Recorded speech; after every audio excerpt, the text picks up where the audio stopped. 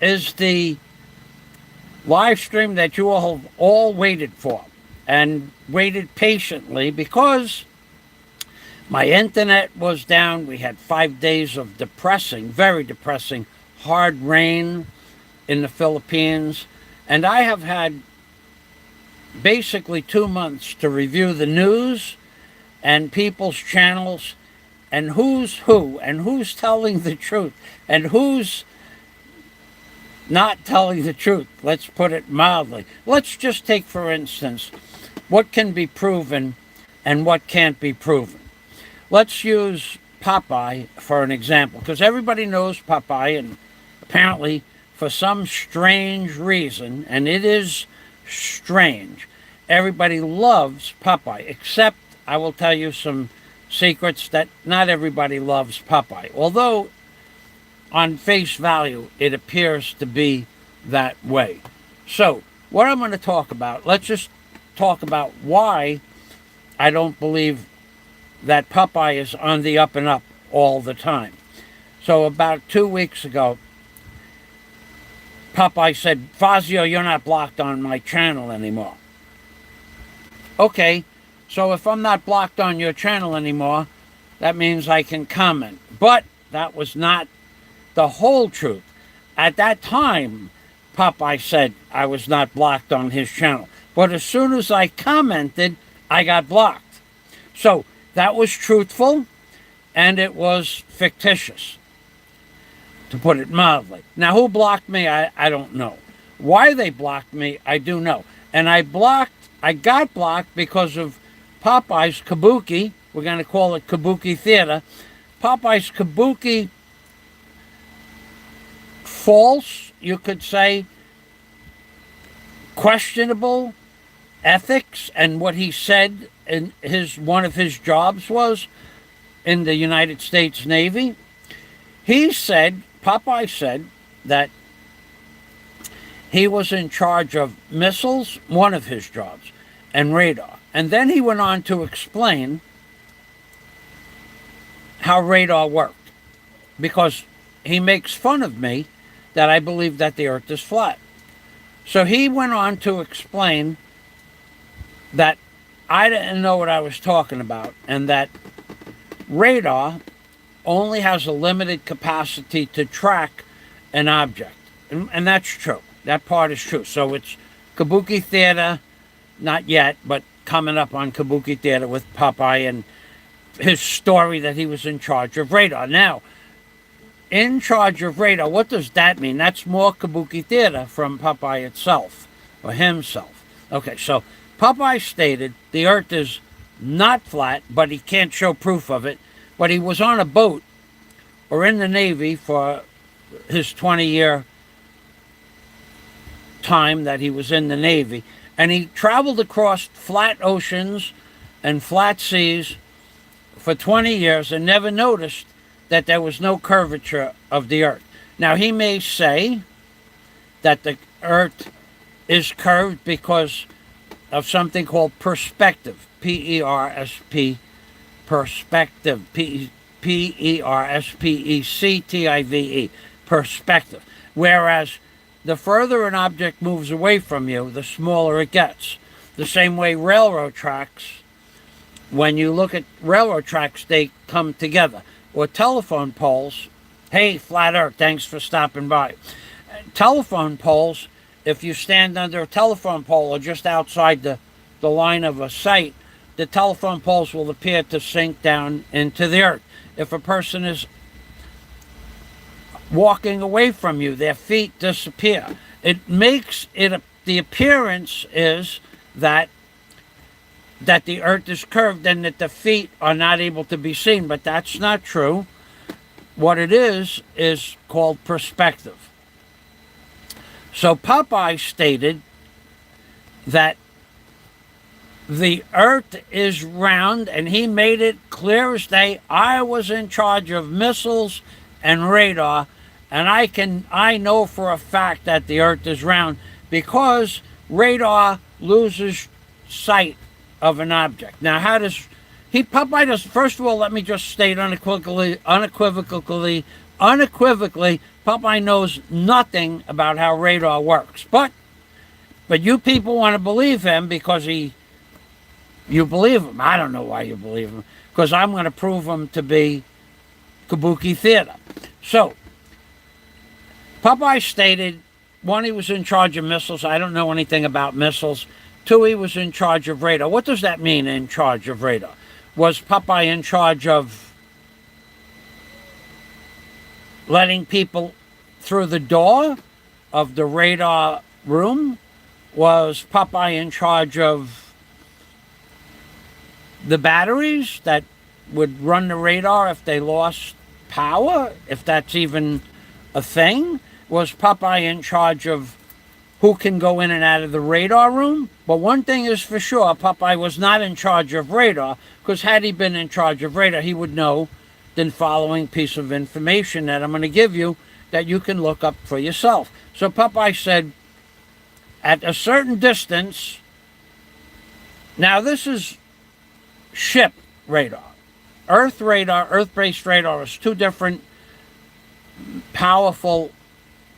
The amount of power put into the dish is completely different. Earth is more than double what can be put on in a military dish on an aircraft carrier. Hey, Flying Circus, that was a great video you posted. I think you should put the link up for that. Thanks for stopping by. So put the link up for that, because it's a big rue on YouTube that should not be allowed to be published. So publish it anyway.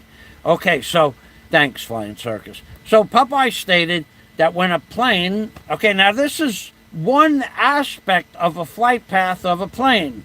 Popeye stated that when a plane leaves an aircraft carrier, at some point, the radar loses track of the aircraft. Well, that's true.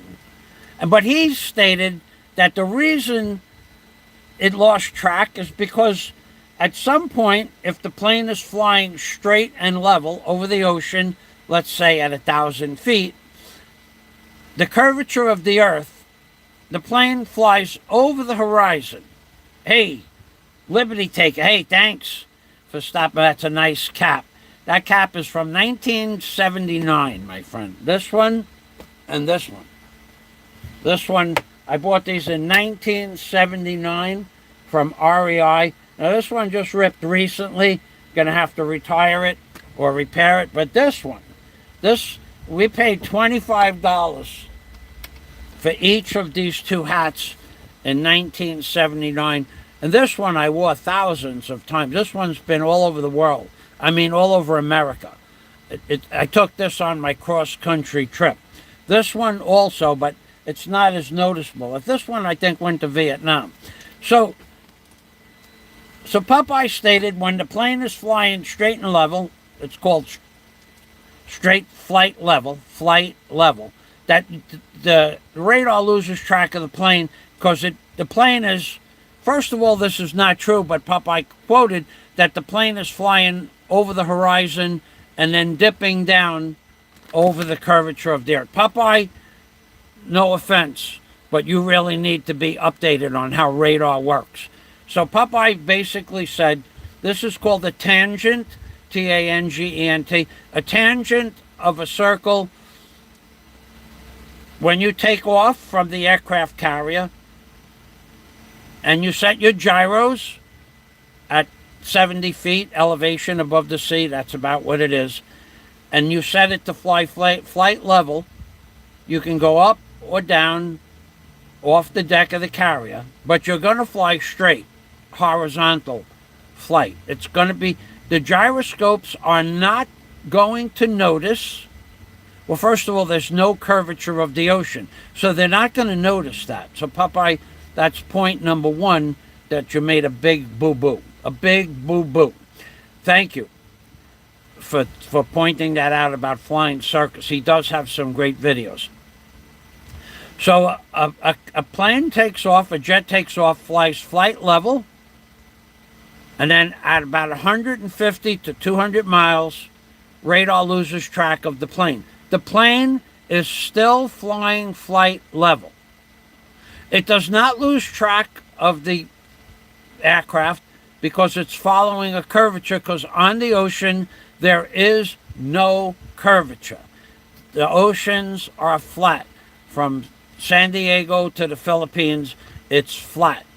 Up or down 1.5 foot for tides and currents, yes, but other than that, there's no curvature. So why does the plane, Popeye, this is lesson number 1 about radar. Why does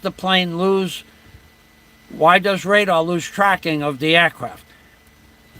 In any radar dish, a certain amount of power, amperage, is put into the dish. Depending on how much power is put into the dish, that's how far radar tracking can properly track an object, period. So what does tracking mean? It means to be able to discern what it is it's tracking, how fast, and the elevation. So not only does radar track an object, but it'll tell you how fast it's moving, and most radar, new radar, tells you what kind of an aircraft it's tracking. I don't know how it does that, but it does that. So, number 1, tracking has to do with the power put through the dish. Just like when you are in a car and there's no cell phone towers, the tower that your cell phone was communicating with, and there's no cell phone towers ahead of you, you're going to lose signal because the cell phone tower is accepting your information, but your cell phone doesn't have enough power to reach the cell phone tower. If you had more power in your cell phone, you could reach the cell phone tower at a further distance. That's how radar works. So it works by tracking an object and telling you what the object is. For carrier-based, ship-based military radar, 150 to 250 miles maximum is what the 2 functions of radar can do. What is the object, how fast it's traveling, and the elevation. Hello, Philip. Everything is good. Thank you very much for asking. And thanks for stopping by as well. Philip Janik is a self-made man, and also he classifies himself as a Sigma male, and that's nothing to be toyed with. Those are real things, Sigma and Alpha male. I am an Alpha male, as I have posted. Not quite Sigma male, because I have some things that I would have to work on to be Sigma. But Philip classifies himself as a Sigma, and we're going to go along with that. Thanks for stopping by. Sigma male Philip Janik. There are things that I don't adhere to or am not capable of in order to say I'm Sigma. One of them is, let's move on. So basically, radar tracks height, speed, and what an object is. Ships, 150, 200, 250 maximum for an aircraft carrier. Land-based radar, 300 miles, 350 maximum. So Popeye, you need to listen to this part of the video again and again and again and again, because you don't know about radar. I know about radar. And not because I was in charge of a radar tower, because I never said that. Just because I studied. After you said what you think radar is, I read for hours about radar. You don't know what radar is. You believe you know what radar is. I don't believe you were intentionally misleading your audience, but you were doing Kabuki theater on your show. Popeye, Kabuki theater, number 1, Kabuki theater. So now, moving on. When the plane loses radar, when radar loses the plane, it's not because of the curvature of the Earth. It's because there's just so much power amplification going through the dish. That's the truth. Now, this is what I mean about people putting out Kabuki theater on YouTube. You have tried to push that Kabuki Theater on Michael Fazio. When I said that I owned a barge, no one believed that. But then I showed you pictures of the barge. When I said that I owned an ocean racer, no one believed that. And yet, it was true that I owned an ocean racer. When I said I owned a Cobra, no one believed that. Because you're too ignorant to understand what I just said. Don't come on at any time in the comments or the future. Don't come on my channel and believe that you can prove me wrong, because you're too ignorant to prove me wrong. And the only way you can prove me wrong is by utilizing the truth that how radar works. So unless you understand radar, which is a little bit over your pay grade, then don't try to come on and prove me wrong, because you know nothing about radar. And if you want to believe what Popeye says, it's all on you. The onus is on you to prove me wrong, because I just explained to you how radar works. If you don't have the education or the ability to comprehend what and how radar works, that's because of your lack of education, your lack of understanding, your lack of education, basically. Your lack education. You lack the ability to comprehend. You lack the ability to do research. You lack the ability to make statements true by backing it up with truthful statements like I just did. Now, how does and why does a plane lose tracking with radar? It loses tracking with radar because of the amplification that comes out of the dish. It has nothing to do with any curvature of any earth. And you people believe this nonsense because Popeye said it.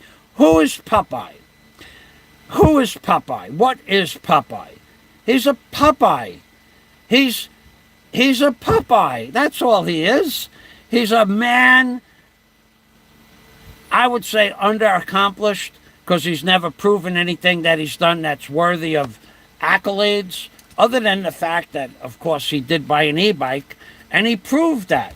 But then we have other people like Dunce that said he hiked the Appalachian Trail, and I believe Dunce. I believe him. I believe that Dunce hiked the Appalachian Trail, and I even believe that Dunce said he was going to show us pictures. Now, I went to his channel yesterday, and I still don't see the pictures, but I believe Dunce hiked the Appalachian Trail. But I want to see proof. Now, I showed you proof of all the things that I stated I have done.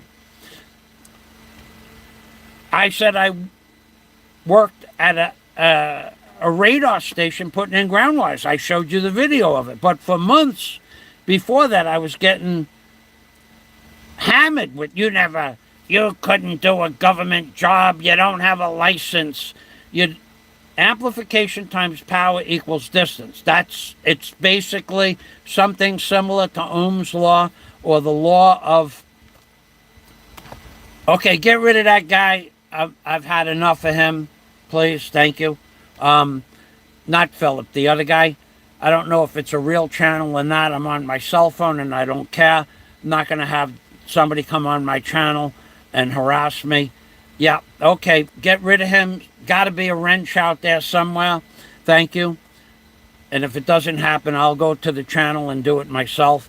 So, all he's doing is trying to interrupt my train of thought. Okay, lamping perme is what we say to trolls, and you are now blocked permanently. You will never come back on my channel again.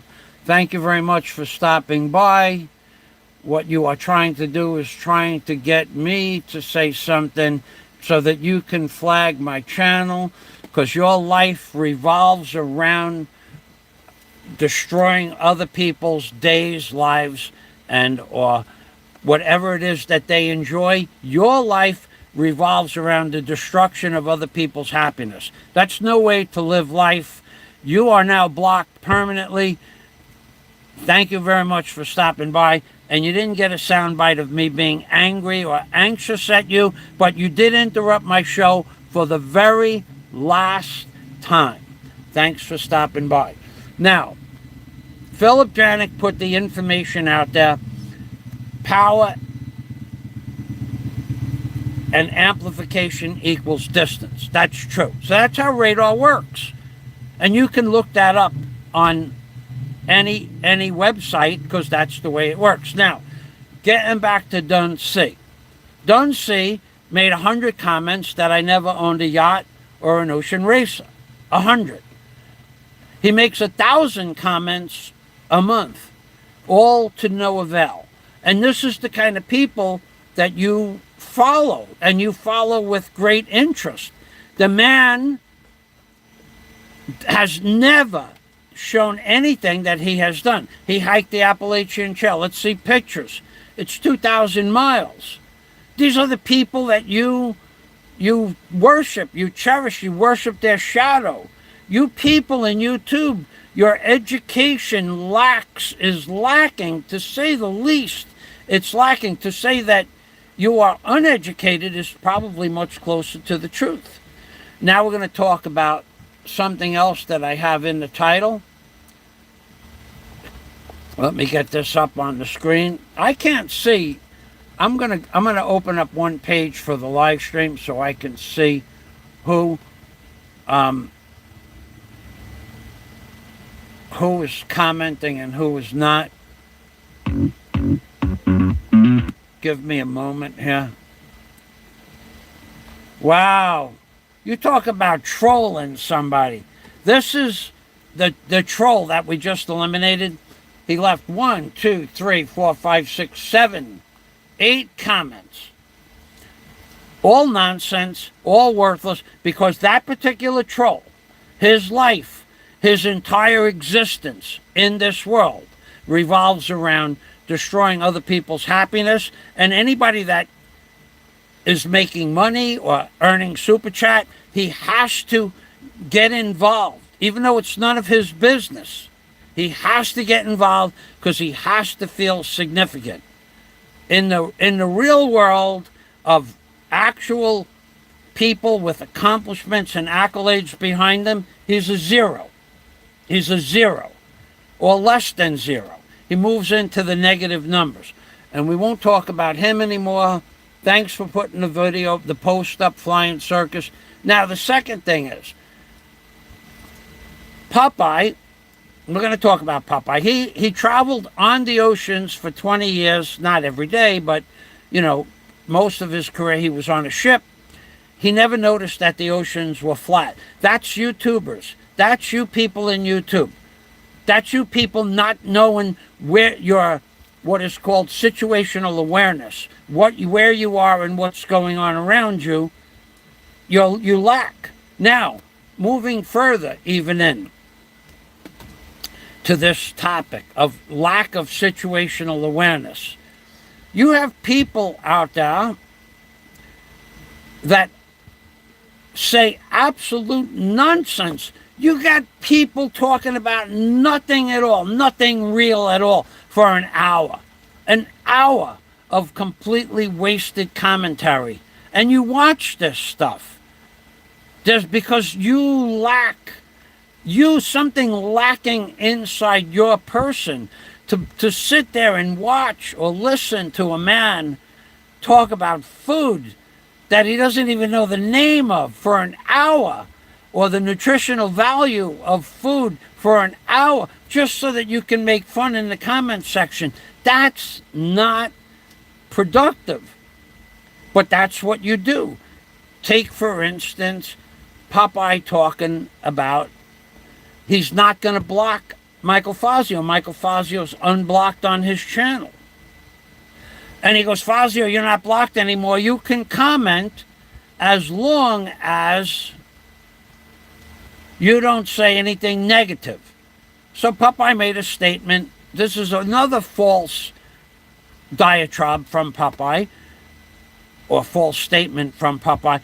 Fazio, you can comment as long as you don't leave a negative comment. So Popeye stated he knows about radar and why planes fall off the radar scope.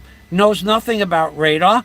And I corrected him by copying and pasting how radar works, and then I got blocked. Now, I don't know that Popeye blocked me.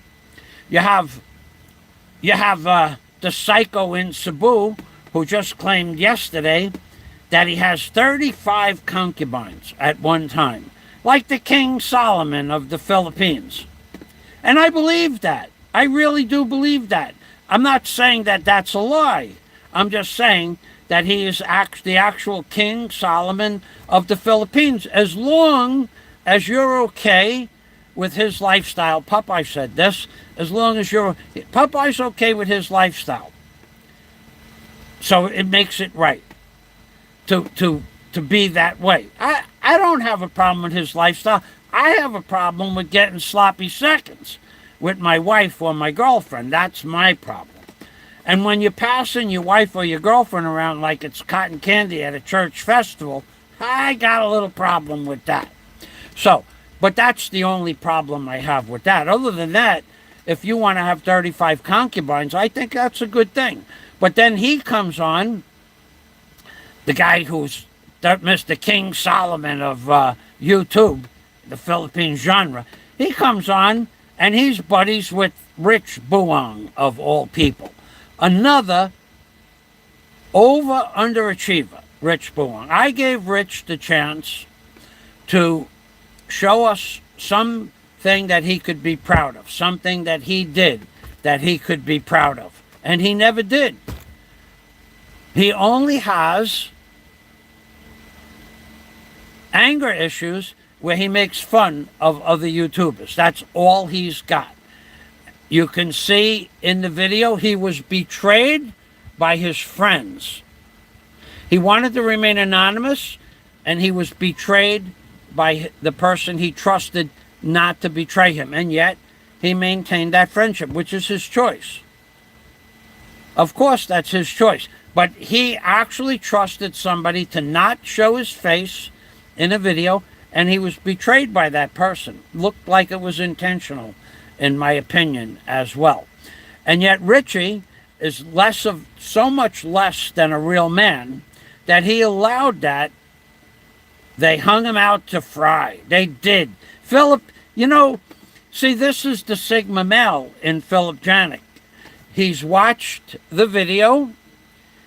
He determined what happened, why it happened, how it happened, and that it was intentional. Without me mentioning this. He had already mentioned this in a previous live stream. Anybody that was watching Rich Buong in the bar, that's right, Flying Circus, pick your friends carefully. Pick quality and honor above all else. Anybody, thank you very much for that. Anybody that was watching Rich Buong get exposed, go back and watch the video. Go back and watch the video. Go watch the video. You will see that was 100% intentional. But Rich is okay with that, so I'm okay with that. But that's not what he wanted to happen. Now, if one of my friends betrayed me like that, the chances are, even if I was friends with somebody for 25 years, and we broke bread, and if somebody betrays me, I just eliminate them from my friend base. There's nothing else that we have to say to one another. Once you betray a friend, the first time, not the second time, if you go through the trouble of being friends with somebody, if it was a small mistake, flashed his face in front of the camera by accident, that, through a mirror, through a reflection, like the great Alo de Winter talks about his reflection in the mirror. Now, there's a big controversy we can talk about. Somebody's lying. Somebody is lying. You want to decide who's lying? The psycho in Cebu, the man with 14, 15, 35, 72 concubines, and also the man who was otherwise known as Mr. Turkey Waddle himself. The psycho in Cebu. He states that he has met the great Alo de Winter twice. I don't think there's anybody on YouTube that talks with Alo more than me. Alo unequivocally denies that the psycho in Cebu has met him. Somebody's lying. Now, I don't know who's lying at this point, but I would tend to believe Allo, because the other fellow wants to be known as some sort of savior, the psycho in Cebu. I don't know why he has to do what he does, but he does what he does in order to garnish friendships. That's a good question. Why is the National Geographic Society selling Earth globes? It's Kabuki theater. It's brainwashing. I have many globes. I have 3 globes. Not many. Well, that's many. So I'll get to that. The Earth is flat in a moment. So in this Kabuki theater, somebody is lying. Allo says he's never met the psycho in Cebu. And the psycho in Cebu says in almost every video, I have met Allo twice, and I can tell you in real life he's a different or a better or a normal guy. Somebody's lying. I'd like to get to the bottom of that. But Allo unequivocally denies meeting the psycho in Cebu. So, if he does unequivocally deny it, well then somebody's lying, and it's not Allo. Allo has not lied to me yet. How do I find out that Allo is lying? It would be very hard to maintain a friendship with Allo. I got to tell you the truth about that. And if Allo's going to watch this, he's going to hear this soundbite. If I ever found out that Allo was lying to me, I would probably end our friendship over that. So, and if that's the case, I'm okay with that. I'm okay with that too. I will not befriend somebody that will lie to me in the future, in the present, or even in the past. Once the arrangement and the agreement is set, don't lie to me. Otherwise, we're done. So if I find out that Allo was lying about meeting the psycho in Cebu, I'll end our friendship pretty much the same day on a good note. I'll never talk bad about him, but you'll know for a fact that our friendship ended. So somebody is lying, and I'd like to get to the bottom of that. And I believe the same person blocked me on Popeye's channel. So because I put the information out that the Earth, curvature of the Earth has nothing to do with radar loss, the curvature of the Earth, there is no curvature of the Earth. Flying Circus is a good man and says, and I believe Flying Circus, Allo doesn't need the ego boost where the big ego does. Yes, whatever that means, yes indeed. Kabuki theater, not to be confused with Bukuki theater. Well, I had to change. Actually, that's the way it's. Hey, DNC. Now, DNC is good friends with Allo. He never led me astray, DNC, and I consider myself friends with DNC. I don't believe that Allo, as Flying Circus says, needs an ego boost. So that would hurt. It would hurt our friendship. It would destroy our friendship for me to find out that he lied to me. So if you want to destroy my friendship, somehow prove to me, if you want to destroy my friendship with Allo, somehow prove to me that he's lying. That's it. It's over. There won't be a second friendship. I don't do that. So, moving back to the flat Earth. You people have been lied to about so many things. And you believe it. We never went to the moon. Now, you're going to have somebody like, I think it was Bobsy, but I'm not sure if it was Bobsy. But someone said, all you have to do to prove that we went up into space is to watch Elon Musk's space flights. You can't prove anything from Elon Musk. You Google Elon Musk videos in space. You come up with zilch, 0. I can't find one. I've looked at about 8 or 10 of them. You get the rocket going up. You do get to see space, and the rocket comes down. Is there a video of a satellite with a camera on it flying through space for, like, say, a month or 2 months or a day or an hour. No, there is none. There is no video, none, zero, no video in this entire world with billions of hours of media since TV was invented, with billions of hours of media since the internet was invented, with billions of hours of media. There's not even 1 minute of space flight of a satellite moving through space where you can see another satellite. That is not CGI.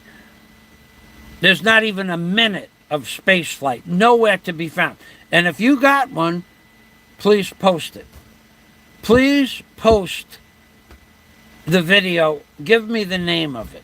Put it on here and I'll look it up. And I'll watch the video while I'm doing this show. And I'll tell you if I think it's real. Because I have not been able to find a single minute of a video of a camera on a satellite flying through space, looking at other satellites and satellite debris.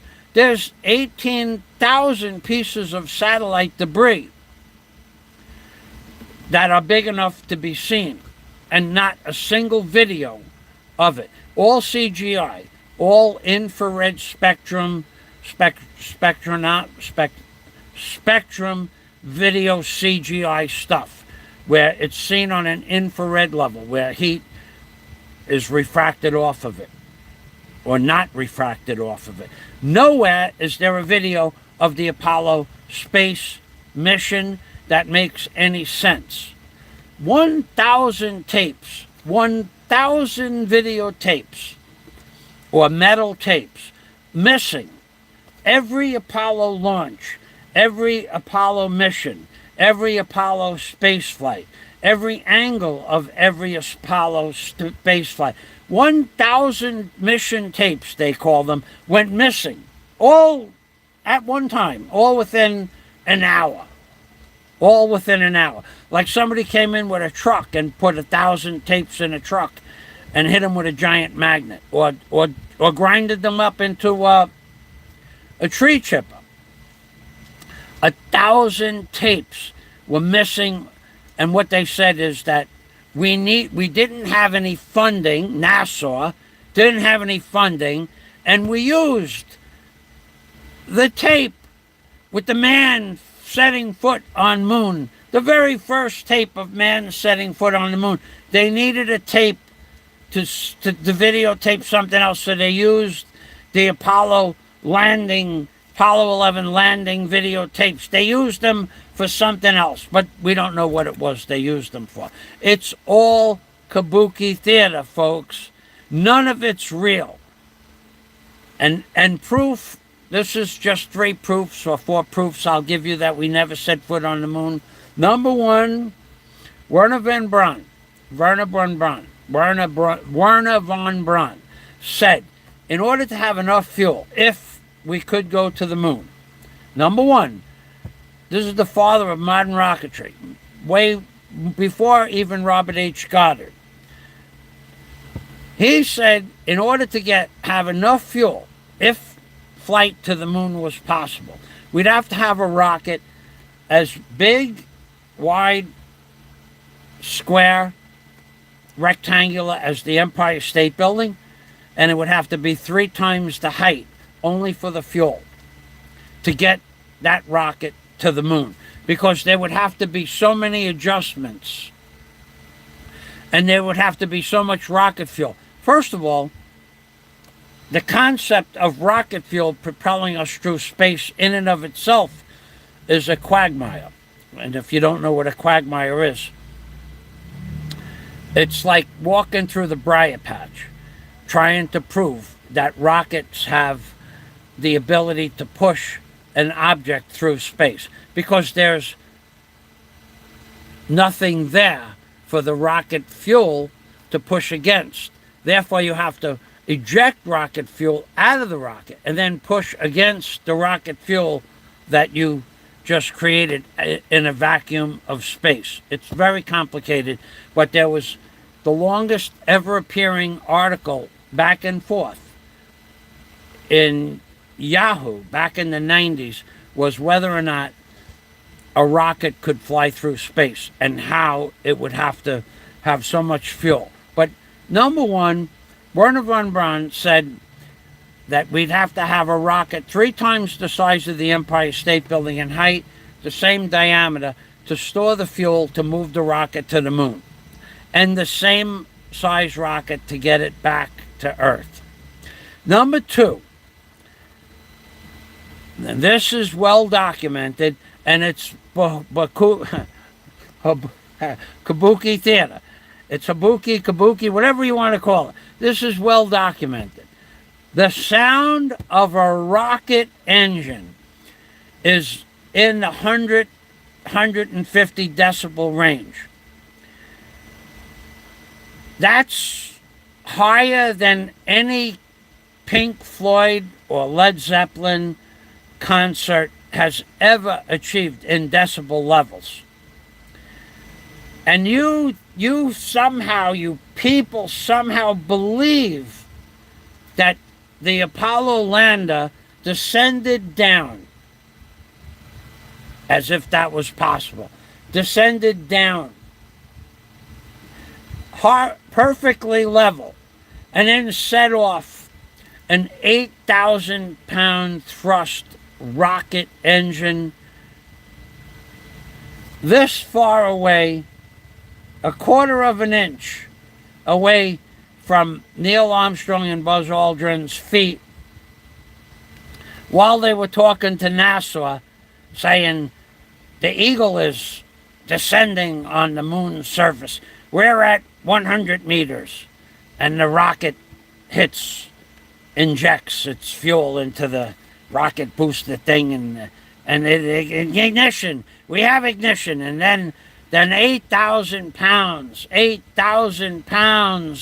of rocket starts to blast off down, and there, yes, we are at 90 meters, and the rocket is working just fine, and we are at 70 meters, and the rocket is coming down, and we are at 50 meters, and the rocket, we can see, we can hear, we know that we're close, we're at 10 meters, and they're talking to NASA like they're having a conversation from one phone booth to the other. Meanwhile, they got an 8,000-pound thrust rocket. This is a 3/4, 2/3 horse blower motor. Listen to this blower motor. Listen to this. Tell me if you think you could hear this if you were talking on a telephone to NASA. Come on, listen to this.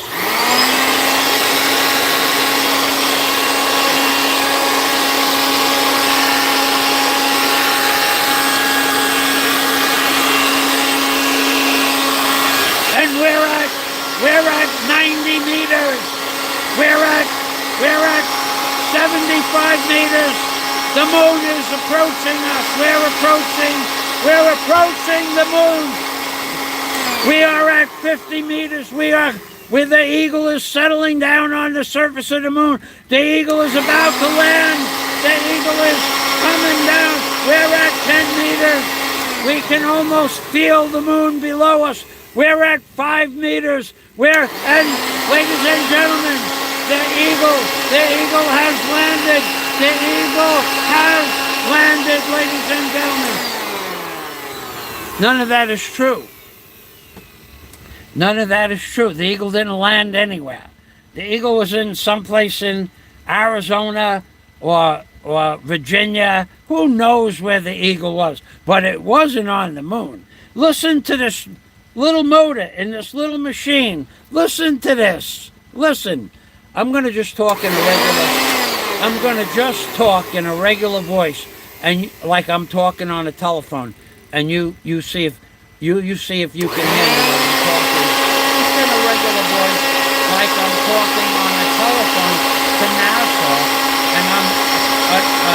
and this is a 2/3 horsepower motor, and this motor is only 2/3 of a horsepower, and you're going to tell me that they were standing on top of an 8,000-pound thrust rocket engine, and you could hear them like they were in the next room? Come on, man. Don't tell me that. Don't tell me that kind of stuff. That's the impossible stuff that nobody should believe. Then I can take that blower. No one believes it, and you didn't believe it until I showed you videos that I owned a marine construction company. But motors that move water make a lot of noise because they have to have a big motor pushing the motor. Unless it's electric, it doesn't make so much. But in order to make air flow, air blower motors make a lot of noise because air makes a lot of noise. A fan makes a lot of noise. You put a fan 8 inches away from a person's head and you can't hear the person talk, or you can't hear what's coming out of the cell phone. I think we have a freeze up on my Mika is in the house. Okay, I'm going to go through the comment. Gary Bono, what happens when you leave New York City on a plane and continue to head east from successive fuel stops? Answer, after continuing to head east, you eventually arrive back in New York City because the earth is a sphere. Gary does believe that. He does believe that. And that's okay for Gary to believe that because he's my friend. It's okay for him to believe that. And one day, when it's proven that the earth is round or flat, whichever is proven, one of us will have to apologize to the other. But in the meantime, Gary Bono has been my friend for years. So Gary can believe what he wants. It's not a negative thing against me. But Gary has a belief that the earth is round. And he's mentioned this to me in private conversations. It's his belief. It's okay. He's never said you're a fool for believing otherwise. He just says, Michael, his most argumentative comment was, Michael, please stop talking about the earth being flat. Gary Bono, thank you for stopping by. Sorry that the chat froze up. I hope you're still here to accept my apology. So, you cannot hear anything if there was an 8,000-pound rocket motor under your feet. Now, let's go here. Let's see, who blocked... Thank you very much, Gary, for blocking the troll. Thank you. Gary Bono says, I just flew from New York City to South Korea, and we went over the Arctic Circle. And that route is shorter because the Earth is a sphere. Just some fuel for conversation. Oh, fuel for conversation. Okay, conversation. Okay. Well, Gary, you know, I tried to get a direct flight from New York to the Philippines. Why is that not possible? They will not travel over the ocean. But anyway, Gary, I accept that you believe the earth is round. I accept that because I know for a fact that we've been friends for a long time. It's not going to interfere with our friendship, and it shouldn't. But Gary is one of those people that believe the earth is round. And God bless Gary and his family. So, and Gary, I do have to talk to you about something. I know you're setting up a shop. I want to see if there's anything for your shop that you can use that I have extra that I won't be using here. I have doubles and triples of a lot of tools. If you're still here and you want to let me know, I got to get in touch with you privately for that. Just looking for answers, Rabbi, says Gary. They hung him out to fry, says... All right, so Gary, thank you for stopping by. Appreciate that. So, and that offer, I can put something together for you in the next week if you're still watching, and get that shipped out to you. No problem. Thank you.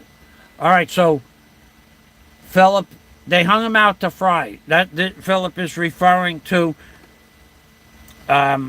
Rich Buwang. Richie Buwang, you have no spine, man. You have no spine at all. You were set up intentionally. If it was an accident, you could let it slide, but you were intentionally set up How can you accept that amongst your group of friends? Is that what your life has come to accepting people to betray you? You're only friends in the Philippines, and you are betrayed by them, and that's acceptable to you, Rich? It doesn't show any moral turpitude from you whatsoever.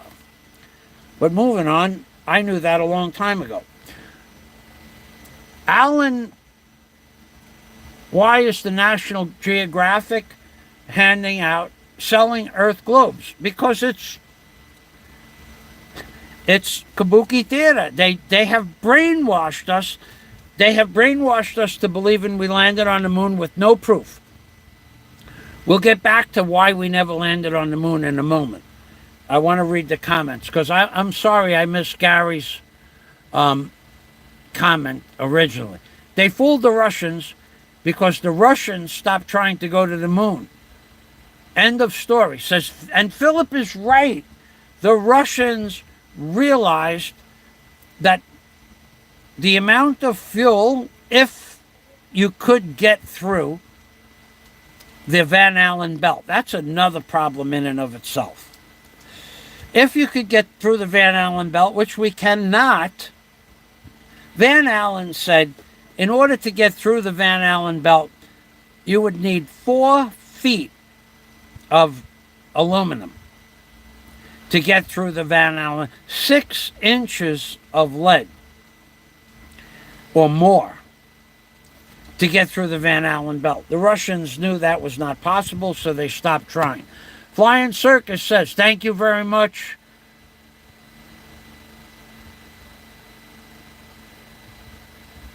Thank you very much, Philip Janik, for that comment.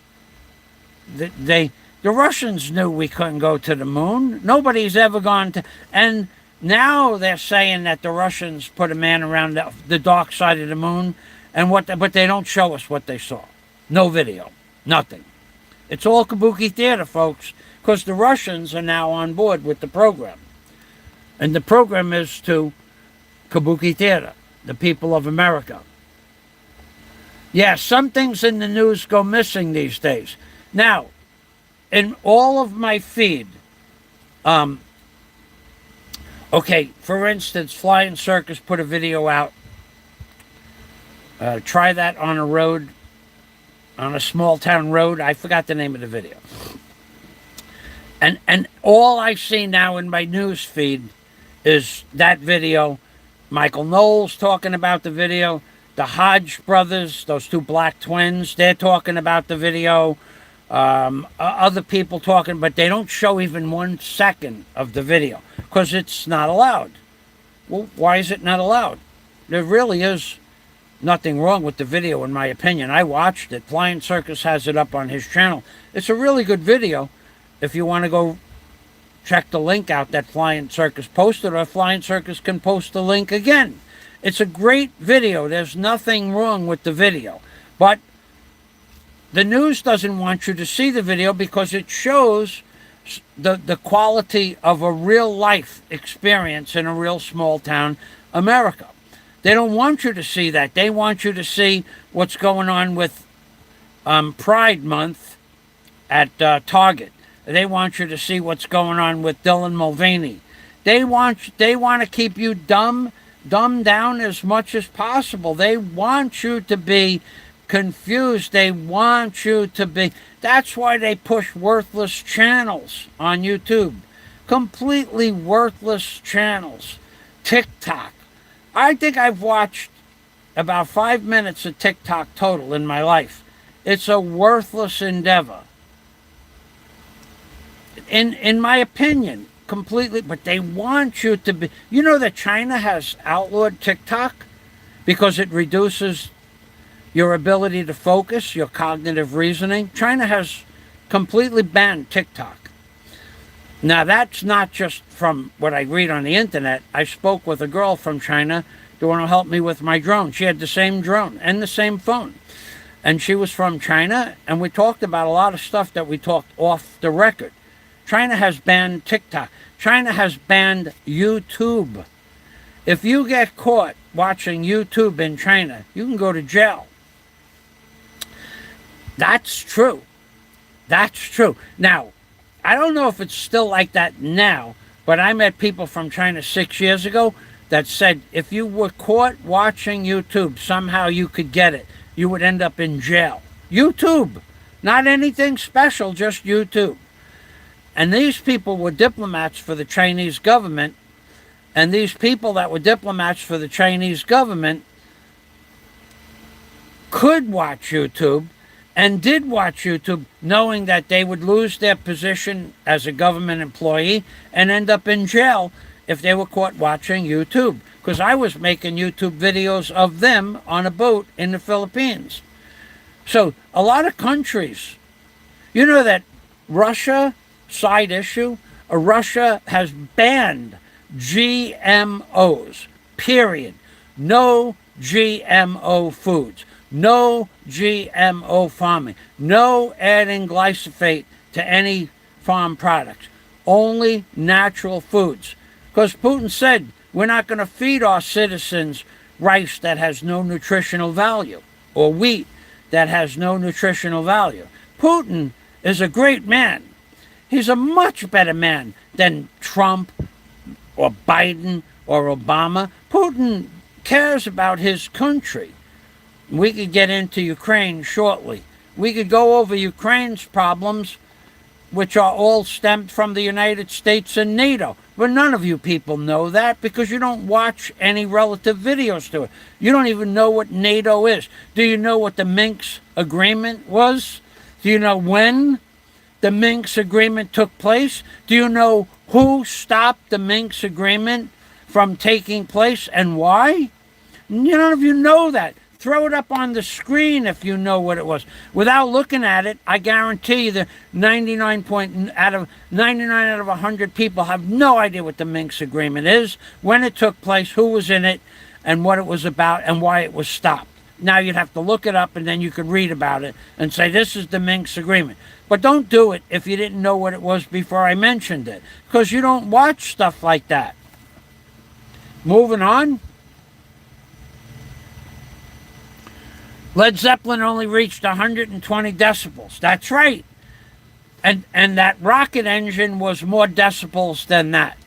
I don't know what the rocket engine was, but even still, let's just say the rocket engine was 103 decibels. That's where you lose hearing, at 103 decibels. That's where you lose the ability to hear someone from 18 inches away, let alone talking into a telephone.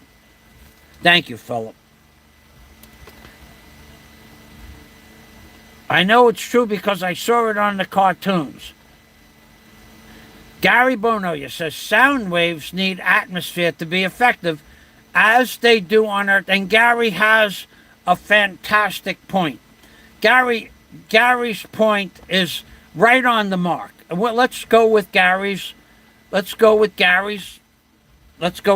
comment. In a vacuum, there are no molecules to push the sound forward. I got that. But, and here's where Gary's point falls apart. In space, you can't hear anything. But they were in a capsule 23 feet wide and with a 6-foot ceiling. And underneath their feet was a platform. And within a few inches of that platform was the rocket motor. The rocket motor, at 8,000 pounds of thrust, would have made three things happen. It would have vibrated the ship to the point of you would feel and hear everything vibrating inside the capsule, number one. That didn't happen. They were just talking like I'm talking now into a cell phone or into a telephone. Number one, that didn't happen. Number two, where Gary's point falls apart, is that the rocket fuel that now is able to push against the vacuum now creates its own atmosphere where there could be sound. And that sound would travel through the spaceship like sound travels through two tin cans. on a string. How does it work? You take 2 orange juice cans and put a wire or a string through it, and you talk into a can and you have a better sound.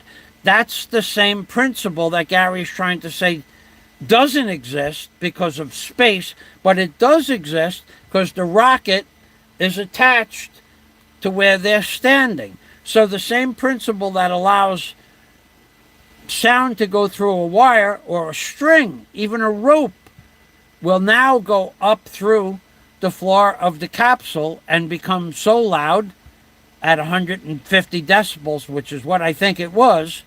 At 150 decibels, you're only 3 feet. You're only 6 inches. You're only 4 inches. You're only 1 meter away from that rocket. You're not like 150 feet away. It's right inside the capsule. Look at the capsule on the surface of the moon. It's only 23 feet high and 23 feet wide. 6 feet of that is where you're living. The rest of it's rocket. 4 feet of that is lander feet. And so 6 and 4 is 10. That leaves 13 feet. That's the rocket funnel, the engine. And that's it. That's all there is. And the rest of it's fuel. So the sound is going to go through the fuel cells. It's going to go up through the rocket, and it's going to go into the floorboard, and it's going to be rattled throughout the whole mission. That's the second reason that proves that we didn't land on the moon, because of the noise and decibels. I'm going to go through the comments again. Until proven, people will agree to disagree. No one's proved it. Thank you, Michael, for the offer. Okay, so I'm glad you got the offer. Gary, if you're still here, I got so much stuff that I brought from New York. We'll think about it, what you could use, and let's see how we can get that stuff to you. Okay. Mika, yes, Mika, your channel, you're not blocked on my channel. Yeah, I can see your channels. I can see your comments. Thank you, Mika. Gary Bono, we differ in a few beliefs, but I would stand next to you in any fight. Thank you, Gary. Thanks much. And Gary and I, let me tell you something. Gary has helped me more in life than most people could ever imagine. Conversation-wise, financially-wise, he was a member of my Patreon page for years. Thank you for all that you've helped me with, Gary. Appreciate that greatly. And now, if I can give something to you, I will go, you make a list, and I'll go through my stuff. I have lots of stuff, and stuff I know you didn't bring to the Philippines. Stuff that you can use. I'd be happy to send it to you. Okay, moving on. Thank you again. Liberty Taker. I see you. Flying Circus sees you. Mika, I'm never going to block you on my channel. You made Popeye upset. You upset Popeye. You get 2 thumbs up, baby. Because Popeye said, I'm not going to block Fazio as long as he doesn't put anything derogatory, and I didn't, and he blocked me anyway. Now, maybe Popeye didn't do it, but maybe the psycho in Cebu blocked me. Maybe the other guy, the guy with 35 concubines, God bless him. And maybe he did it. Well, of course, he will say, I didn't do it because I don't have a wrench on Popeye's channel. No, you don't have a wrench on Popeye's channel. I've noticed that. I noticed it the next day that your wrench was removed. But you may have a separate channel. Oh, now it's a conspiracy that you could have 2 channels? You who monitors everything on YouTube? Moving on. True Richie was set up like a kipper. Like a kipper. A kipper is a little fish that gets caught in a seine net. Only a Great Lakes seine netter would know how to talk about what a kipper is. Kipper is a little fish that you catch with like a strainer, little seine net. Money was also an issue for the Russians. I don't know. Probably. Hey, Carl Vella. You know, Carl, you appeared. Let me show you something, Carl. Are you still here? Only Pink Floyd. Let me show you something, Carl. I did this yesterday morning. I was going to send it to you. I'm going to turn the camera around so you know I can't do it now because it takes hours. Hours. Well, let me turn it around. I made a video with you in the car in Chinatown just yesterday. Just yesterday. And I'm going to show that to you right now. And I haven't heard from you in what? 1 year and 6 months, to be precise. Well, once. I heard from you once. 1 year and 6 months ago. And once 6 months ago, you sent a super chat. Let me show you something, Carl. Just to let you know that there is a psychic connection between you and me. So I'm going to turn this around. I'm going to turn this screen around momentarily. So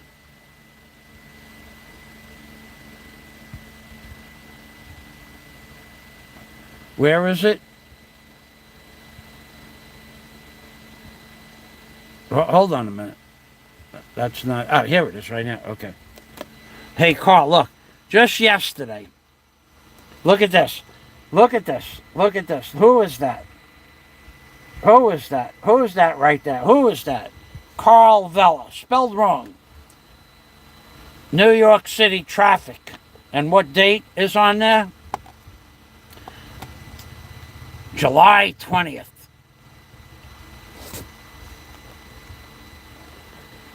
2023. Carl Vella.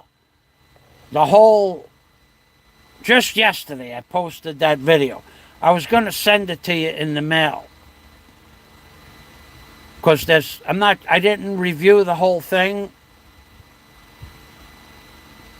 Alright, let's I didn't get a chance to review the whole video.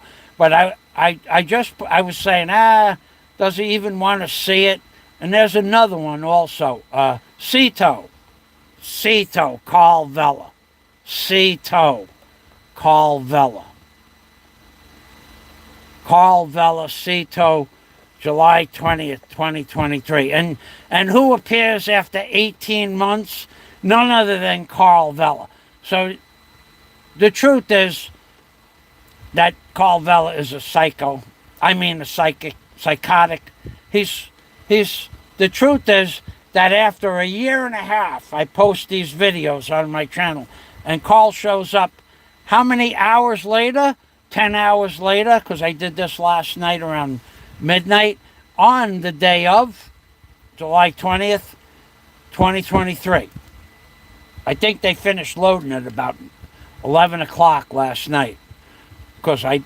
Anyway, let's go back to hey, Carl. So Carl Vella, only Pink Floyd went to the dark side of the moon, and only Carl Vella, only Carl Vella only Carl Vella. I can't say it. I'm going to get in trouble. I'm going to lose my video. They'll take the video. Only Carl Vella. What is something... Midnight Express? No, that would not be a good example. Only Carl Vella. Only Carl Vella knows about Cito.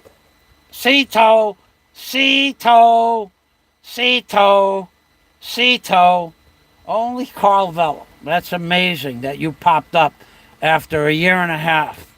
Hard to believe. Philip Janik, Hodge twins are hilarious. They are funny. They are very funny. They are funny because they tell the truth. Point taken, Michael. So from Gary, I think he's agreeing.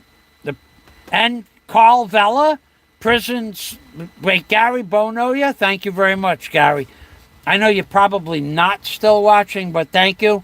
That how the vibration would go through the ship, yes. How the vibration would go through the fuel, the fuel of the rocket itself. and how the rocket exhaust would create an atmosphere that would be able to create sound, because if it could be pushed against to a vacuum in space, it would also create a volume of atmosphere that you could hear sound through. So thank you, Gary, for acknowledging the point. I think the prison, now I just mentioned, didn't I just mention Carl Vella? Midnight Express? And only Carl Vella would know what that was about. Holy Carl Vella. And only Carl Vella would know certain things. Prison surplus shirt. Now you tell me that this prison surplus shirt doesn't bring back memories of Midnight Express, yeah? That movie? Yeah, baby. Come on. It's more than a coincidence. And then I was talking about the Marriott Hotel with Scott Del Fuego for almost an hour yesterday. And where were we? At the Marriott Hotel.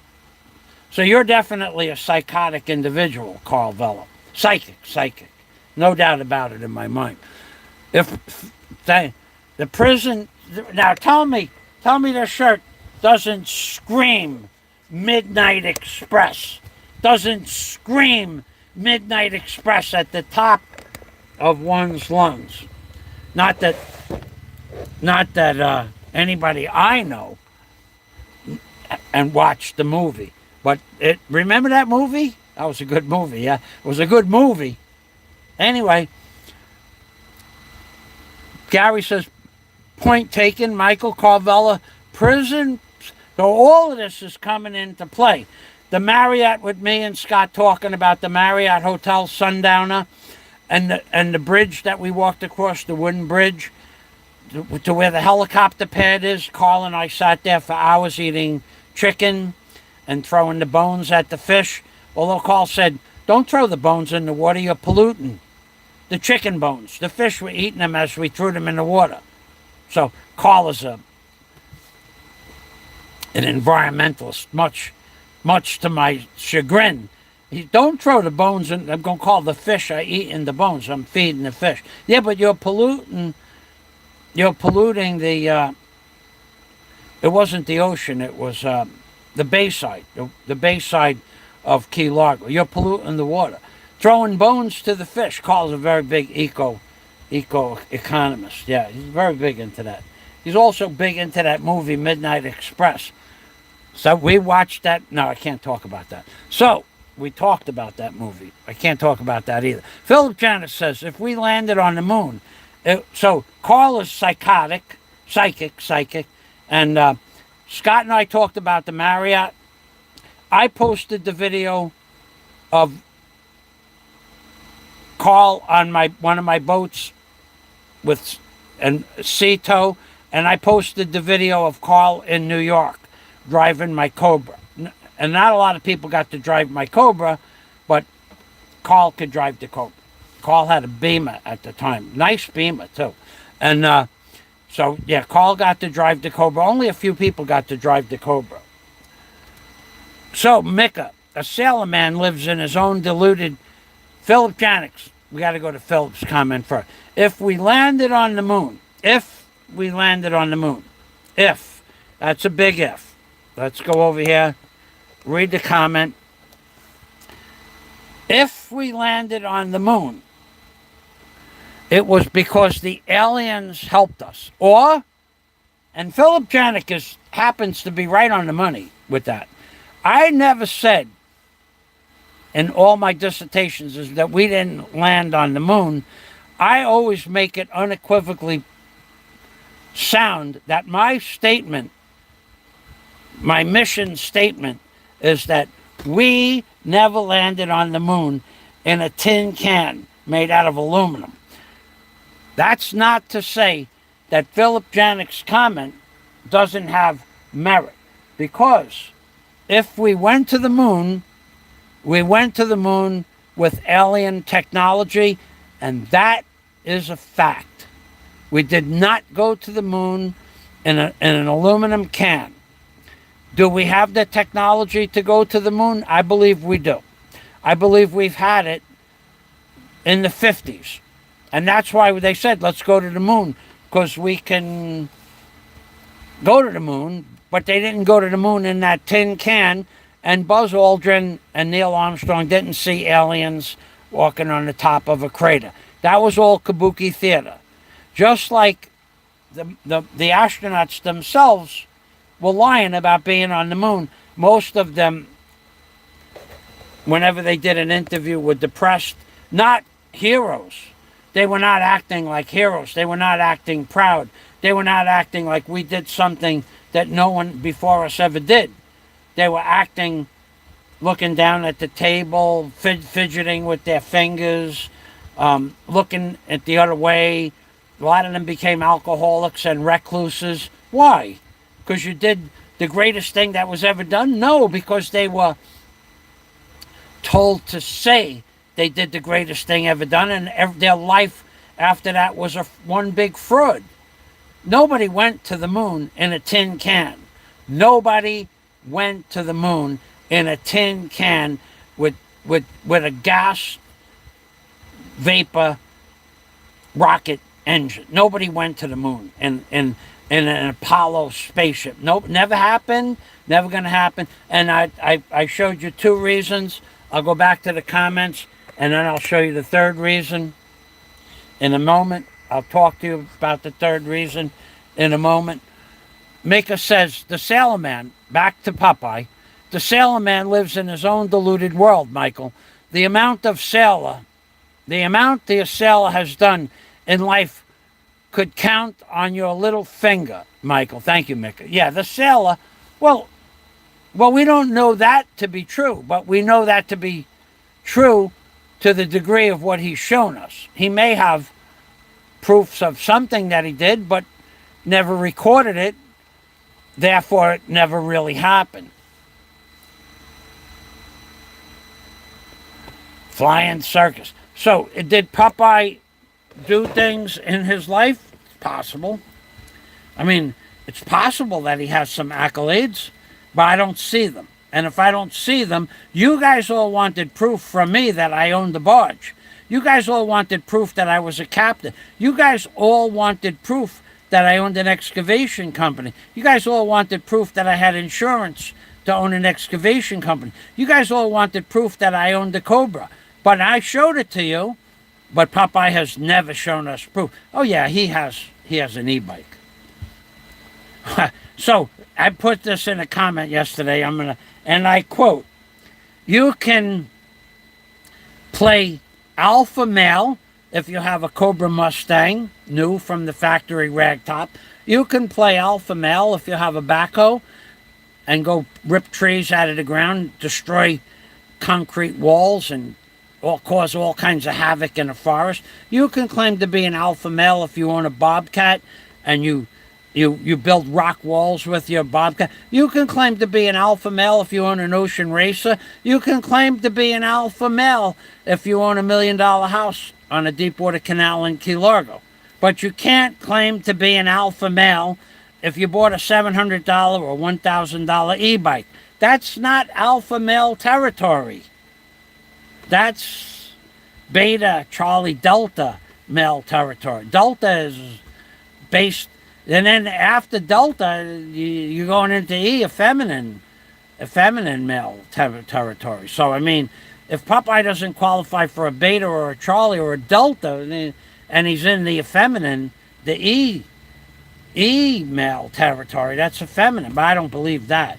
But I'm just saying, if he showed us something that he did, anything that he did, now we're not talking about male or anything like that. We want to see an adventure, a Popeye adventure, just like we want to see Dunn's, D-U-N-C, period, C, period. Dunn's pictures of 2,000 miles of the Appalachian Trail, and there's no pictures of it on your site. Not a picture standing next to a tree, Dunsey. Dunsey next to a tree. Dunsey next to a tree. Duncy stands next to a tree and claims he did the Appalachian Trail because he's an alpha male. I will say I don't believe a word of it. I believe Duncy is an E female, and E stands for effeminate. So, let's go down past Mika's comment. Flying Circus says, I tried to go to the dark side of the moon, but she slapped me. Do not enter. So, I'll give you now the third. See, this is one thing that I do that none of you other people will do. None of you can do. None of you have ever done.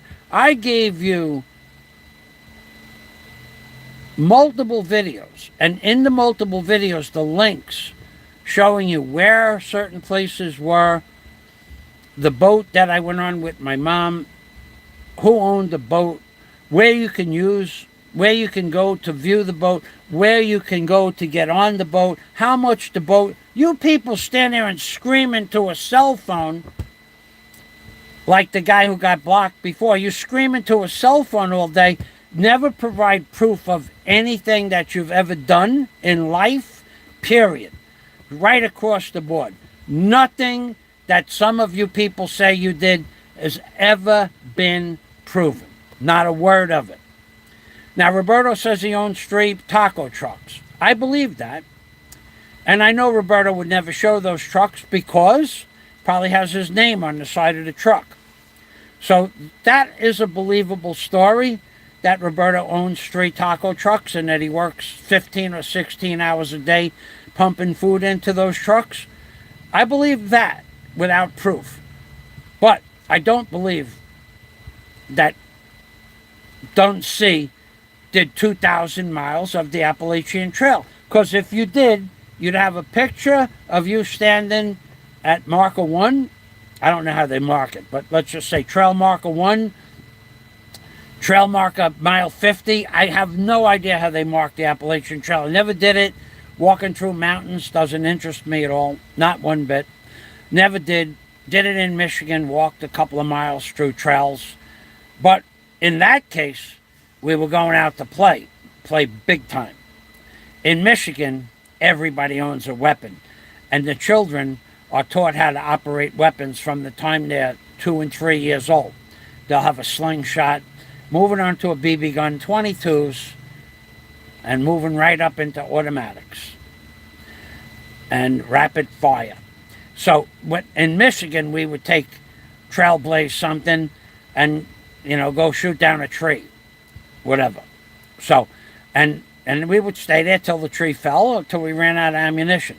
But I don't believe a word of anything alpha male-ish with Duncy or Papa. I don't believe a word of it. Show me something.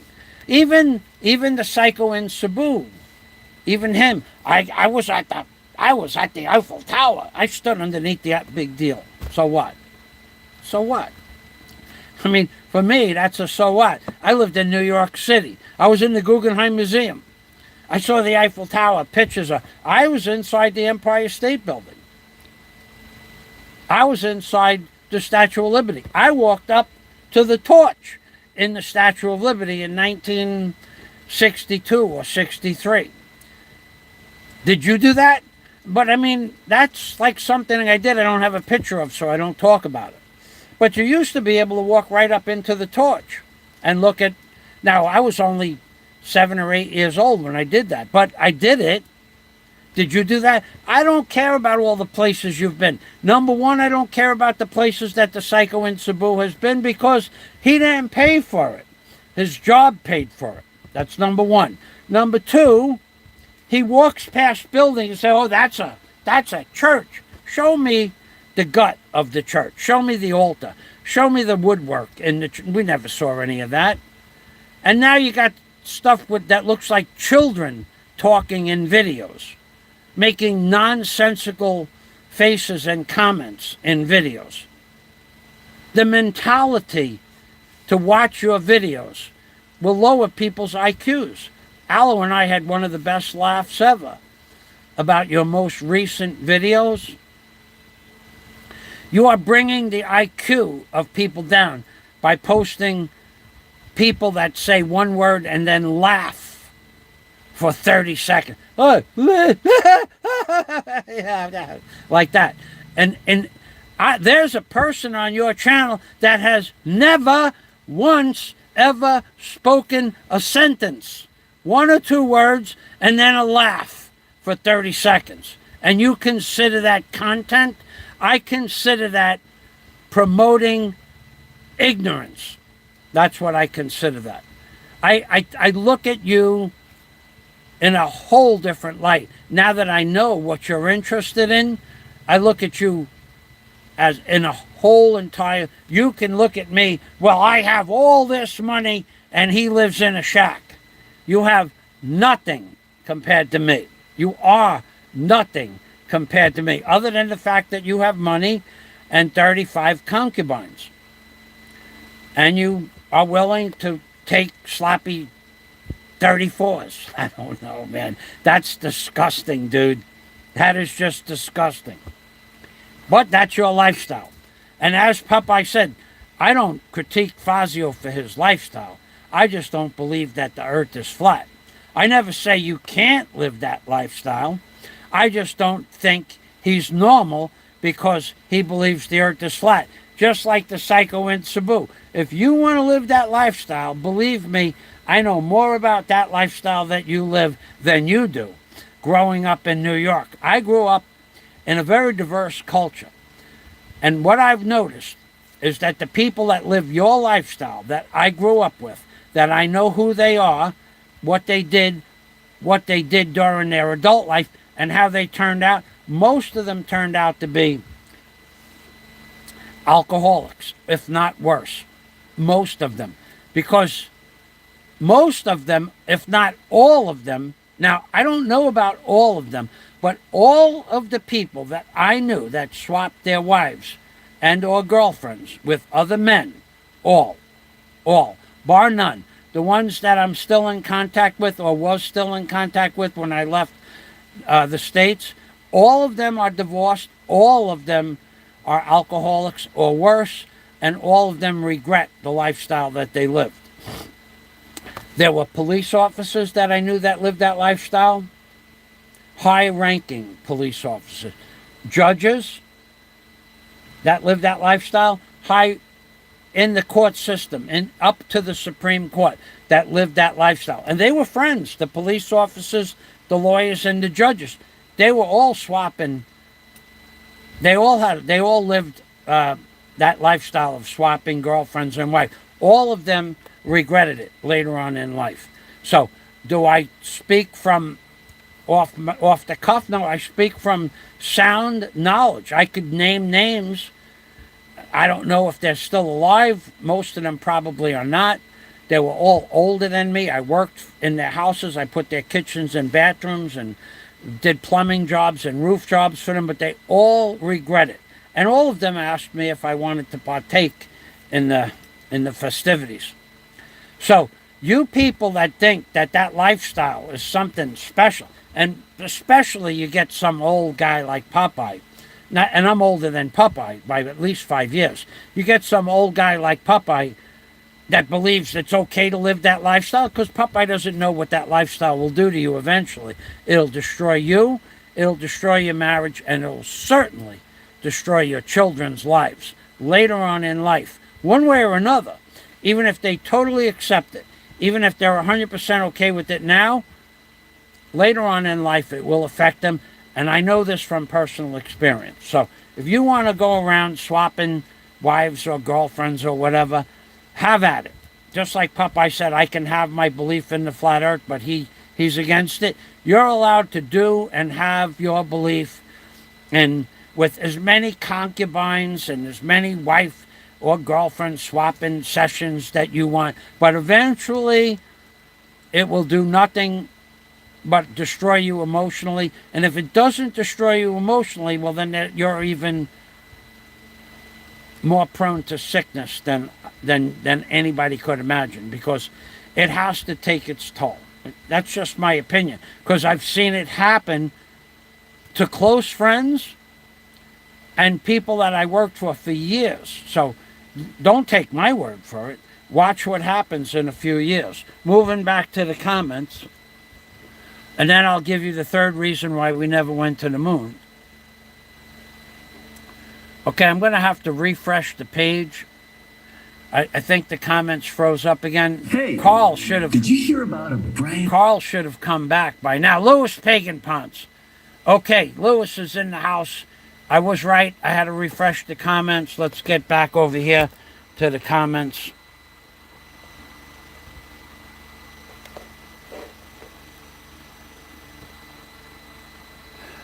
Midnight Express, my kind of movie.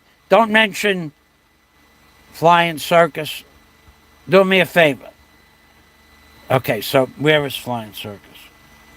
Flying Circus, do me a favor. Don't mention Midnight Express whilst Carl Vella is in the chat. Don't mention it more than 200 or 300 times. Try to keep it down to under 200 or 300 times. Thank you. I tried to go to the dark side of the moon. Mike Dowdy, good morning, Michael. I just watched the movie Midnight Express. What a coincidence, Michael Dowdy. Michael, I will tell you, I'm on a regiment of ciprofloxacin, again, Cipro, and in 4 days, the wound on my leg is, the front wound is gone. The front wound is gone. And, okay, why can't we focus this in here? The front wound is gone. The one at a 45-degree angle to the front of the shin is closed up 30% more than it was when I started taking the medicine 4 days ago. And the back wound closed down at least 1/8 of an inch. The back wound. Plus I'm putting this powder, Idazorb. If you need this powder, send me a message and I'll tell you where to get it at about 30% discount. Good morning, Michael. I just watched Midnight Express from Mike Dowdy. Thanks for stopping by. Okay. Let's see. Watch the DNC. I went. No, DNC, you're lying. I know that's a lie. DNC. Where is it? We got to close this down a little bit. Okay. DNC, they went in a Studebaker. I don't believe that. DNC, I didn't want proof. I took you at your word. Well, thank you. Well, you know, that's DNC, and I know each other well enough to know that there is no lies between us. There is no lies between several of my friends. And Louis Pagan Ponce is one of them. And here he is. Hey, Mike, pride. Standards are price. Standards, having moral compass and humbleness, is priceless. And you, my friend, have all of these. I don't know about the humbleness part. Maybe just humble, but not humbleness. That's the part that Philip Janik states his belief that he's a Sigma male. Sigma males have the ability to be humble. Alpha males, not so much. So I could be humble, but humbleness, we're going to have to leave that out. No, I don't have a new girlfriend. I'm really at that point in life where I have other things to do besides devoting half my life to a woman. Mick Fisher, thank you for stopping by. Now, Mick Fisher is I love Mick Fisher for reasons that can't be known or that I won't mention on YouTube, but he knows why. And Mick Fisher is a man's man. Thank you very much for stopping by. And we know that Mick Fisher is a man's man because he will allow me to have my opinion and still come on the show and say hello. That's a man that's comfortable in his own skin. And I recognize that fact in Mick Fisher and several other of my friends and people that are on the show. And Mick Fisher should be given accolades for being more of a man, and to be able to say he did the right thing, where other people back down, cowered down to lesser men. Mick Fisher did not do that. Thank you very much for that, Mick Fisher. So I will give you now the third reason why we did not go to the moon. Okay, so the lunar pads, well, I'm going to turn this around. Let's find a picture of the lunar lander. Let's find a picture of the lunar lander. Can we get a lunar lander picture? Let's look up lunar. See, this is all stuff that you people can do that you don't do. And I don't understand why you don't do it. You yell or scream into a lunar lander pictures.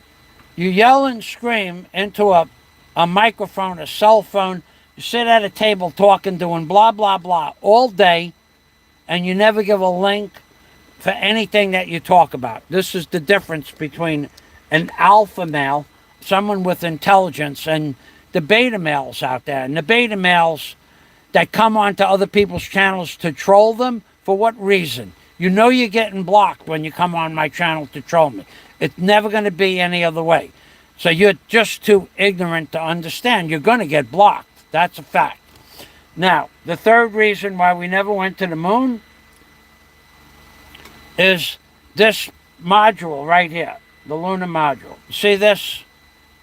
See this lunar landing pad? See that lunar landing pad? Well, this is where the men were, in this door right here.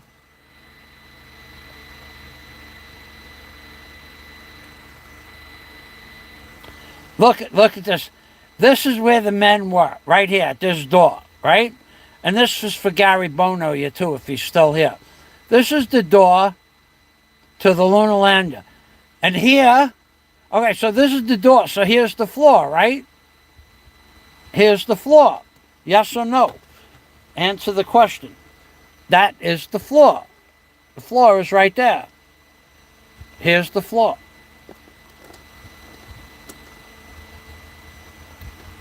There's the floor. Let me get a straight edge. I'm looking for a straight edge. Here we go. Okay, so here's the floor. Right here. Here's the floor, and maybe it's 6 inches thick. Here's where the men were. That's 6 feet. Here's the floor. And here's the rocket motor down by the American flag. Here's 8,000 pounds of thrust, rocket motor. Here's the floor, and here's where the men are. And you're going to tell me they didn't hear that? But moving on, see this landing pad? When this rocket shot down 8,000 pounds of thrust, it should have made a hole underneath the lunar lander. At least the lunar lander, they say the moon had 2 inches of dust on it. Well, it should have blown an area bigger than the landing pads. It should have blown the dust out from underneath the lander, or made a hole in the moon's surface and blown rocks as big as a foot in diameter out of the hole. And these pads should have been filled up with lunar dust. There should have been lunar dust all over the machine. The dust should have stayed in the atmosphere, and it should have, wait a second, I got a better pointer than that. It should have encompassed the whole of the lander. All of the lander should have been caked in with dust. All of it, not some of it, but all of it should have been caked in with dust. The landing pads, the ladder, all this tin foil, gold foil that they say it was gold foil, all of the lander, all the windows, everything should have had a layer of dust on it. No such thing happened because we did not go to the moon. Now, this created a problem. This created a problem from the first lunar landing. The first lunar landing, they did not put dirt, dust, and rocks or a hole underneath the lander. So for the next 5 missions, 11, 12, 13, 13 was a wash, 14, 15, 16. For the next 5 missions after that, no dust, no rocks, no hole, no cavity existed underneath the spacecraft. None. Because they didn't put it in the first time, and people said, well, if that's an 8,000-pound rocket, where is the crater that it should have created? If that's an 8,000-pound rocket, how come there's no dirt on this pad? And that happened on the first lander. Back, people started asking those questions on July 20th of 1969. Where is the dust? Where is the moon dust? Where is the hole? There was never a cavity underneath the lander.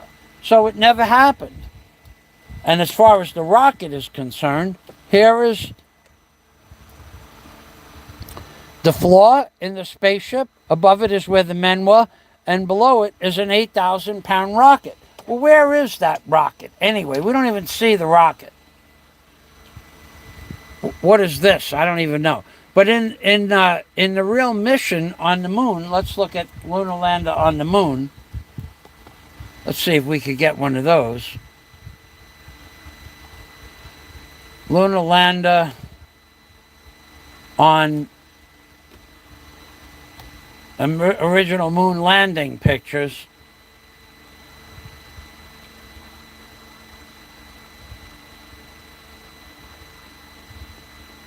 Oh, they don't want to show us that.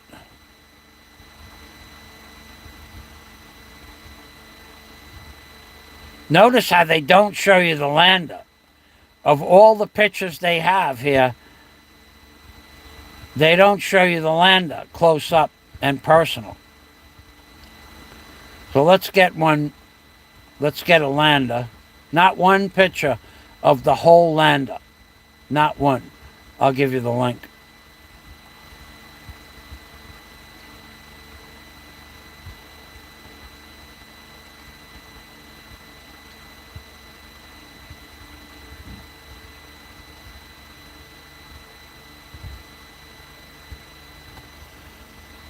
Okay, so let's go back here for a moment.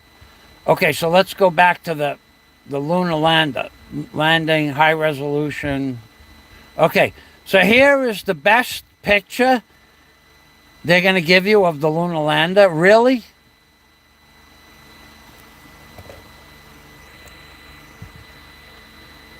That's it? $10 billion and we get a picture like that? There was another. But notice how you can't see any detail of the lander itself because it never happened. And they want $400 for that picture. Imagine being dumb enough to give NASA $400 to add that to your cart. $400. You'd have to be a complete idiot to buy that picture. Okay, so now let's go over here. Let's go back up here. There was another picture. The lunar lander. This one is also $400. Okay, so let's blow this up. Do you see? Notice how they left out. Notice how they left out underneath the lander because there's no hole under here. Therefore, they never shot a rocket with 8,000 pounds. There's no dust missing from under here. There's no dust on the pad. There's no rocks on the pad. It's not like they got out there with a mitwa, which is Polish for broom, or a silhig, which is Philippines for a broom, S-I-L-H-I-G. Silhig means broom. It's not like they got out of the lander and used a silhig and knocked the dirt off the landing pad, or a mitwa, M-I-T-W-A. A mitwa means broom in Polish. It's not like that, and Russian, by the way. And it's not like they did that. They didn't do that. There's no picture of the lunar lander close up and personal. Let's see if we can get another one. Insolence. Let's go back over here. Landing on the moon. Moon landing 1969. Let's go back to Google. Moon landing pictures. NASA has released new pictures. Let's see what they got. Never are you going to see close-up pictures of the lander on the moon, because it's going to show you that there is no, here's the same picture, and with no dirt, no dust on the no dust on the pad. Never are they ever going to show you underneath the lander anymore. They're never going to show that to you ever again. And look here, see, there's dust on top of the moon. That dust should have gone all over the landing pads. I think we covered that topic, and that's the third reason that we never landed on the moon, and that's proof. Liberty Taker says Filipinas are not the end-all, be-all. And that comment, if he had posted that comment before I stated what I said, it would be a trolling comment, but it has to do with a question that was asked me up above. Someone said, do I have a new girlfriend at this time now, Fazio? And the answer is no, I don't. And nor do I want one. And so Liberty Taker knows the truth. Filipinas, they all have wonderful qualities, maybe. Some of them, a few. A very small percentage of them are wonderful people. Daisy is among those people. She's a real sweetheart. In fact, we chatted day before yesterday. So we're still in touch. But no, I don't have a new girlfriend, and I don't want to invest any time in one. I'd rather just do what I'm doing. It's not a high priority. So Liberty Taker, thank you for that comment. Philip, and then it goes to, you could get into Filipinas for 3 hours. I could talk about the pluses and the minuses of Filipinas. But in general, the culture is so far set backwards from our American culture. They don't understand our humor. They don't understand the way we think. Like, they just don't understand the way we think. And unless you kowtow and become a simp to a Filipina, and that's what most of the men here come to, become a complete simp to their Filipino wife or girlfriend. Unless you do that, you're not going to have a girlfriend or a Filipino wife. You have to bow down to their every wish and kiss their badunskis every moment of the day. Otherwise, they will throw you out. They will set you aside. Their family comes before you. Try to get between them and their family in any way. You're going to lose every time. Try to get between any Filipino and another Filipino, you're going to lose every time. And that part of the culture is a little bit of why I tend to not have a lot of Filipino friends or Filipina friends, because they don't understand that a bond between a man and a woman should be the ultimate bond, and their family should be second. But Filipinas and Filipinos put their family first over every other aspect of your relationship. And that's why I don't have a girlfriend. So, but thanks for asking, and that's a good answer, as good as it's going to get in this particular video. So, we've discussed July 20th being a hoax. We've discussed the flat earth to somewhat of a degree, that the oceans are 3,500 miles across.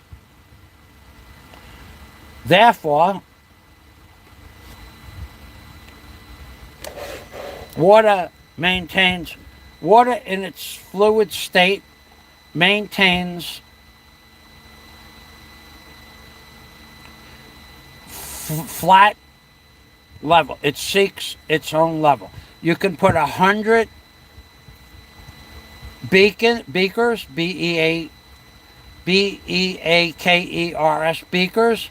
You can put 100 beakers, I think you spell it like that, connect to one another at all different levels and pour water into it, and it's going to seek its own level as long as there's a vent at the top of the beaker. Water seeks its own level. The ocean is 3,500 miles across. The curvature of the ocean should be over 100 miles down when you cross the ocean, and here is 3,500 miles away, should be 100 miles to the body of water that you're crossing, and it might be, you started out at 100 feet above sea level, and 3,500 miles away, you end up at 100 feet above sea level. And there are pilots that I've spoken to that would agree 100% that gyroscopes give you a flight level. You can go up, higher elevation, down, lower, but a gyroscope, you can change the attitude of the aircraft, leave it on automatic gyros, and the gyros will bring you flat level, straight level, flight level. Again, you can dip the plane down, and automatic gyro will bring you to flight level. That's how gyroscopes work. That's how they work. I will bet you any amount of money or anything else that you want to bet that's how gyroscopes work. You can change the pitch of the aircraft, the attitude of the aircraft, but when you let the gyroscopes take over the auto gyro, it brings you back to flight level. Gyroscopes, you people believe that for some strange reason in your mind, you believe that gyroscopes follow the curvature of the earth over land and water. You people would be patay. You'd be gone. Your existence would cease if you were flying an aircraft over a land-based flight schedule and at let's say 500 feet, and there was a slope ahead of you, a very slow slope, 5 degrees, okay, and that the plane is flying at 500 feet, and at 5 degrees there's a slope ahead of you, and then over here is about 500 feet of that slope. This is where you would crash, right here. Gyroscopes don't recognize a slope or a mountain range or a ramp of a mountain range unless your gyroscopes are hooked up to autopilot, and that's hooked up to sensors. Then the gyros would say, oh, there's an obstruction, we have to fly higher. However, gyroscopes don't compensate for straight rock walls. You will fly into a straight rock wall. Gyroscopes don't account for nothing other than flight level. So you people that say the gyroscopes, they follow the curvature of the earth. Nonsense. Nonsense. And if you go in the other direction and you fly level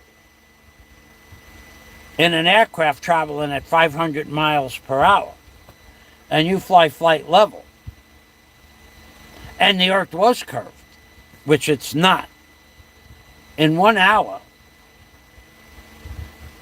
you would fly right off into space. You'd be, in 1 hour, you'd be in space. You'd be 100,000 feet. I think In an hour, you'd be, I think, 135 miles above the curvature of the Earth. If it was curved and your gyroscope set the course, you'd be 130 in an hour. In 2 hours, you would no longer be over Earth. You'd be off into space, 1,000 miles off into space somewhere. The Earth might still be below you, but it would be thousands of miles below you. You people have no understanding of flying, none whatsoever. I even talked to a pilot who said, well, I never gave it much thought. What do you mean you never gave it much thought? He knows the truth. He's just never going to say it. And if he doesn't know the truth, he has no right to be a pilot. Any pilot that's asked the question, is the Earth curved, knows the answer. They may never give you the answer, but they know that the Earth is flat, straight, plane, P-L-A-N-E. That's why they call it a plane, because it flies in a plane, flight level, over wherever it's going. Don't mistake flight level for curved Earth flight. Two different things. There is no such thing as curvature on the Earth. Go tell Popeye that. And go tell Popeye that he needs to study radar a little bit too, because he knows nothing about radar, how radar works. Even though he was in charge of radar. What was he? No, we're not going to go back to Popeye. We're finished with Popeye's talking about Popeye. We have to be finished about talking about Popeye, because we could talk about Popeye forever, but he's never shown us anything that he's done in real life. Therefore, he's not really worthy of more conversation. Okay, now let's go back to my comments section. I don't see it. My comments section is gone. Truth Bombs by Fazio. I lost all my comments. Truth Bombs by Fazio. Thank you, Liberty Takers. So, now we're going to talk about the 1,000 tapes that were lost momentarily. 1,000 tapes is what they claim they took of the Apollo launches, flights, landings, and egressing back to the planet Earth. The plane, the Earth plane. So, 1,000 tapes. And the one gold star tape, the one with the first man who walked on the moon. I remember that day. I watched it live. The first man they took that tape, and they said, well, we need to have a tape. We have to tape something. You couldn't have took another tape. You couldn't have took a tape from who knows, from the Titanic series, or the tape.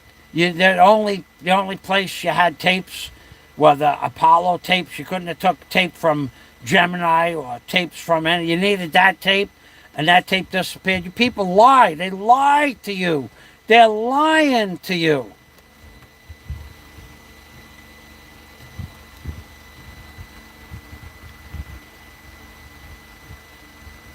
I don't know what this means.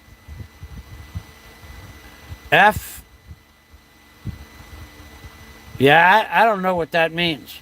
Flat Earth stuff. It's flat Earth stuff. All right, let me take a look at this. It's flat Earth stuff. Okay, well, it's definitely not curse words, so I'm going to let that... I don't know much about flat Earth symbology. It's as long as you don't curse or harass people in the chat. You can post whatever you want. Like, you can ask me an off-key question. If I want to answer it, I'll answer it. So, flat Earth stuff says again. Okay, so flat Earth stuff. Thanks for stopping by. So the Earth is flat. There's no way you can prove that it's otherwise that it's round. I don't care who says it's round. I don't care about that. Show me proof that the Earth is round. Show me why 3,500 miles of ocean remains flat, and then show me where the Earth starts to curve. Maybe Flat Earth Stuff has something on that. Yeah, get a different shirt. That shirt, double zeros. Okay? I can see you're not going to be long for this chat window. Enjoy it while you can. So, let's talk about the Apollo tapes. They took 1,000 tapes from the Apollo missions. Now, didn't they have backups in Kodak film? Didn't they back it up with Kodak film? No. They just took the only tape, the original tapes, didn't back it up, and they lost that because you could see that it was fake. The tapes were fake from the get-go. And if they were to show the original tape, look, you people even understand how you got your Apollo landing on the moon video originally? Well, actually, it was filmography, cinematography.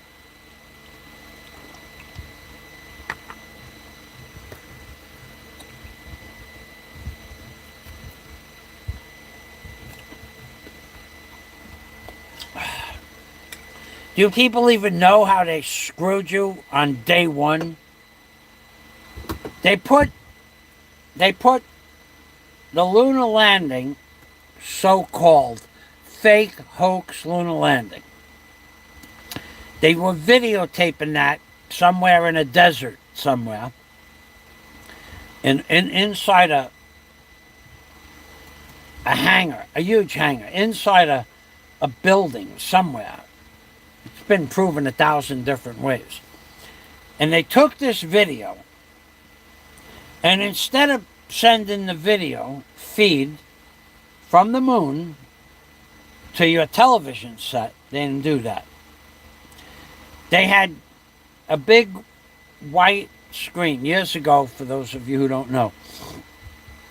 In order to, when in a classroom, when we had to see a video, they called it a vid screen, VID, a vid screen. And when we were shown a video in kindergarten and up through 8th grade, they put a white screen on the wall, and they pulled it down over the blackboard. It was just like a curtain that came out of a tube, and they put this screen in front of you, and then they would project the visual on the screen. Well, that's how they showed you the lunar landing, and all further lunar landings after that. They put this white screen on the wall inside Houston Space Center, probably, I guess it was. And then they projected the landing on the screen so that they could control the quality and or megapixel function of the video. So you couldn't see that it wasn't real. That's what they showed you.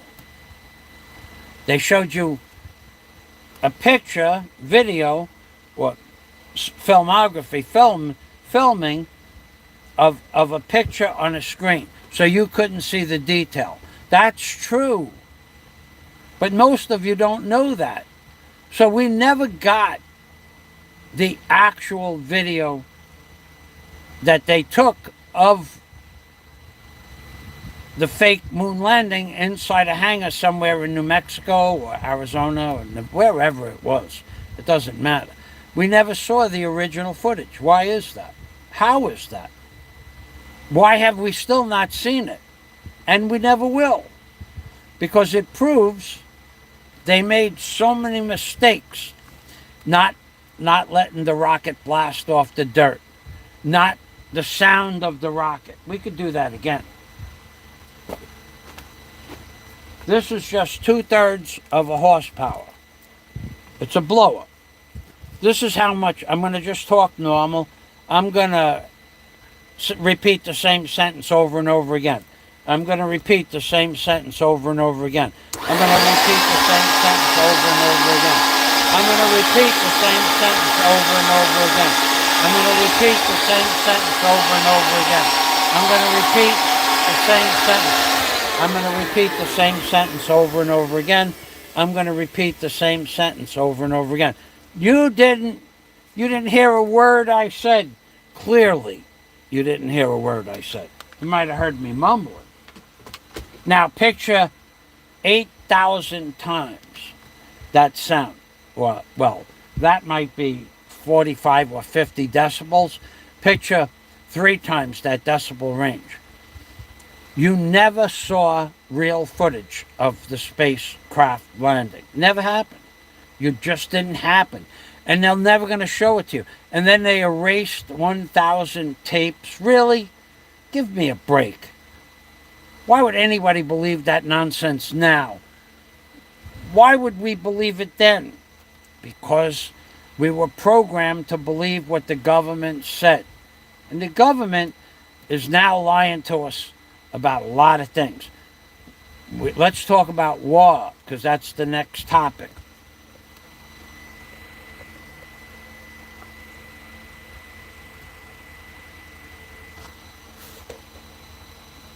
Apollo tapes, 1,000 Apollo tapes lost, and now Ukraine. This is just another example of how they're brainwashing people to believe that the war in Ukraine is needed and just. It's not needed, and it's not just, and it's not fair to the Ukrainians. But there is a select group of people making a lot of money from Ukraine. So, let's see, I have another comment here. Flat stuff Earth. 12 monkeys.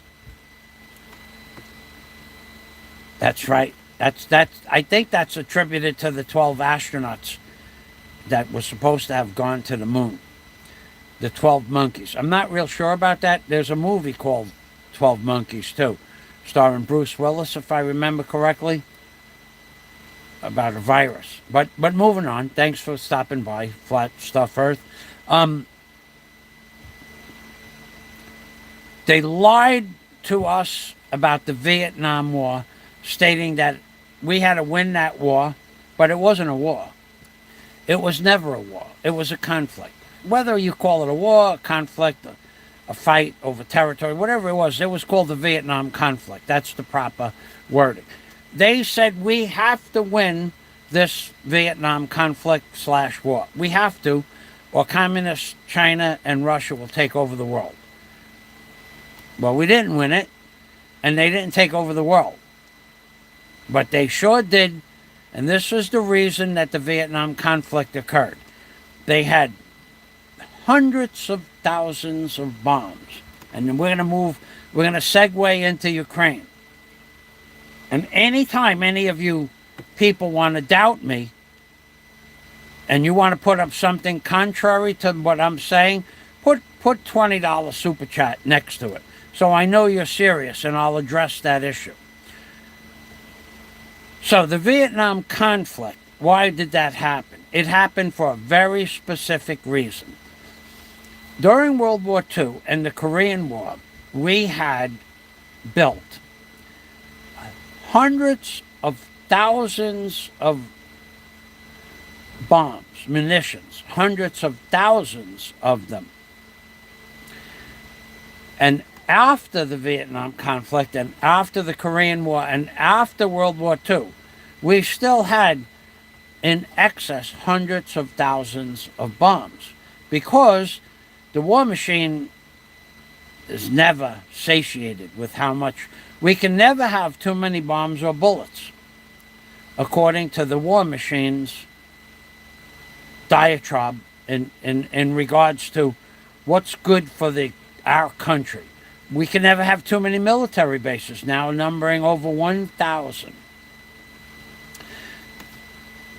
So we had too many bombs left over. That was one reason we had to get rid of the bombs. But another reason was technology was coming out during the Vietnam War from NASA, by the way. A lot of this technology came from NASA with infrared night vision, target distancing target distancing programs, how far like a target is using infrared and radar inside handheld devices, including binoculars like we have now, where you have a binocular and it gives you a close-up of the object and a range finder. So they were practicing making that stuff during the Vietnam conflict. They were also building up military stockpiles because it increased their coffers, the money, the people that the real masters of this world, the real masters, not people that like Giuliani, who was completely corrupt, by the way. Giuliani, when he was a little side issue, I watched Giuliani accept bribes. I watched that happen from my mother's kitchen window. I watched it happen.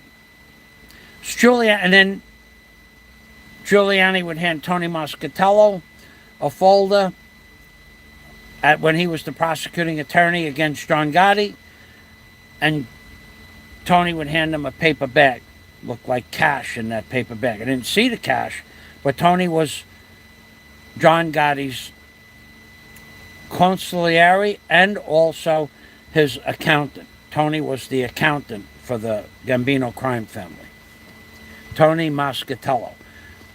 He lived at 162, probably 31, 98th Street in Howard Beach. And I lived 3 houses over on 99th Street. So, you people believe that the people in power are people like Giuliani, because for a short period of time his name was all over the paper. But who is he friends with? Trump. And who is Trump? Trump is a puppet, an Israeli puppet. Nothing more, nothing less. Trump allowed the United States to be shut down. He set up the scenario for the world to be shut down over a virus. He allowed that to happen. And Biden just continued his policies. Trump allowed 84 statues of historic nature to be removed. Trump allowed 84 statues to be removed before he passed the law saying that you weren't allowed to take down statues. Because he is the face of the New World Order. Trump, he's a puppet for Israel. Israel controls Congress, and Congress is controlled by Israel. It's the same thing. Congress, Israel, Israel, Congress. Obama proved that during the Obama administration when Netanyahu came to Congress. He got 29 standing ovations. Nobody else in history ever got that many, or even half that many. Israel controls the world. Israel controls Trump. Trump's a puppet of Israel. Trump even went and banged his head on the wall. So, Trump allowed 84 statues. I have that link. Shoot for the moon. That's right. Liberty take. I won't say it out loud, but you are closer to the truth than any other comment. You are closer to the truth.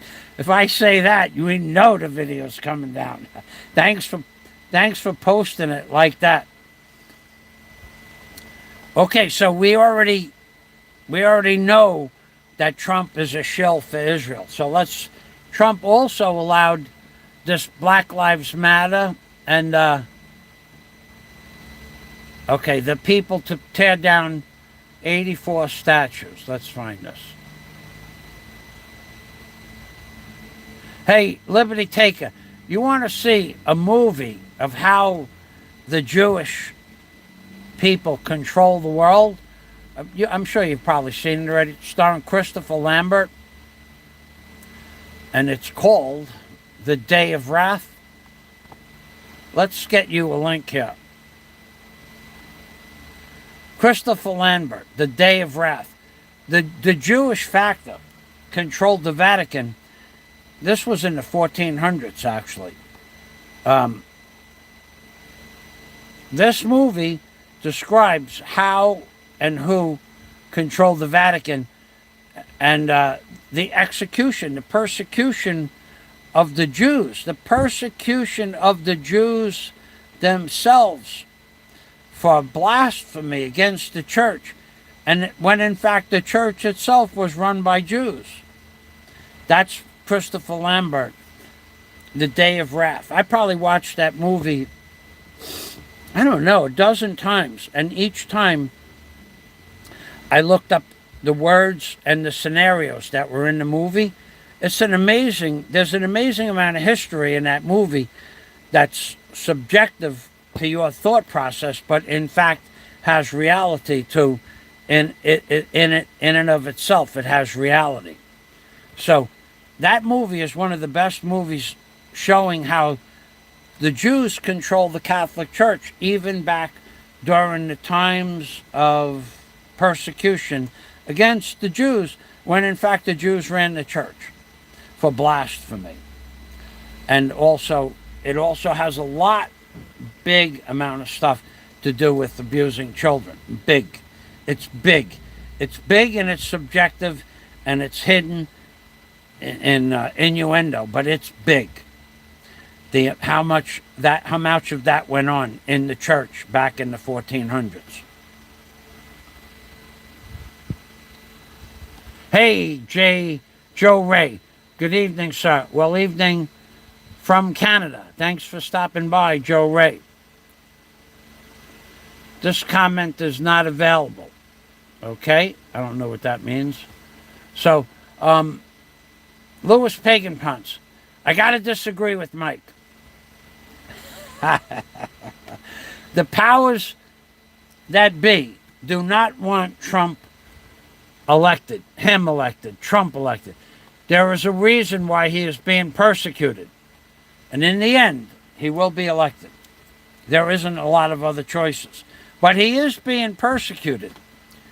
And just like we're talking, hey, Louis, thanks for stopping by again. He is being persecuted. Trump is. And he's gonna take all of that to the bank, man. He's going all the way. Trump will be the president that destroys America. There's no doubt about that. There's no doubt in my mind.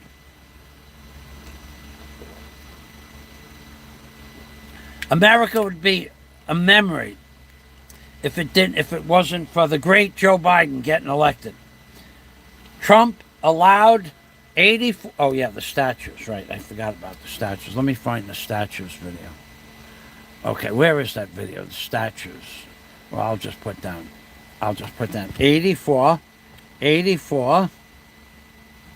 statues, statues, 84 statues destroyed. Let's let you see this process, how this Google process works. Look at how they're giving us, look at how they're giving us description, design, destiny. Destroyed is the last word, the last option. Why is that? Because Google knows and doesn't want to give us the answer. 84 statues destroyed in USA. And this is on Trump's watch. Okay? It's just Google. List of monuments that were removed.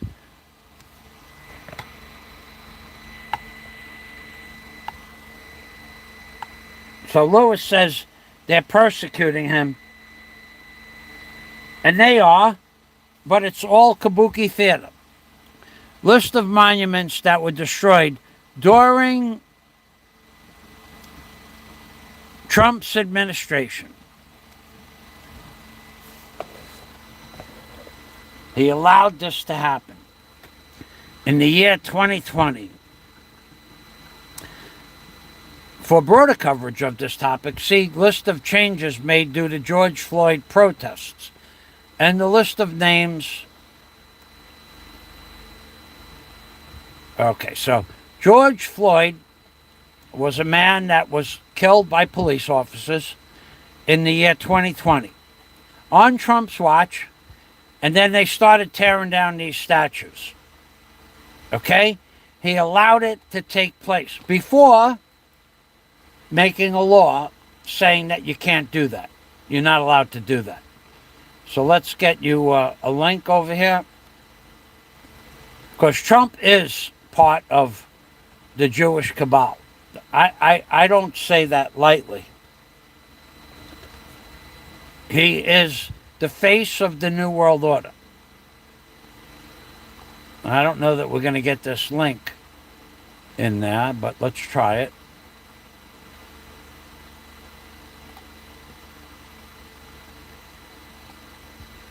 Yeah, we got it. Okay.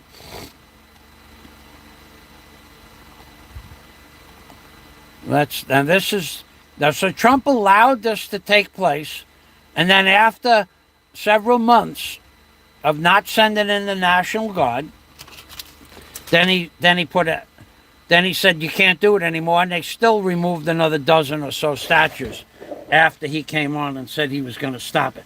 So he never really stopped it. He let them take down the most historic statues of the United States history, because he is as much against America as Joe Biden is. That's a fact. Don't make any mistake about it. Trump will, if given the chance, will destroy this world. Doesn't matter what he did at the border. He has to do some good in order for you to back him up to get him in office so he can destroy the world. That's his goal. He did $2 trillion worth of economic damage to America. He did by locking down the country over an untested vaccination. Trump did that. Okay? It wasn't me. I didn't do it. Trump did it. $2 trillion. And what he did was he usurped the middle class bank accounts where they weren't working, they weren't getting money. And you know that the United States didn't, people got laid off, so you get 6 months of workman's compensation. In Europe, the people that didn't work, they got paid a full salary every week until the lockdowns ended. Only America didn't get paid a full salary. Only America. All the other countries got paid a full salary. All of them. Most of them. 90% of them. America was the only country that they didn't give you a full salary. Why? Because they were usurping the middle class bank books, bank accounts. That's what they did. And that's what they did. And that was the intention of doing so. And also for Big Pharma to make, I don't know how much it was. It was in the trillions of dollars, how much money they made. The government gave them $1 trillion. Just Bill Gates made $500 million. And then he admitted that the vaccine was untested and probably unnecessary, because eventually they found out that the virus wasn't as bad as they said it was in the beginning. So basically Fauci, who lied to you, another lie, Fauci lied, if that's true that he lied. Fauci lied. And people died, 60,000 people. Imagine if you owned a chocolate factory and you put out chocolate bars and 60,000 people died from your chocolate bars. You would be locked up. You'd be put in jail. Your company would be gone. Didn't happen to any of the big pharma companies. They just continued making money, and they said they were sorry. So let's get back to my Trump and the Prime Minister. Oh my God, that guy that you have for the Prime Minister, he's as bad look as Kamala Harris and Joe Biden. Come on, man. These people, the world is about to end. It's right in front of your faces. This isn't something that's going to happen that your children are going to watch. If you're 50 or 60 years old, you're going to watch this happen. It's happening now. So, The war in Vietnam, digressing back, was due to the fact that we had a surplus of munitions. We wanted to test out infrared tracking systems, infrared radar, and other weapons systems. And we did in Vietnam. We perfected those so that we could wipe out one of the greatest men that ever lived later on, Gaddafi. Gaddafi was one of the most successful countries, one of the most successful people in the world. He gave more to his people than any other country in the whole world. Libya was the most wealthiest country per capita in the whole world. And we went in and took him out because he wanted to start the dinar, the gold dinar. So, and where did we use the munitions left over from Vietnam? We used them to take out the wealthiest, the man who did more for his citizens than any other person in power ever did. Ever. He did. No person, no Libyan person had to pay for school. Even if you were born in Libya and you wanted to go to school in America, you just told Mr. Gaddafi what school you wanted to go to, and somebody would write a check for you to go to that school and get you a passport to go to America to go to that school. Cars were free. Gasoline was 25 cents a gallon. Houses were free. Banks, medicine was free. Rent was free. If you wanted to own a house or you wanted to live in a boat, it was all free. You wanted to go to school in Libya, it's free. You needed money for clothes to go to school, it was free. Roads, the best road system in Africa, an African nation, it's all free. It was all free, and we destroyed that because he wanted to start a new monetary. And, it would have hurt America, that's for sure. But he was one of the greatest men that ever lived. And we killed him because he was going to start a new system, the gold system, gold standard again. So, and where did we use the bombs left over from Vietnam? On Libya and Gaddafi. And where did we use the bombs left over from Vietnam? In Afghanistan. And what was outlawed by the Geneva Convention? Cluster bombs. And now, who are we giving our leftover cluster bombs to? Ukraine. So it was outlawed by the Geneva Convention for the countries that signed the Geneva Convention. It was outlawed by them to use cluster bombs or to, in any way, shape, or form, or to manufacture them.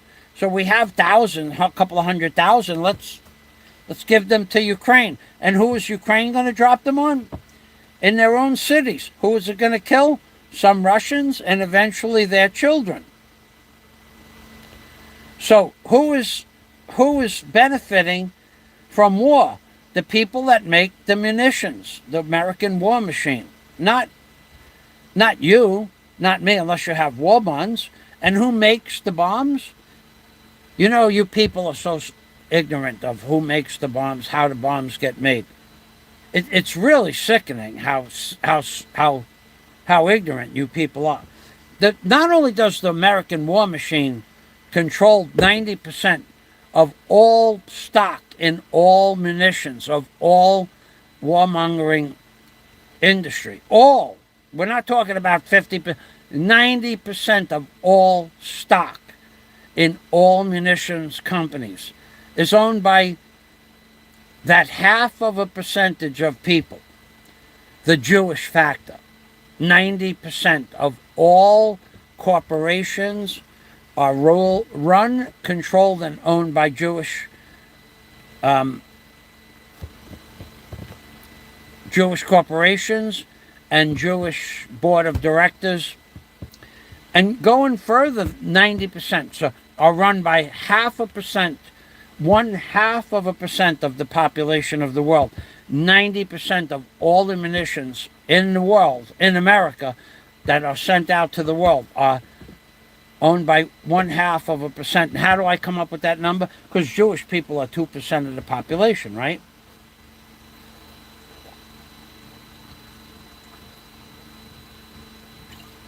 It's important you count 7 bubbles, because at 7 bubbles, that's a full mouth of water.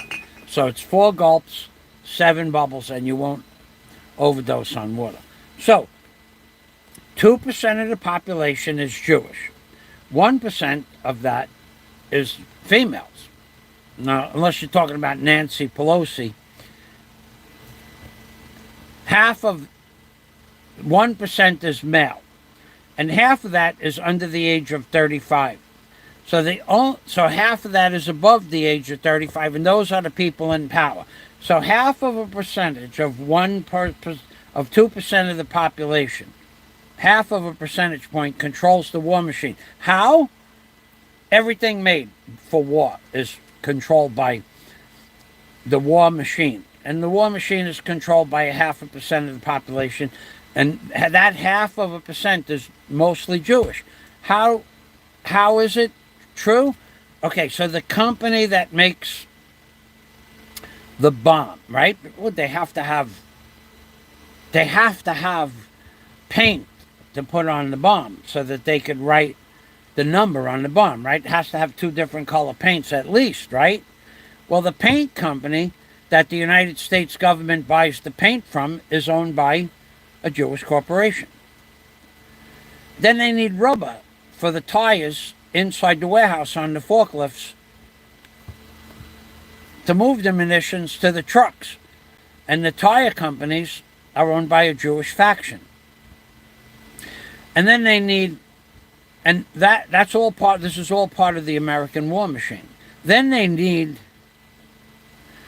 trucks. And who do they buy the trucks from? They buy the trucks from a Jewish corporation, or revamp the trucks with things that are specially made by Jewish corporations.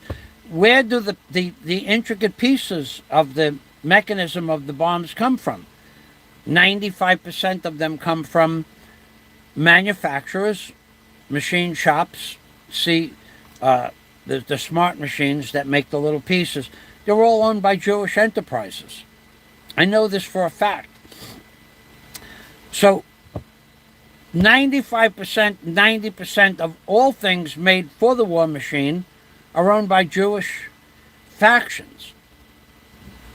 And those people control Congress. And Congress is controlled by Israel, and most of the people in Congress go along with whatever Israel says and does. No one goes against Israel. You know, and I know, and everybody else knows, for 50 years Israel has had atomic weapons, and yet no one in American Congress will agree to it.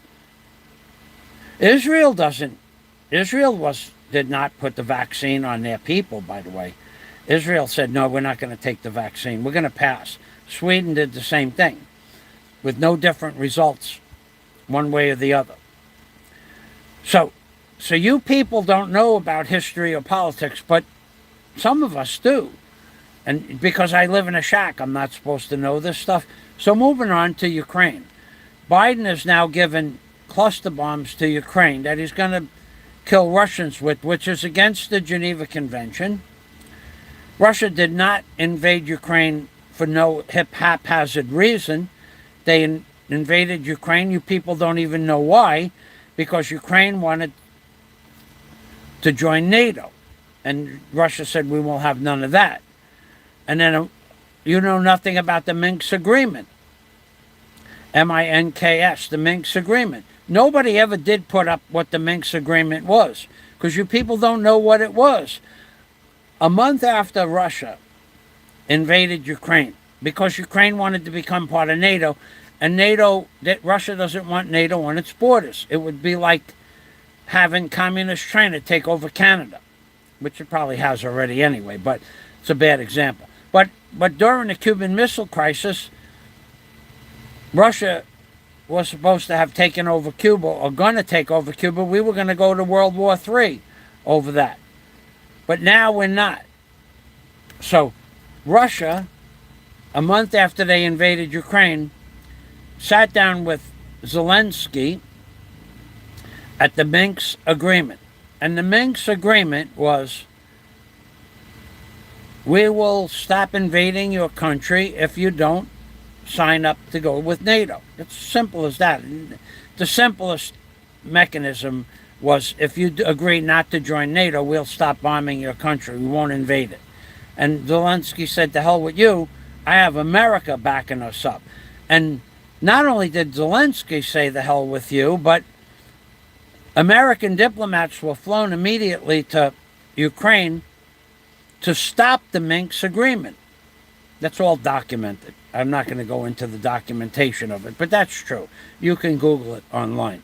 And American diplomats, I forget, there are a couple of well-known diplomats were sent to Zelensky, and they sat down at the same table with the great Vladimir Putin's representatives, and they said, we'll hash this out, we'll end the war 1 month into the war. And they said, no, we're going to go ahead with this. And so far, America has given Ukraine $180 billion. That's what we know about. $180 billion. Unaccounted for money. No one knows how much went to whom and how much. And also, we now pay all of the Russian soldiers their salary, the Ukrainian soldiers their salary. We pay the Ukrainian diplomats, the judges, the lawyers, the diplomats, their version of Congress, their version of the Senate. We pay them their salaries and their benefits and their medical. We pay all the Ukrainian school teachers that are still in school. We pay them their salaries and their benefits. Why? When our school systems are run down to nothing. Because this isn't about saving Ukraine. Ukraine can't win. They knew that from the get-go. And it can't win now. And it's just a matter of a short period of time before Ukraine realizes it can't win. Unless we give them even more aid, like American troops. And then we're going to have a problem. This one doesn't have enough water to make bubbles, 7 bubbles. And this one's out. We're going to have to do 7 small. Look, watch this. 7 bubbles, 4 gulps.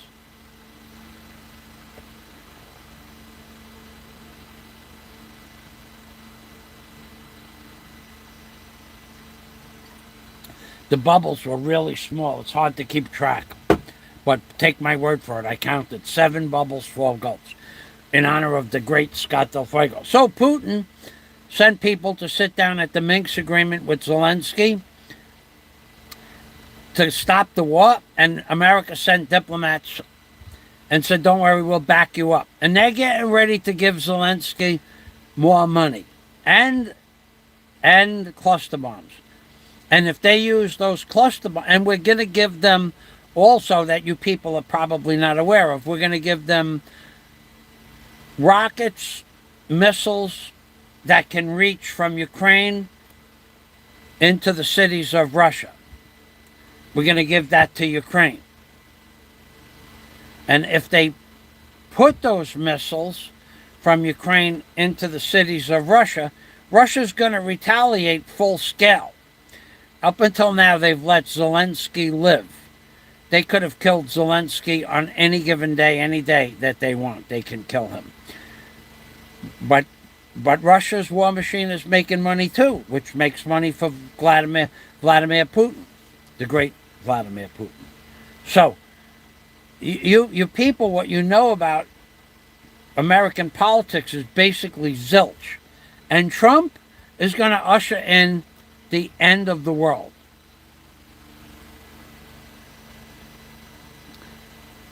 Let's go back to Lewis. Oh, Lewis is back. Sorry, Lewis.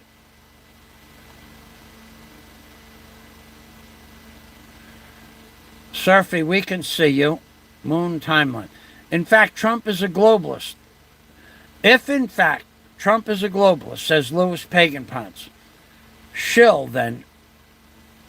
If, in fact, Trump is a globalist shill, then, man, are these people evil. they have the audacity to eat their own. Well, I mean, Trump allowed America to be shut down when he knew the vaccine was not tested, and he knew, he said it from day one, the vaccine was created in the Wuhan laboratory. He called it the China virus. He was told to shut up. He's a shill for America. See, this is the long-term memory of you people, a zilch. Not you, Lewis. But Trump called it the China virus. He called it that, and he was shut down. Trump also said he was going to disclose the truth about 9/11. He never did that. He lied about that. And Trump also said if he's elected president, one of his first duties is going to be to fix voter fraud. And he never did anything about voter fraud. And about 3 weeks before the election, the second election where the great Joe Biden got elected, about 3 weeks before he started talking about voter fraud again. And then he talked about voter fraud during the January 6th. And that's why he said that he didn't, but maybe he did get the January 6th revolt up against the Capitol building. So he is behind all of this as much as Biden, as much as Obama. There's no difference. None at all. They're all the same. They all work for the great state of Israel. They all work for the great state of Israel. Nobody doesn't work for Israel except Michael Fazio. Michael Fazio doesn't work for Israel. If it was up to me, my friends know that the great state of Israel is not as great as I portray it to be. My friends know the truth about Israel.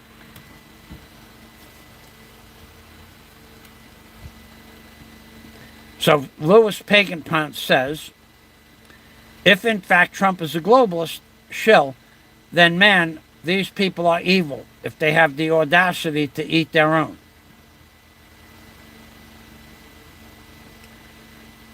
It's a waxing crescent phase. Thank you very much for that, Surfy.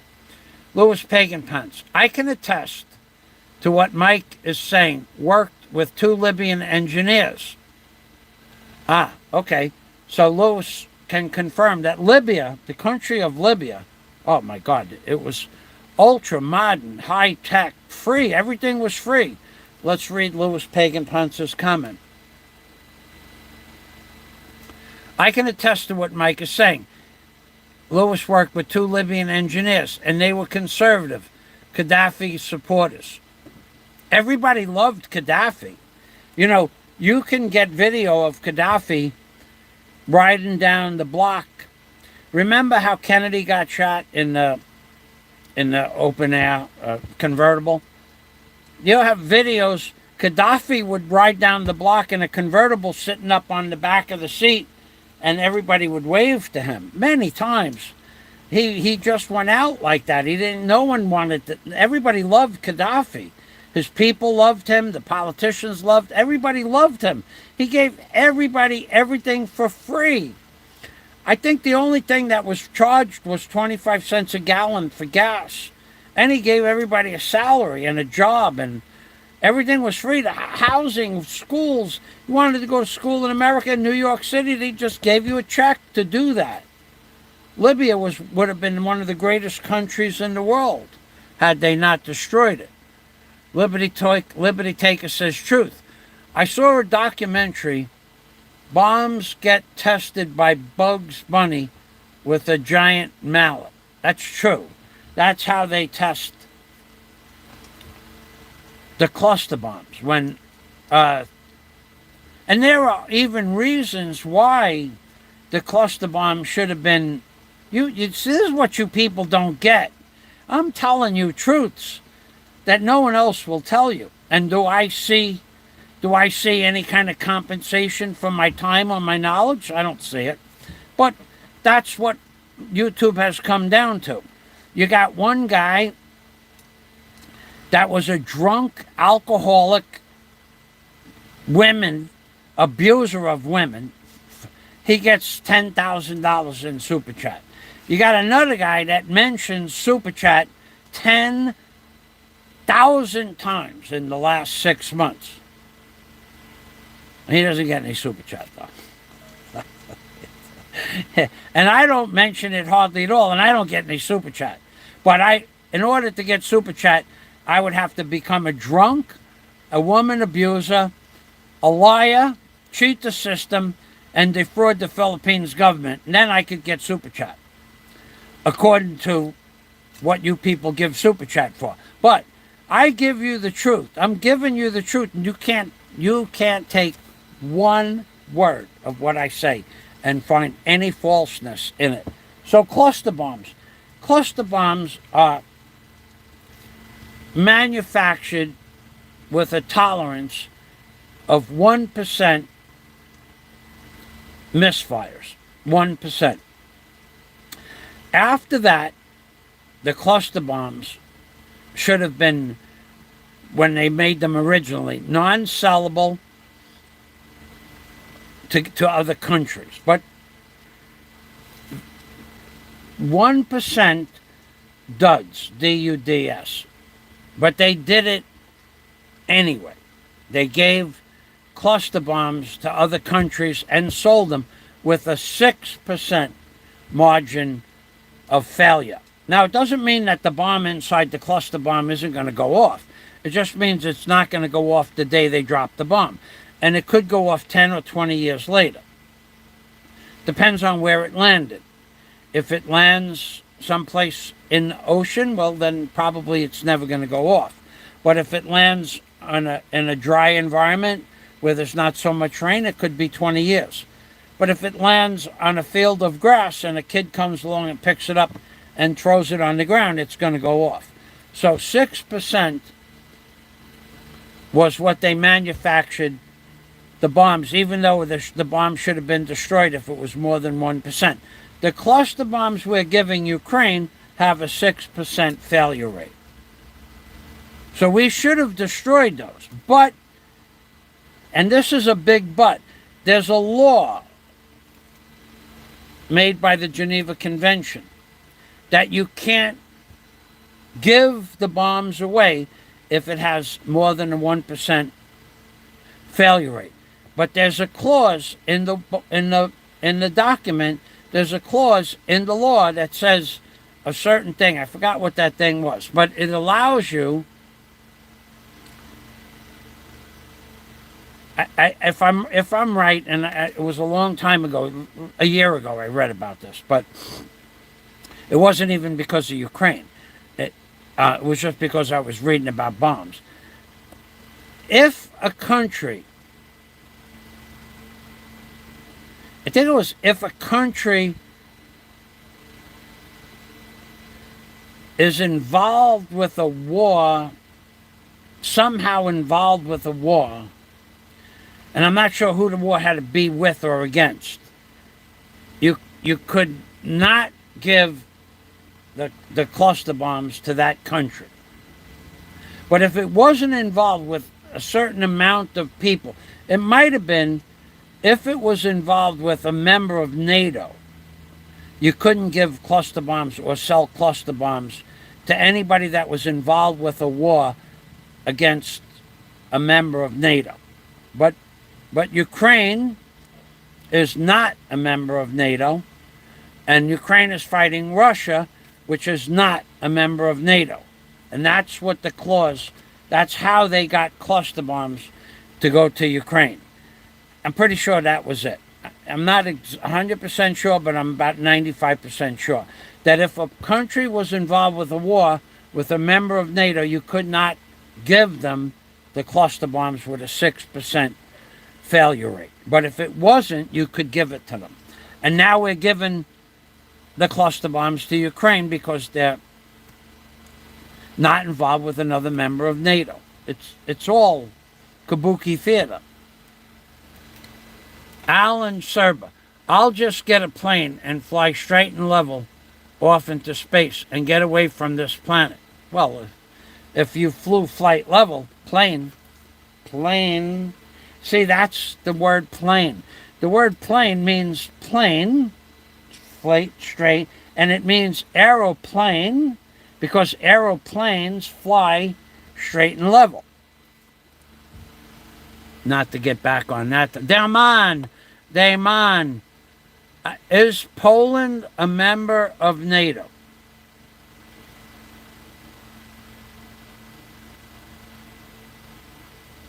I read something about Poland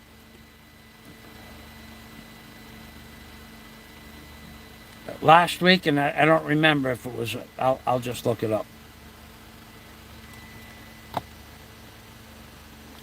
I'm not sure. I won't even say yes or no. Is Poland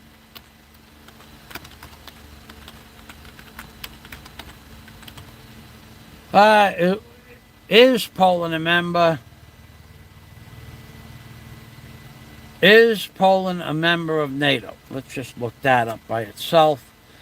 Czechia, Hungary, and Poland were invited to begin ascension.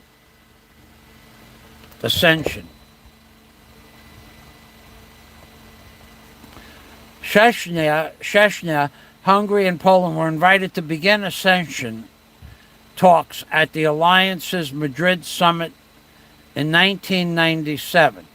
And on March 12, 1999, they became the first former members of the Warsaw Pact. That didn't answer the question. Okay.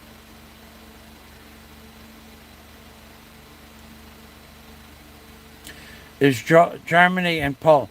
The current members of NATO are Albania, Belgium, Bulgaria, Canada, Croatia, the Czech Republic, Denmark, Estonia, Finland, France, Germany, Greece, Hungary, Iceland, Italy, Latvia, Lithuania, Luxembourg, Montenegro, the Netherlands, North Macedonia, Norway, and Poland. Here we are, Poland.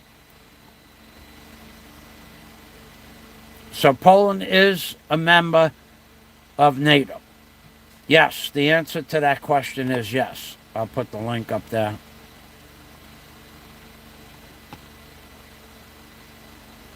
And that, okay, now I remember what I read last week. Okay, so everybody's talking about World War III.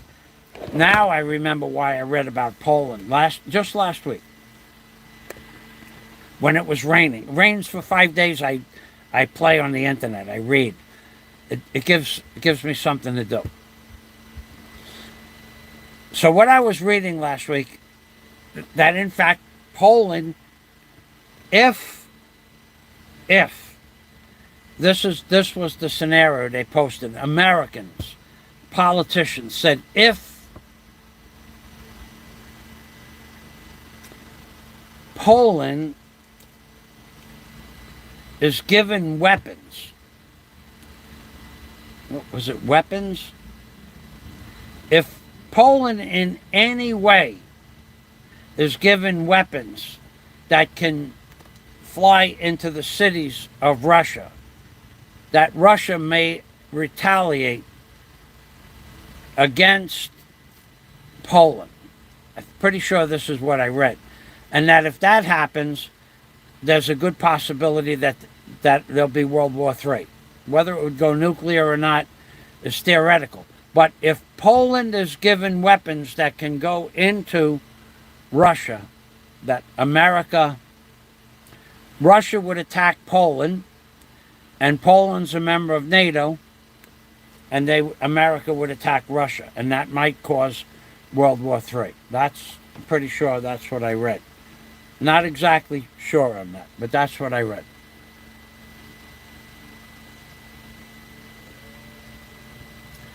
Ukraine is weak and feeble. It's a sitting duck. We've destroyed Ukraine. We, America, our government, our government that has 1,000 military bases in almost all countries of the world has destroyed Ukraine on purpose. We're just looking to take it over, just like we did Libya, and I've tried to do in Afghanistan. That was failed. Tried to do in many other countries. We are the axis of evil. America is the axis of evil, not some other country, not Putin. I'm not going to get it. I'm not going to get bubbles out of this one. This one's going to be one gulp over. Done. Russia loves the people of its own country. Russia refuses to allow GMO foods to be planted in Russia. No GMOs in Russian food, because Putin said we refuse to give our population wheat that has no nutrient value. So yes, Poland is a member.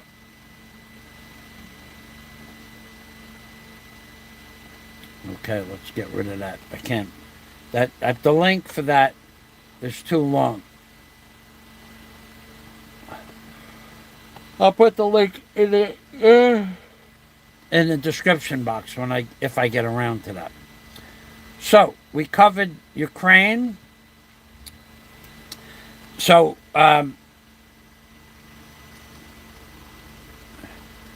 Ukraine is running out of soldiers. They're running out of people, and they're also running out of tanks.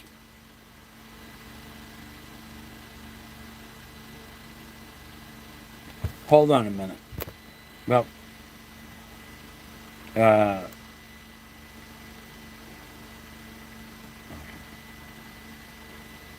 hold on. I got to do something.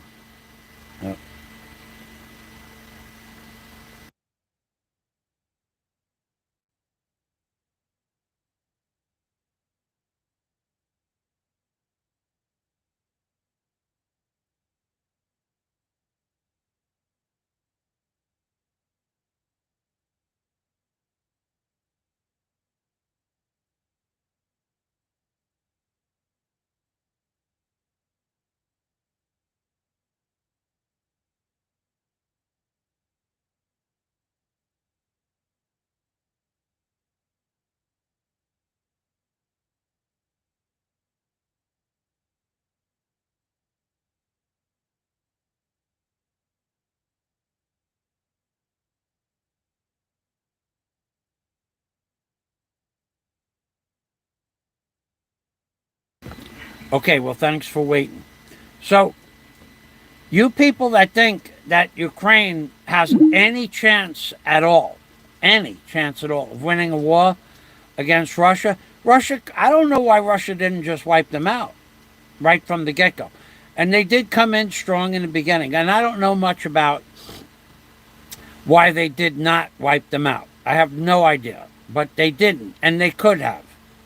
Okay, Russia is a superpower. So you're not going to get me to believe that Ukraine has any chance at all of winning this war. It's just not going to happen.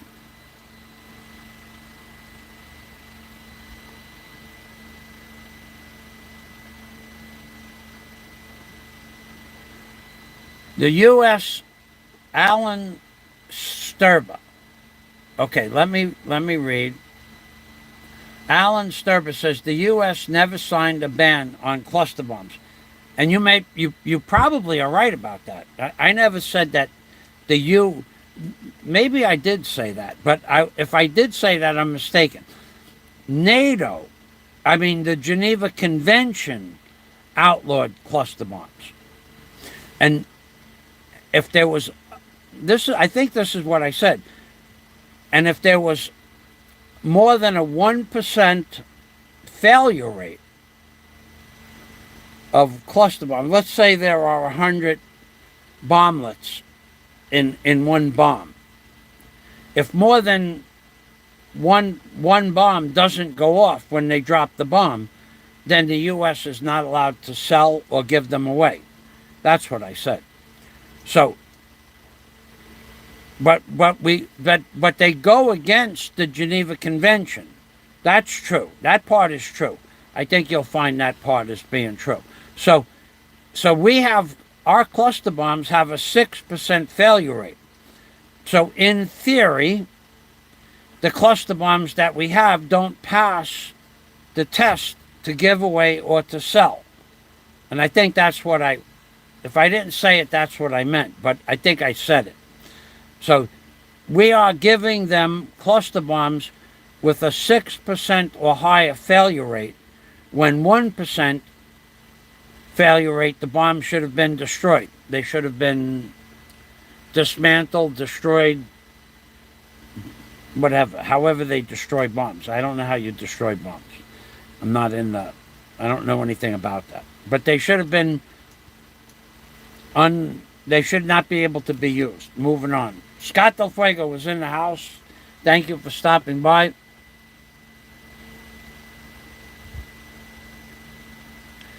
Sir Fazio, what war is hell?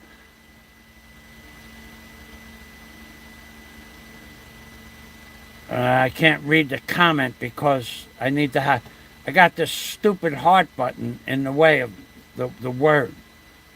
War, Sir Fazio, war is hell until those bullets fly.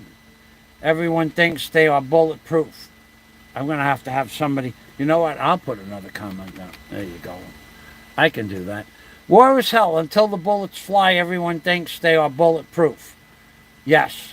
So, I am totally against the war in Ukraine. But moving out of why the war in Ukraine is taking place, it's simply for money. The war machine, the warmongers, the people that run the corporations that build the bombs, I went through this before. They don't just build the bombs. They build the paint that they paint the bombs with. They sell the tires to the trucks that carry the bombs. They sell the components to build the bombs. They sell the tires that go on the airplanes that fly the bombs. They sell the hydraulic fluid to the military that uses the hydraulic fluid for the tanks and for the airplanes to deliver the bombs. They sell the trucks that deliver the bombs. They make everything the war machine, and it's all run by 2% of the 1/2% of the population. 95% of all corporations, if you had 12 board of directors, 7 or more of those board of directors are Jewish. And the ones that are not, their wife, if it's a man on the board of directors, their wife might be Jewish, or their mother was Jewish, but there's Jewish ancestry. That's how you become the head or board and a board of director of a big corporation. You have a little bit of Jewish blood in you, which is completely different than going out with a Jewish woman. It's completely different.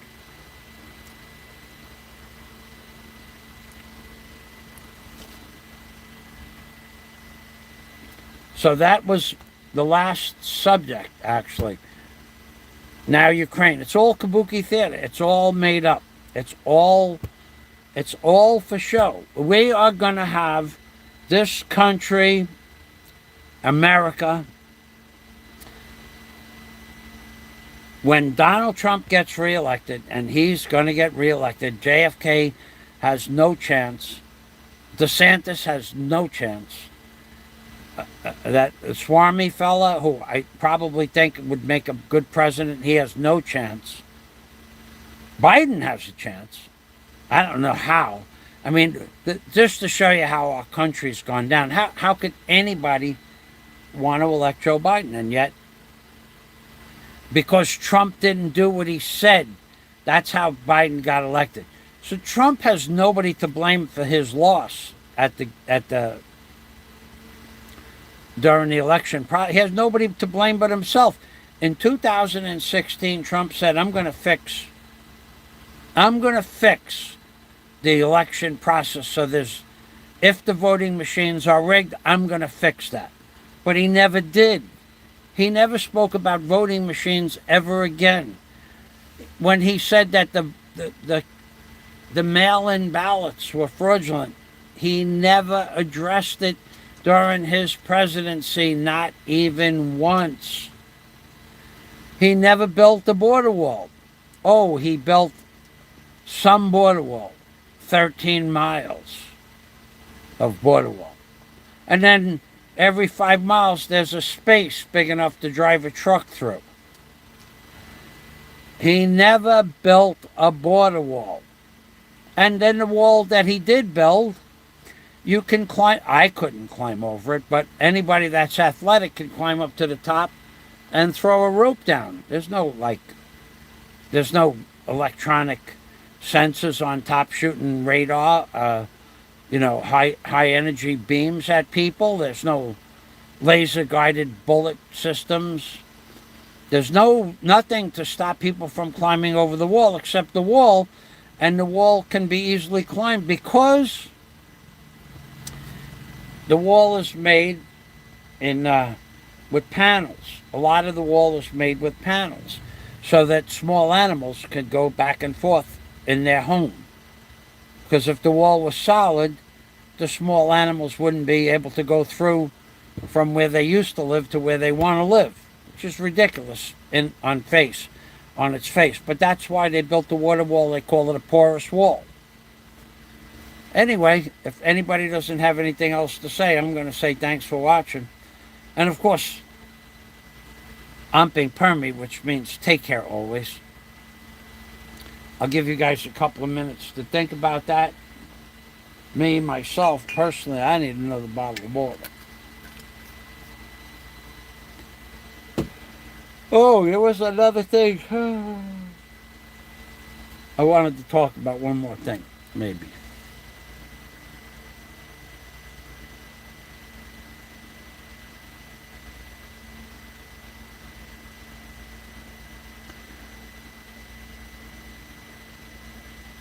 Oh, yeah, Cornel West. Okay, so he just had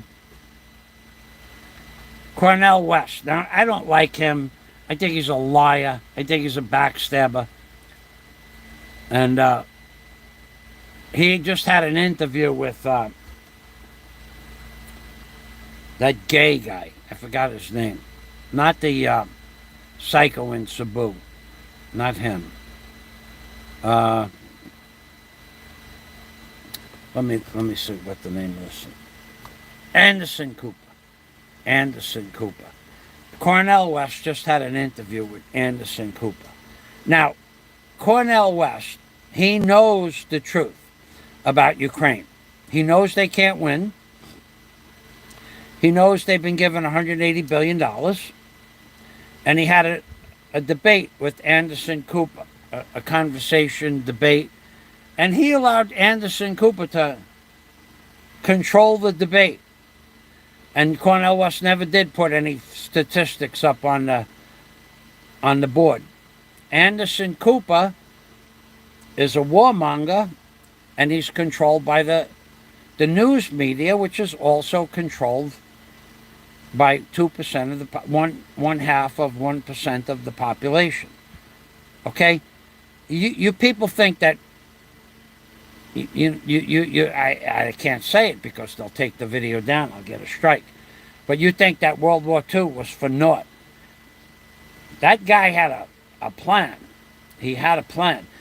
What happened to Europe just prior to World War II was happening to America right now today. Make no mistake about it. It's the same thing. Why we went now, but will we have a war? No, we won't have a war over that because the control is complete here in America. At that time, it was not complete. So there was backlash against what was going on with the banks, the insurance companies, and the lending institutions in general, what was going on in Europe. So now the same thing is happening by the same people, by the descendants of the same people. And Anderson Cooper is one of those descendants. And he is on the side of war, always. He was on the side of big oil when we had the Gulf oil spill. He knew the truth and was hiding the truth, always. Every day he came on and lied. Just like that Makakio Kukau guy. He knew the truth about Fukushima, would not refuse to say it. Anderson Cooper knew that 4 million gallons of Corexit were not used in the Gulf of Mexico. 40 million gallons was used within weeks. 40 million gallons. What do you think 4 million gallons of oil can do? I mean, of Corexit. What do you think 4 million gallons of Corexit looks like? What do you think? It's a big amount? It's not a big amount. It's the size of an Olympic swimming pool. And how many planes do you think it would take to empty an Olympic swimming pool? Not many. And they sprayed for months. 40 million gallons was the... Anderson Cooper kept saying only 4 million gallons is not going to hurt the fish and wildlife.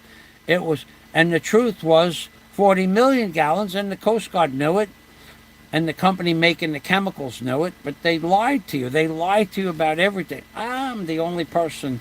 I'm not lying about what 40 million gallons of Corexit. I'm not lying to you that Anderson Cooper shut down Cornell West when Cornell West should have shut down Anderson Cooper. Anderson Cooper's an idiot. He's a warmongering shill that works for the United States Mafia. Cornell West is supposed to be a truth sayer. He let Anderson Cooper shut him down because he got paid a lot of money. I got to get back to the video. There was something else. Right, and Scott says Corexit. Just look at the word Corexit. Corexit. The core of something, and then the word exit. It drills into the core of the genome, the fetus, the core of the genetics. It destroys on a molecular level the genetics of anything it gets in touch with, any kind of living matter. So Scott says, Corexit can damage a developing fetus by penetrating its DNA molecular structure, which is what I just said. Corexit can damage to the male reproductive system, including lowering the sperm count and mutating the sperm. Anderson Cooper is a CIA mole. That's right. Now, I knew this, and I was making videos about this when it was in real time because I lived across the street from the Gulf of Mexico. And the people that fished the Gulf of Mexico were my friends that I lived with and grew friendly with in Key Largo. A third of the fishing boats from Key Largo fished the Bayside half the year. Half the year they lobstered, and the other half they did crab claws in the Gulf of Mexico. So I knew what was going on, and it destroyed millions and millions and millions, billions of fish, and whales and manatees and crabs and all kinds of fish. And you didn't see it. You didn't see whales washing up on the beach because they sink to the bottom of the ocean. You didn't see dolphins washing up on the beach because they sink to the bottom of the ocean. And when you saw a dolphin wash up onto the beach, what did they do? They said you can't go there. If you wanted to fly a small plane over the ocean, they would say it's too dangerous. And if you tried to do that, they'd shoot you down. So, people that were flying over the Gulf of Mexico for 50 years of their life as pilots in small planes, tours, helicopter rides, if you broke the sanctions for no flight over the Gulf of Mexico, they would say it's too dangerous for you to fly over the Gulf of Mexico, and they'd shoot you down. So which is more dangerous? Flying over the Gulf of Mexico in a perfectly stable plane, like you've been doing for 20 years on doing tours, or flying over it for a half a mile and getting shot down? I would think the latter is more dangerous.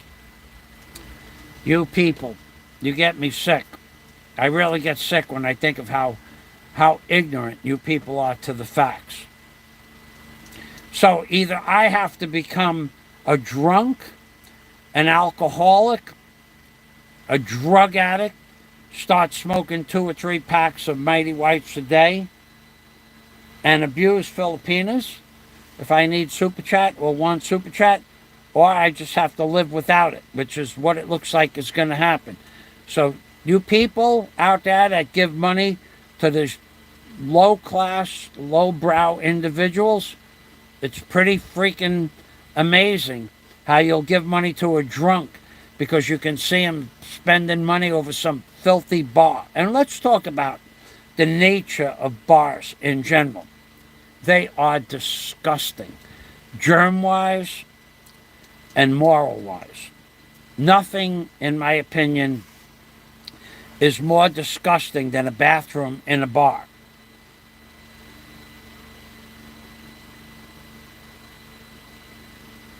Except the bathrooms in I can't say that, I get in trouble. Let me just say, the bathrooms in bars in the Philippines, in general, the bathrooms in bars are just disgustingly dirty. But Philippines takes that to a whole nother level. So you give money to people that hang out in bars on filthy tables, on bars. Then you put your arms down, the skin sticks to the bar from the sweat, and that's on the bar, and it's just they're just so dirty. They're just so dirty. But if you hang out in a bar, you people give money to the people that hang out in bars, and that abuse Filipinos. It's very sad indeed. So that's why I don't have much respect for most of you people. Let's go over here. Bars. They are so unbelievably dirty. Scott says Anderson Cooper is a CIA agent mole. And Gary Bono, yeah, still listening. Thank you, Scott. Still listening. Says, Scott, you mean CIA gerbil. LOL. Don't disagree. Thank you. I bet you a lot of bacteria is collected on those bar tops. Well, first things first, we're going to bang a pot. This is a big moment in history. This is the first Super Chat in how long? A month? Oh, sitting down, the old legs, they get cramped up, boy. No. I've been sitting in that chair for 3 solid hours. I got a pot. I got a bottle of water. And I got a spoon. I had a spoon. Here it is. All right, first things first. Super Chat always takes precedence over conversation. Oh, it felt good. It felt good to stand up. Now let's make up a song. Gary Bono, yeah. He was and is my friend. Gary Bono, yeah, was a member of my Patreon page for many years. And I say thank you for that. And instead of Gary, when he was a $10 member, going down, he went up. Gary went up. And then he went up again. And then he went up again. And then he went up again. And went up again. And why? I think he just enjoys my shows. And he knows that I have a plan. And I thank Gary for that greatly. He also he's a good man. Thank you very much, Gary. I'll never forget. I'll never forget how much that you helped me in life in general, and thank you for that. And now I really want to give you back something. Now that you're here, I will put anything that you need in a box and send it to you.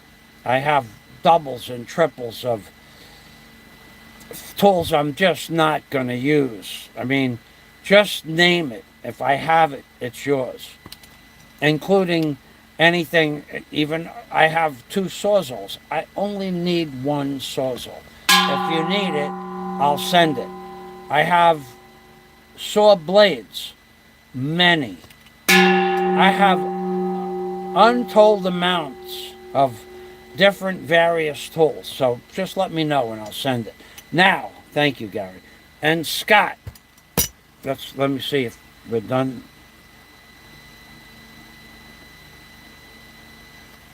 So, Scott Del Fuego. Scott Del Fuego, he was a member of my Patreon as well.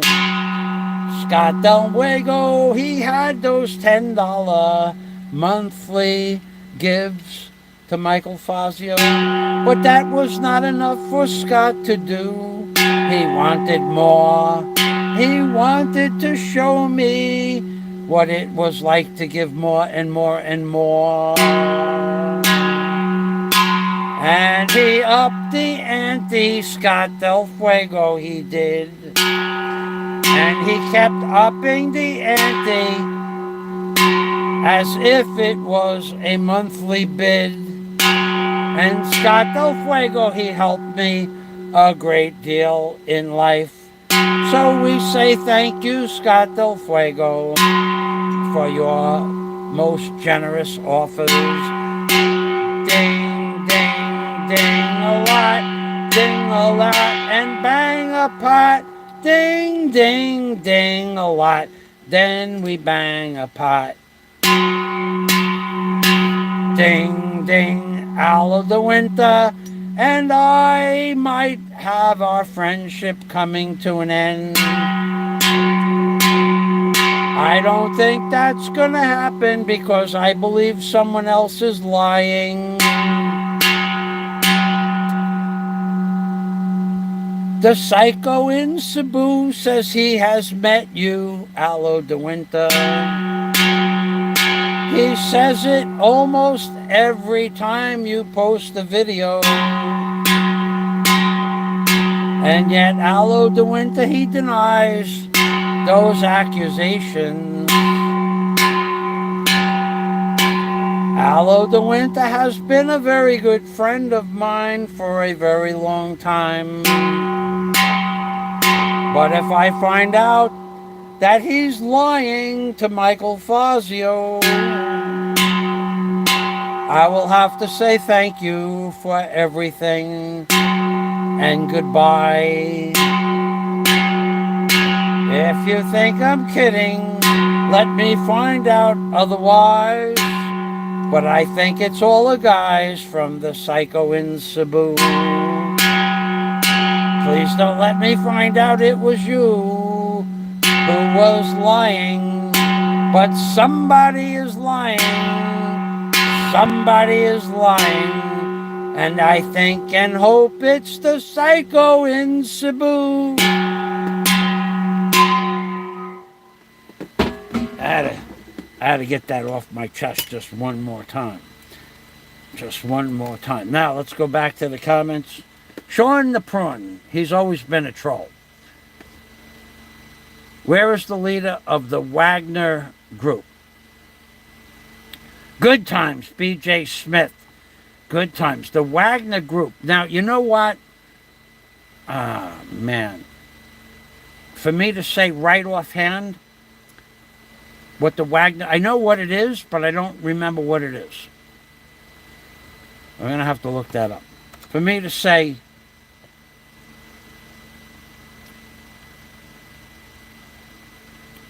Okay, now I remember. Okay, the Wagner group had to do with Russia. Okay, so let's just get... Russian President Vladimir Putin lashed out at the Wagner fighters once again. The Russian president remarked that the Wagner Group does not exist. Putin said that the Wagner fighters rejected his offers to continue fighting for Russia. Russia president reportedly held a meeting with Wagner fighters and founder Yevgeny Prigozhin. Meeting was reportedly held 5 days after the Wagner Group's failed mutiny on June 23rd. Watch the video for more. Now that I was mistaken. I didn't know about the Wagner Group. I was thinking it was something else altogether. But if you want to give it to us in brief, I'll let you have at it. No problem for me. Where is, thank you, Scott, by the way, where is the leader of the Wagner Group? I don't know. I was mistaken. I thought I knew about the Wagner Group, but I did not. I heard the name, though, before, but I don't have any content about it. Big J Smith. B.J. Smith. Good times had by all. We banged the pot. We made a lot. Thank you, Scott. We banged the pot. We made a lot. Thank you, Scott. So, now I can't say that I didn't get any super chat. Now, it's been about a month. And I'm not to toot my own horn, but you people that knock me, it's just not going to happen. You got, I know that dunce C, and I will pronounce that and spell it. Dunce. It sounds like dunce, right? D-U-N-C-E. That's what it is, dunce. Dunce. Dunce, period, C, period, dunce C. So dunce C is always knocking me. And he does so in a half-joking, half-heartedly way, and that's okay. You know, I mean, he really doesn't say anything that I could get, like, objectively upset about. He does do that to other people. But I can't remember anything Dunce C ever said about me. He might say to another YouTube personality, yeah, but you might make videos, but you don't own a barge. That's true. Nobody ever owned a barge except me in the YouTube community in the Philippines. So that's not derogatory in and of itself. That's just not, it's not something to get all bent out of shape about. And he's that smart that he knows that other people are saying negative stuff that might hurt your feelings. Like that comment that you made the other day, Dunce C. If you hear this part, Dunce C, he reads all the comments and watches all the videos. But to be honest, most of us do. So it's not like the psycho in Cebu. He's going to know I made references to him, but he doesn't care because he's got 35 concubines. Well, he used to have 35 concubines. Now he's down to 14 or 15 concubines, and that's cool, man. But I think that eventually it's going to put a toll on you mentally. I certainly am moving. My personal opinion about that is if that's your lifestyle, fine, but you have children, man. I wouldn't let my children see stuff like that. You don't hear me talking about my children. You don't see my children on YouTube. They're never going to happen. You'll never know their names, where they live, nothing, ever. Because my children I don't have anything to do with my children on YouTube. But to let your children see the lifestyle that you live, I wouldn't do it. And then, of course, if you don't let them see it, then you're hiding something from them, and they will accuse you of being duplistic in nature. But then I can attest to your duplistic nature. You're the most duplistic person in the YouTube community. I mean, who else goes around ranting and raving? I would never be friends with you. I would never have anything to do with you.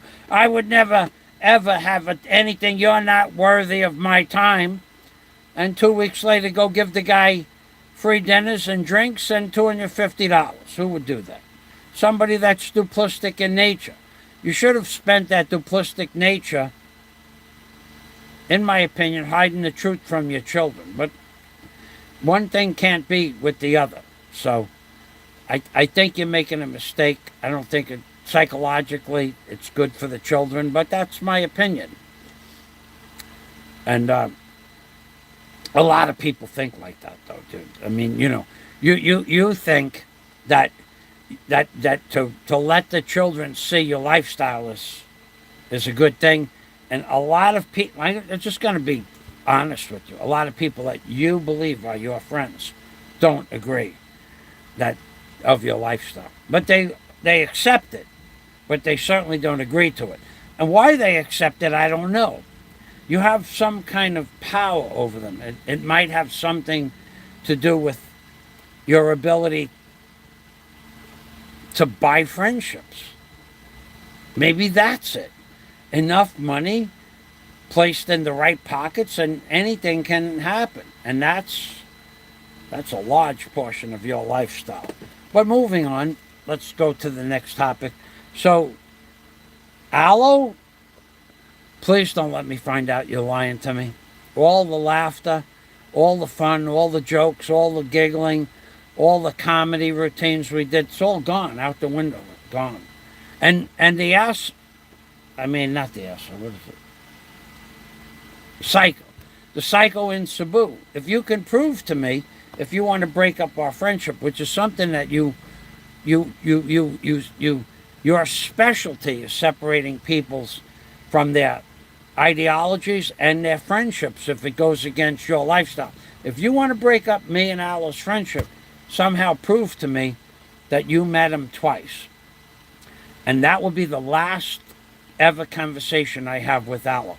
And I know that nothing would please you more, because you're just as, shall we say, negatively minded as that other creep on YouTube. You and him, your life is about mentally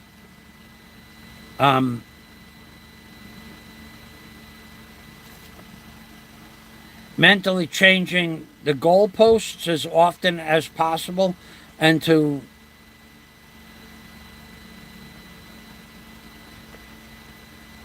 encompass them with bologna and cheese.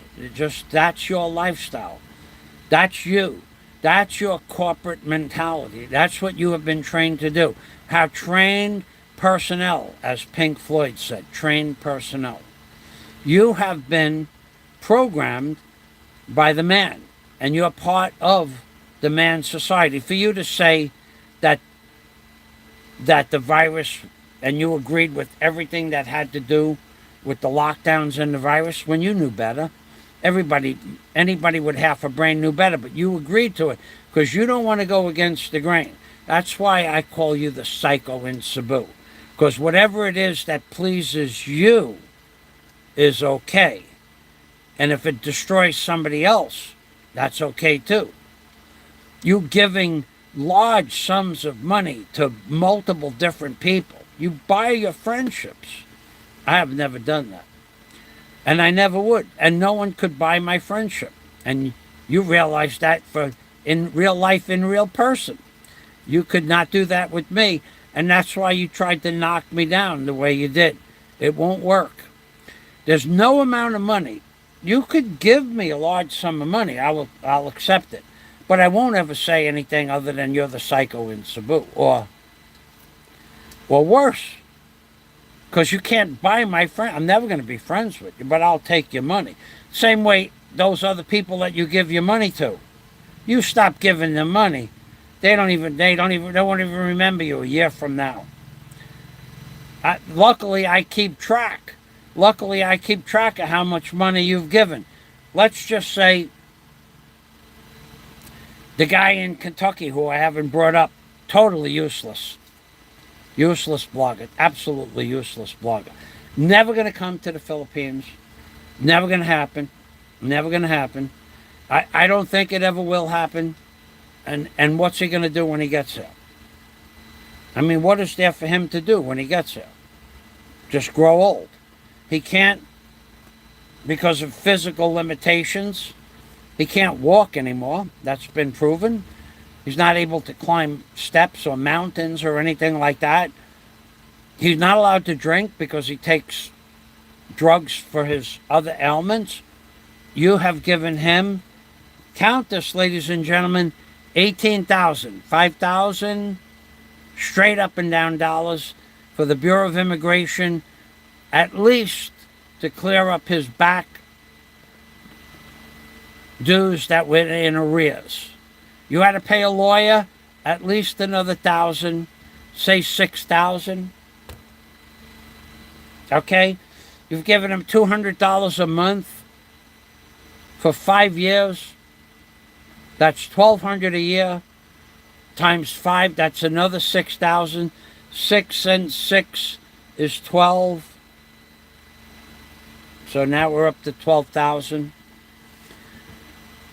Untold amounts of super chats and other gifts you've given him. You paid his credit card when he blew out his credit card. But we're up to 12,000. You're going to pay for his trip to the Philippines.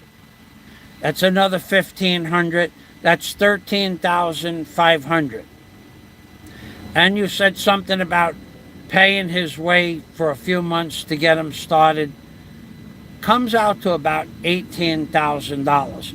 What you said you're going to give him to get him going here in the Philippines. If that's not buying friendships, I don't know what is. And as far as the woman that is now off YouTube pretty much, you told me directly you give her $200 a month to stay off YouTube. That's a payment to stay off YouTube. Now well, I'm betraying your trust. You betrayed me and I'm betraying you. Okay? How do you like me now? That's all I really have to say.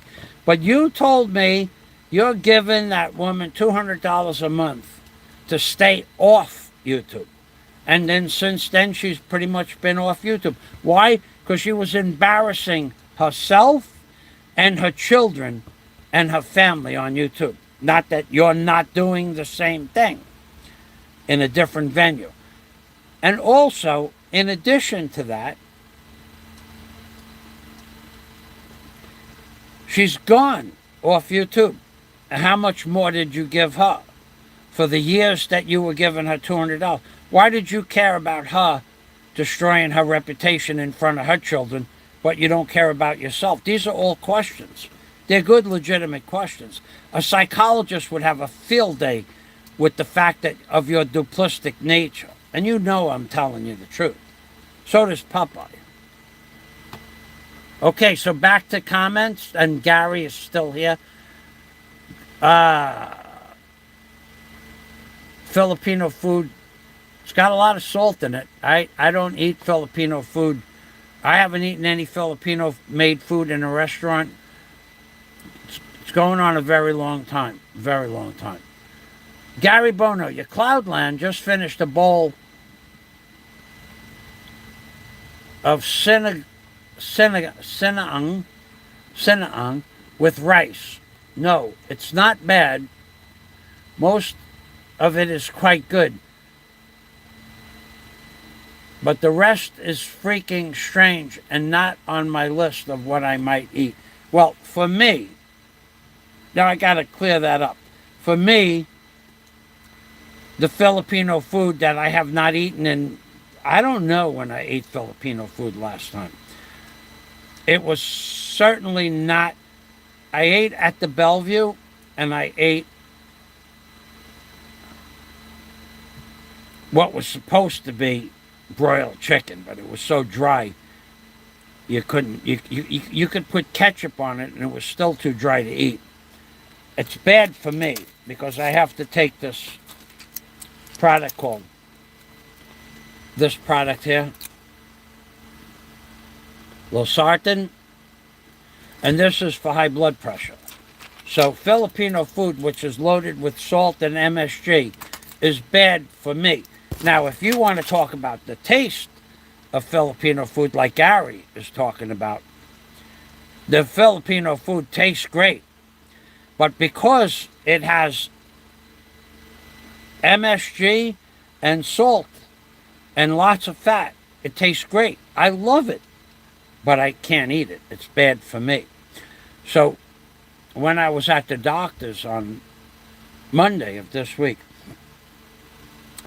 they said, have you been eating Filipino food? I said, no. And they said, why is your blood pressure so high? And I said, well,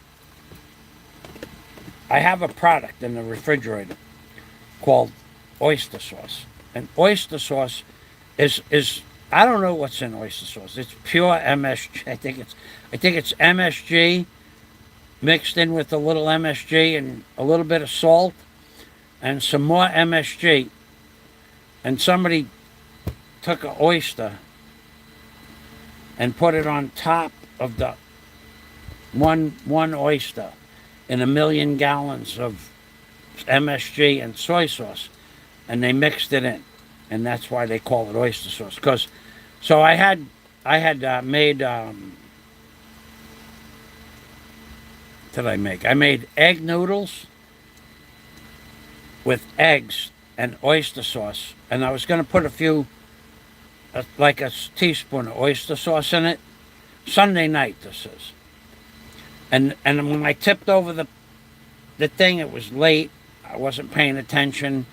I don't know why, but a lot of oyster sauce went into the egg noodles. And I said, well, how much damage could that do to eat it one time? The doctor was pissed. He goes, how come your blood pressure is so high? My blood pressure on Monday morning was 185 over 130. And it was from that oyster sauce, because I just took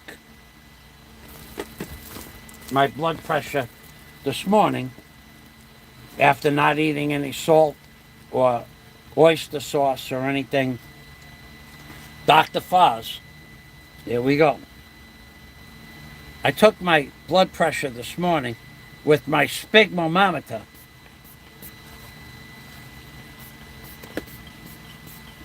And it was even high because I had, what did I have? I had a can of sardines.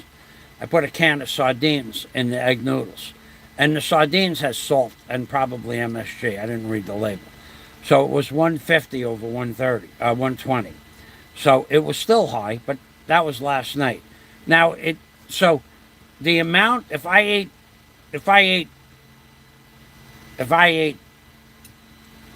Filipino food, I'd be dead. Because they just load it up with salt and MSG, and that's what raises your blood pressure. And he also asked me, do I eat the yellow part of the egg? And I said, yeah. He goes, no, you give that to the dog. You eat the white.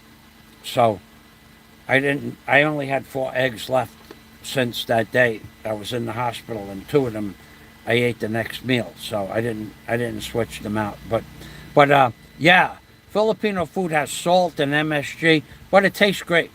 The MSG, the salt, the fat content, nothing better.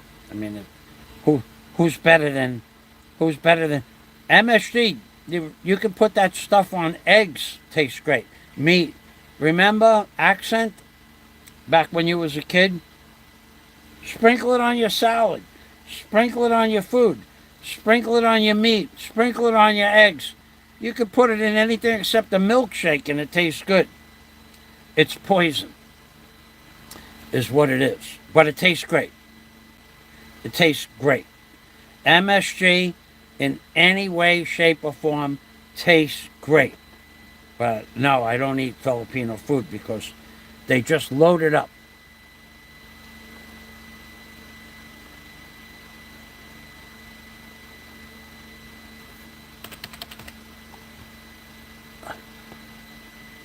let's see where money, says Big J Smith. Money is numbers even in the game. No matter how you look at it, it's all the same. Okay, so we have a poet. We have a poet there. Michael's favorite is, oh, I can talk about that now. You know, that guy, I saw that guy August 28th. The guy with the fermented bamboo. He was back here for the fiesta. He comes back every year. I don't know why. I have no idea. But I saw him again. The bamboo pork. Fish sauce, that's what it was. I'll get the bottle. I'll get the bottle. We'll read the ingredients.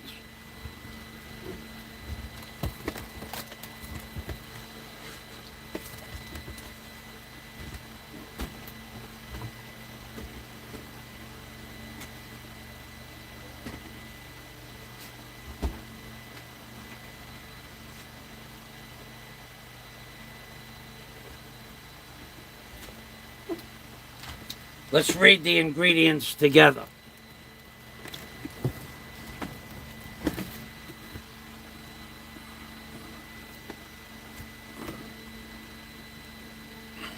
How can I do this?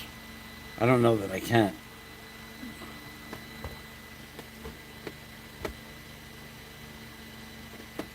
Where are the ingredients? I don't think I could show it to you.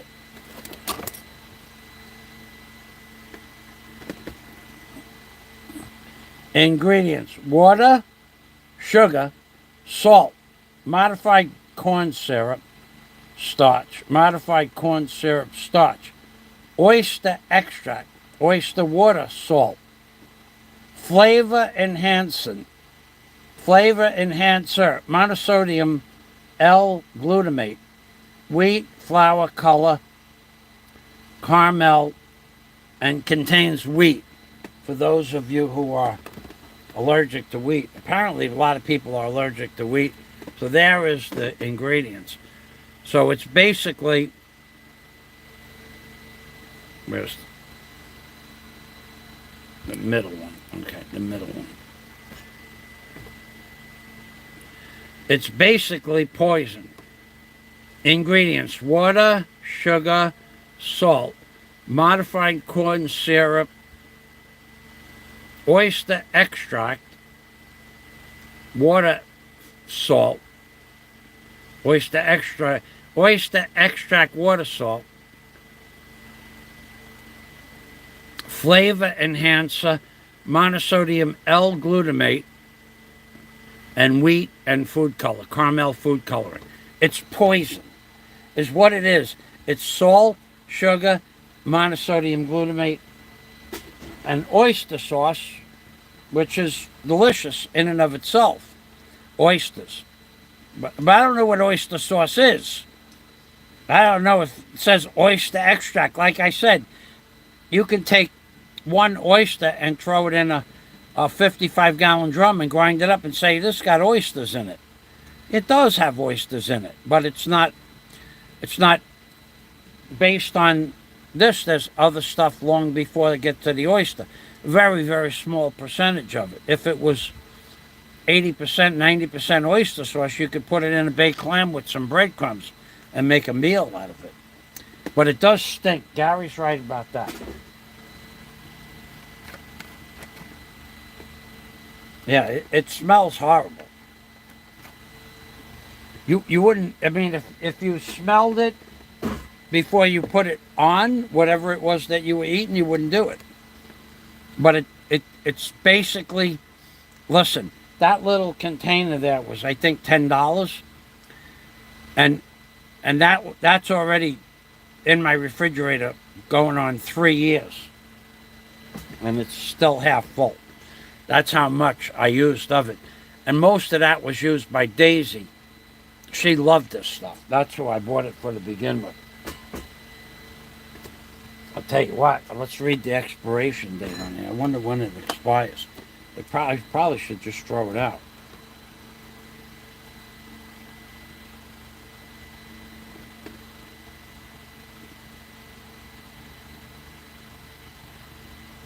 The stuff lasts forever. Used by 13 April 2024. I wish I knew. I wish I knew when I bought it. Daisy was living here when I bought this, and that was going back to 2021. So 21, 22, 23. It's 3 years old. It's still got another year to go. It's pure poison.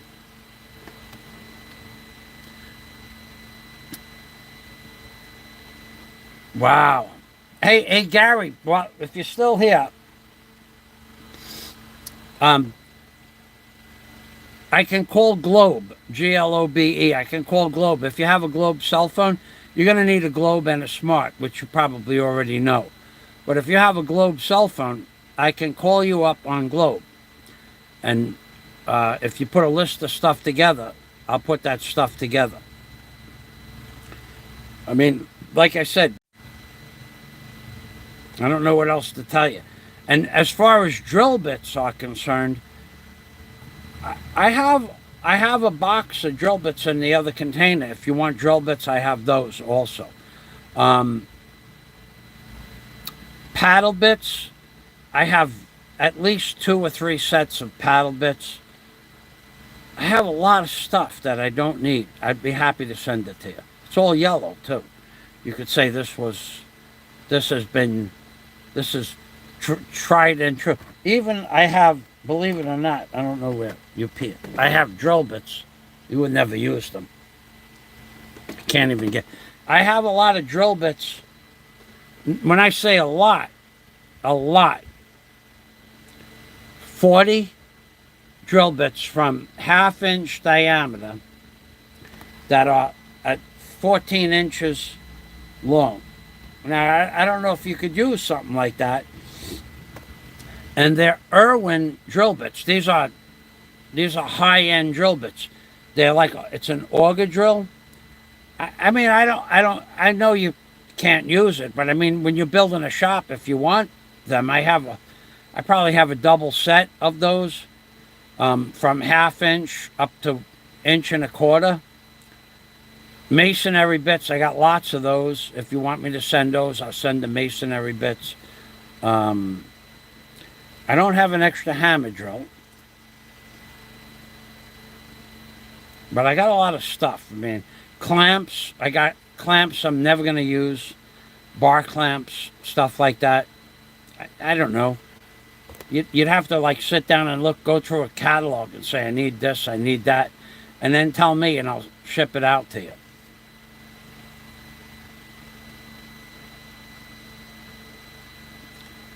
$2.5 kilos. Yeah, that's a lot of oyster sauce. I think I only used, Sunday night I might have used too much, that's for sure. 5 tablespoons. And at least 5 tablespoons went into the, it was a lot of egg noodles. It was a 1/2 kilo of egg noodles. But it was just too much. And then the doctor looked at me and goes, what have you been eating? I said, nothing, no fat, no more fat on the pork. I haven't added like regular salt to anything. Soy sauce I keep to a minimum, but that oyster sauce monkeyed up my whole week. Now my blood pressure is, this morning, like I said, 150 over 120. And that's after I had my coffee. Coffee raises your blood pressure about 15 points as well. So, let's go back over here. And I want to talk about my other subject matter now. Let's see. You know what I should do? I should go to subscriptions page. We are getting so many things that people are lying to us about. Here, let's look at this. I'm going to show you people how to save a lot of time. Look at this. Look at this nonsense. Here, I watched every one of these. Well, not today. Oversight Committee hearing on UFOs and UAP highlight. You can watch that for 3 hours and not get a single piece of evidence that's viable evidence. Somebody said this, somebody said that. He said this. Next month, this is going to happen. Maybe that's going to happen. This was supposed to happen last year. All the titles, all of them. Elon Musk, another bologna and cheese site. Watch immediately before they put me in jail. Never going to happen.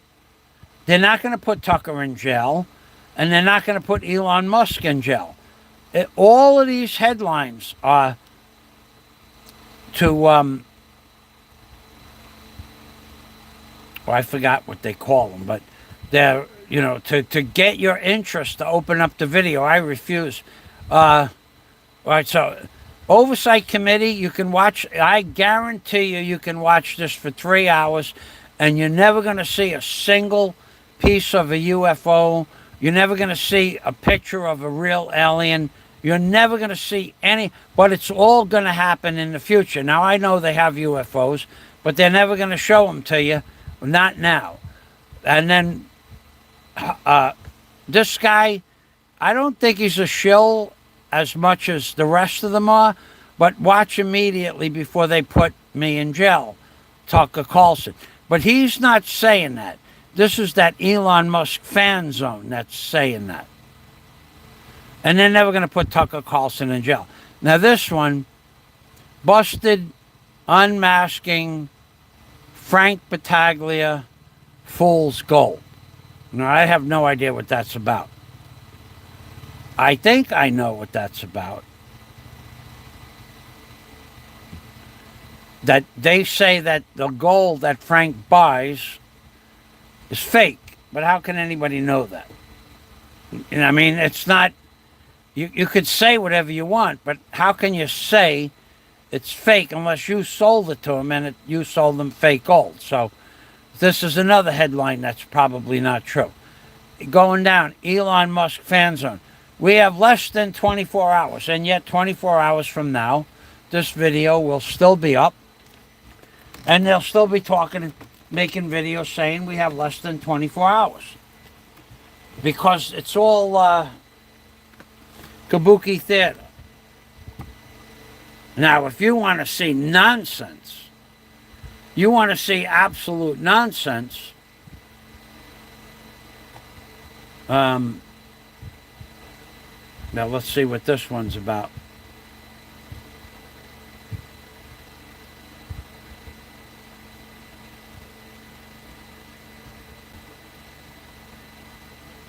Looks like it's about teeth. It looks like it's about, it looks like a dental, let's zoom in on this thing. It looks like it's about somebody that's getting ready to open up a dentistry. And they're doing a teeth commercial. Okay? And let's see what this one. The U.S. Navy just admitted they've created something so advanced when they're not. I don't know what that's about. And then down here, this is all nonsense. None of this is real. You got two very pretty girls. They don't talk much. They laugh a lot.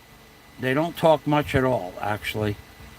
Mostly they laugh. And they might say one or two words in each short, and then they laugh.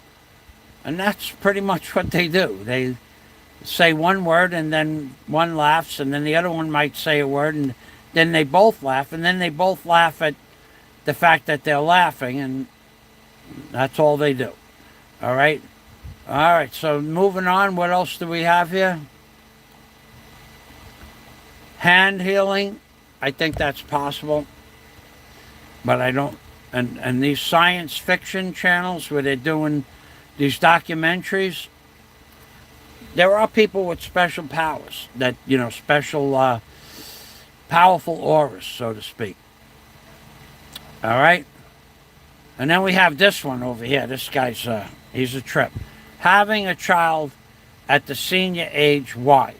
I don't know why. I'm not even... See, now, I don't watch this kind of video anymore because it lowers your IQ. There's no doubt about that. And then they have this woke stuff. Now this stuff, this upsets me, this stuff. Hunter Biden's unique roadblocks. This guy, everybody agrees he should be put in jail. I mean, everybody in politics or everybody in law enforcement, except the people in law enforcement that keep him out of jail. So the whole world is so corrupt. He's no more, this guy is no more and no less, Hunter Biden is no more and no less corrupt than this guy over here, Trump. They're two peas in a pod. They're two peas in a pod. We'll go back to my video. Gary Bonoya is back. Of course, that's a given. They're yellow. That's true. Scott Del Fuego, long drill bits, short drill bits, stick drill bits, thin drill bits, reverse drill bits, screw bits, drill bits, spade drill bits, metal drill bits, wood bits, drill bits, masonry drill bits. I have them all.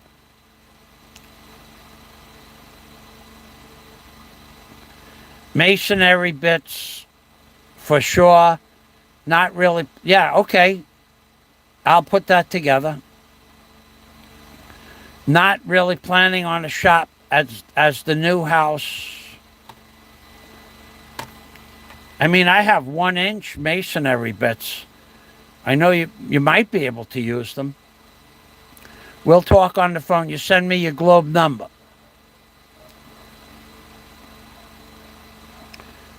Gary, as little as possible. He plans his retiring in the Philippines and is going to do as little as possible. That sounds good, Gary. Okay. Let's talk on the phone. I have a lot of big industrial, like masonry bits, 1/2 inch, 5/8, 3/4, like that. You should be able to use them for something on your project. We'll talk. And then, but what's on YouTube?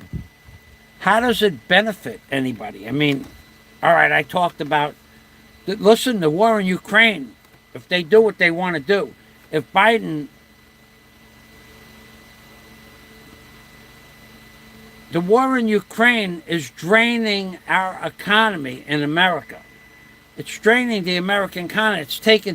They're paying for the school teachers in Ukraine. They're paying their salaries and their union dues and benefits. They're paying politicians their salaries and their benefits. They're paying the military that's fighting Russia their salaries, their medical, and their benefits for all of the above medical. $180 billion. That's 180,000 millions. 1,000 millions is 1 billion. And it didn't help. They're still losing. They're draining the American economy. They're destroying America from within its own borders. And then, of course, we have illegal immigration in America that you're not allowed to say it anymore. You have to say immigration. And immigration, they're putting people that immigrated into America into hotel rooms for $175 a night. And they're kicking out the people, like, let's say you made an appointment to have a hotel room for the month of July, in July. That hotel is now sold out to the American government for just refugees. And your hotel reservations and plans get canceled. And now you have to book another room somewhere. It's not fair to Americans. But there's a lot of stuff that's not fair, like the price of medicine in the Philippines. You people have no idea. You can go to one pharmacy. I don't want to talk about that.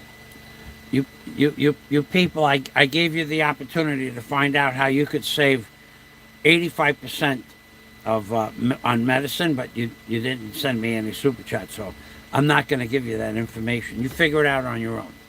Okay? There is a way, and you figure it out on your own. And I have figured it out. I have figured out how to buy these pills for 6.5 times less than they want over the counter. I have figured out how to buy these pills for 4.7 times less over the counter. I have figured out how to buy this product for 2/3 the price, and it makes a big difference. For 3 grams of this stuff, they want almost $8, and I can get it for $4 plus shipping. So you people had the opportunity to find out where exactly, to save you nothing, to save the time to find out where to get the medicine, but there was no super chat, so I didn't give you the information. And I'm not even gonna do that show. Let you figure it out on your own. You go to the hospital, you get your prescriptions filled, and you take the loss. And there's another medicine called ibuprofen, which I have here. These pills, I can get you these pills 18 times cheaper than if you just walk into a pharmacy and buy them. 18 times cheaper. 18. 1-8. But I'm not going to tell you how to do that. I'll tell Gary. Philip Janik. Nicer apartments for the immigrants than for seniors in Chicago. That's true. That is really true. They're giving immigrants hotel rooms that were booked out at $175 a night, which is a nice hotel room, and they're just giving them, they're just filling up the hotels with immigrants in all the big cities, all of them, not just Chicago, New York. It's sad. It's really sad. I mean, imagine you're an immigrant family. You come here without papers, and you get a hotel room, and they're giving them the food too, and food and the electric for the hotel, and water and food and medical. These people are getting, right off the bat in 1 month, 20, 30 times 2. So $5,000 in rent for free, plus water and electric, and then another $5,000 plus for medical, dental, and food. In 1 month, that family receives $10,000. The government didn't give us $10,000 when we got our vaccination, whatever that money was for. I think I got $1,200. They didn't give us $10,000 in a month. They're giving complete strangers that have never paid into the system, not a dime, $10, $12, $13, $14, $15,000 the first month they're here. The whole family is costing that much. It's not fair. And I mentioned to a Filipino the other day that what he was charging for a service, a sales, when I said I can get that for 1/6 the price, and he said, so go get it. I said, well, of course I'm going to go get it for that price. And then I said, but don't you think it's not fair to your own people? These are poor people. And he said, they have a choice. And I'm going, but what if they don't know that there's a choice? Or where the choice is? Or how to choose? You're just going to rake them over the coals. That's none of your business. So I walked away. It really isn't any of my business. My business is my business. But that woman that was in line next to me, she was scraping up pesos to pay for the. She had all the money out of her wallet that paper money, and she had to pay in coins, or she was trying to get enough coins to pay for a pill. I don't know how many pills there were. And it was the same medicine I was buying, but it was 6.5 times more money. They're getting free ID, driver's license, and I had to pay for my license. That's right. And they did the same thing in the 90s and the 2000s.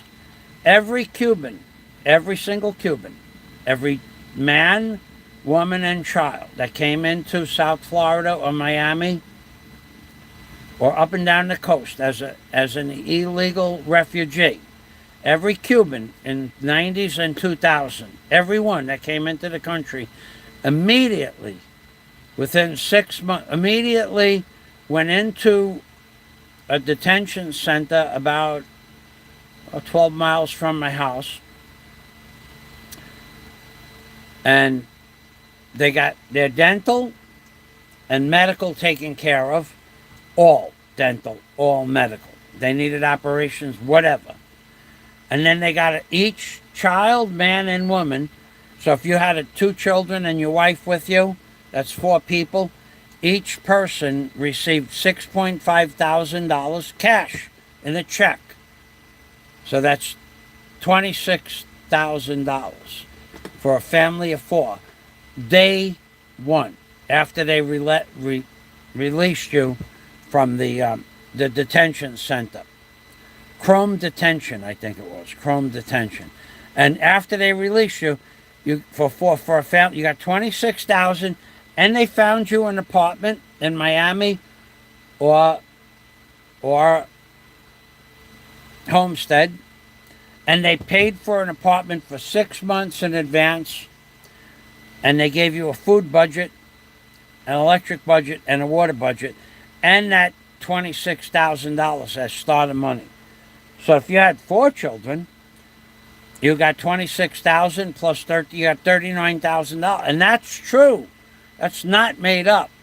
That's day 1. They let you out of Chrome Detention Center. 6 months later, they gave you that same amount of money again. They give you half up front and half 6 months later. And when you ran out of money, they paid all your bills anyway. They were making more money than Americans that were working 10 hours a day in jobs. $26,000 for a family of 4. Double that, $52,000 for a family of 4 in 6 months. What working class family makes $100,000 in 6 months? None. Very few percentage.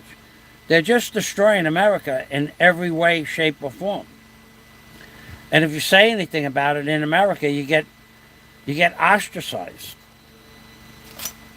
Okay, so that's it.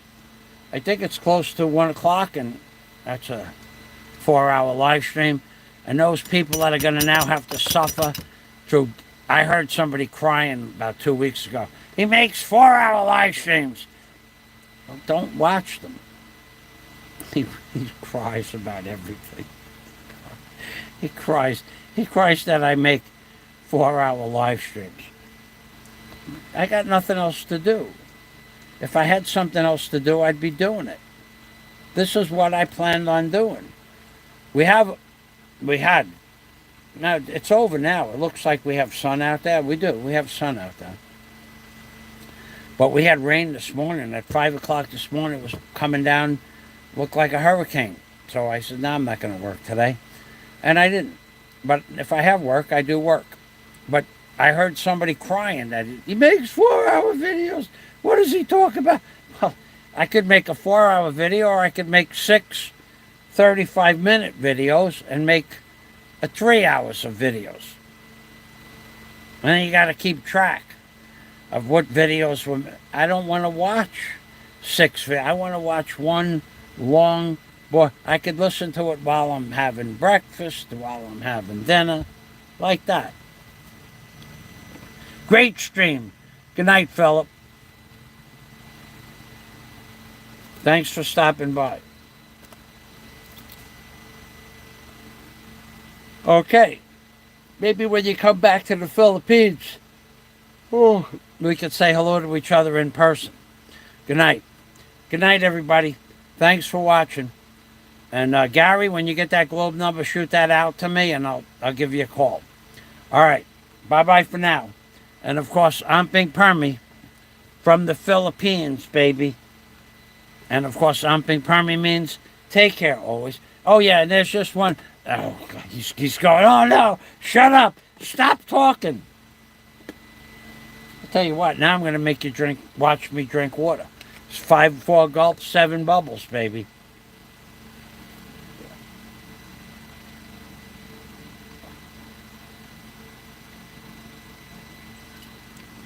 It's the Delwego.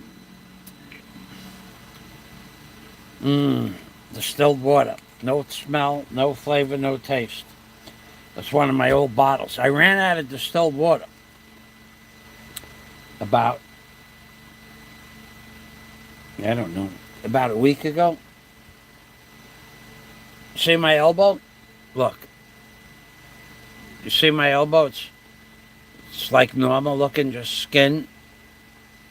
I can feel this right here. I don't know what you could see. Let me see what you could see. Okay. You see it's got like an upset skin there, right?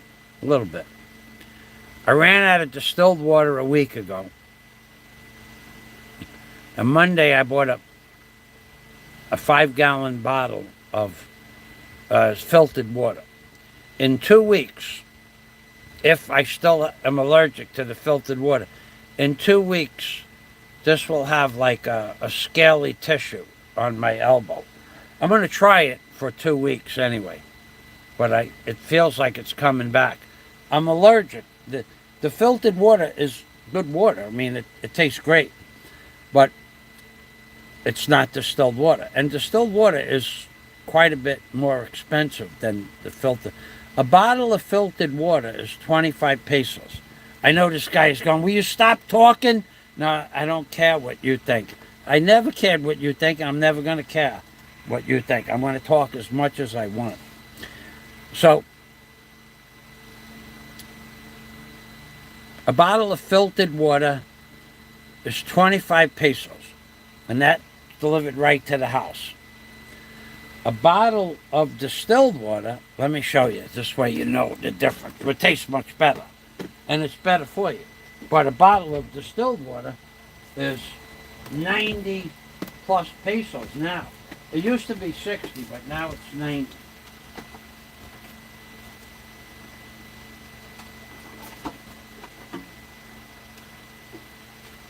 Oh, my legs get stiff sitting down. And also, you know, I drank 3 bottles of water. Distilled water, 10 liters. This is 90 pesos, 90. Now, I've been drinking this, well, going on since the year 2001. I've been drinking distilled water. Now, I will tell you the difference between distilled. For me, in about 2 weeks, I expect to have a kind of psoriasis on my elbow. A white, scaly tissue. I expect that, because that's what's always happened to me when I went off distilled water. On both elbows. And then behind my ears, I expect to have bleeding lesions within a month. And then if that happens, I'll have to go back to distilled water. So why am I buying it in these bottles for 90 pesos? Well, I figured out the cost of electric. It costs more money. I have a water distiller.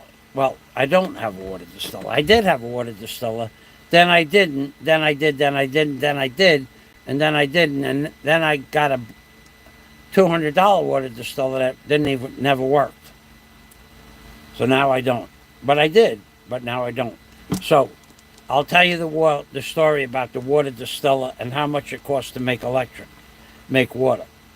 So in 2001, I had a bad rash all over my body, on my back and my chest and my stomach.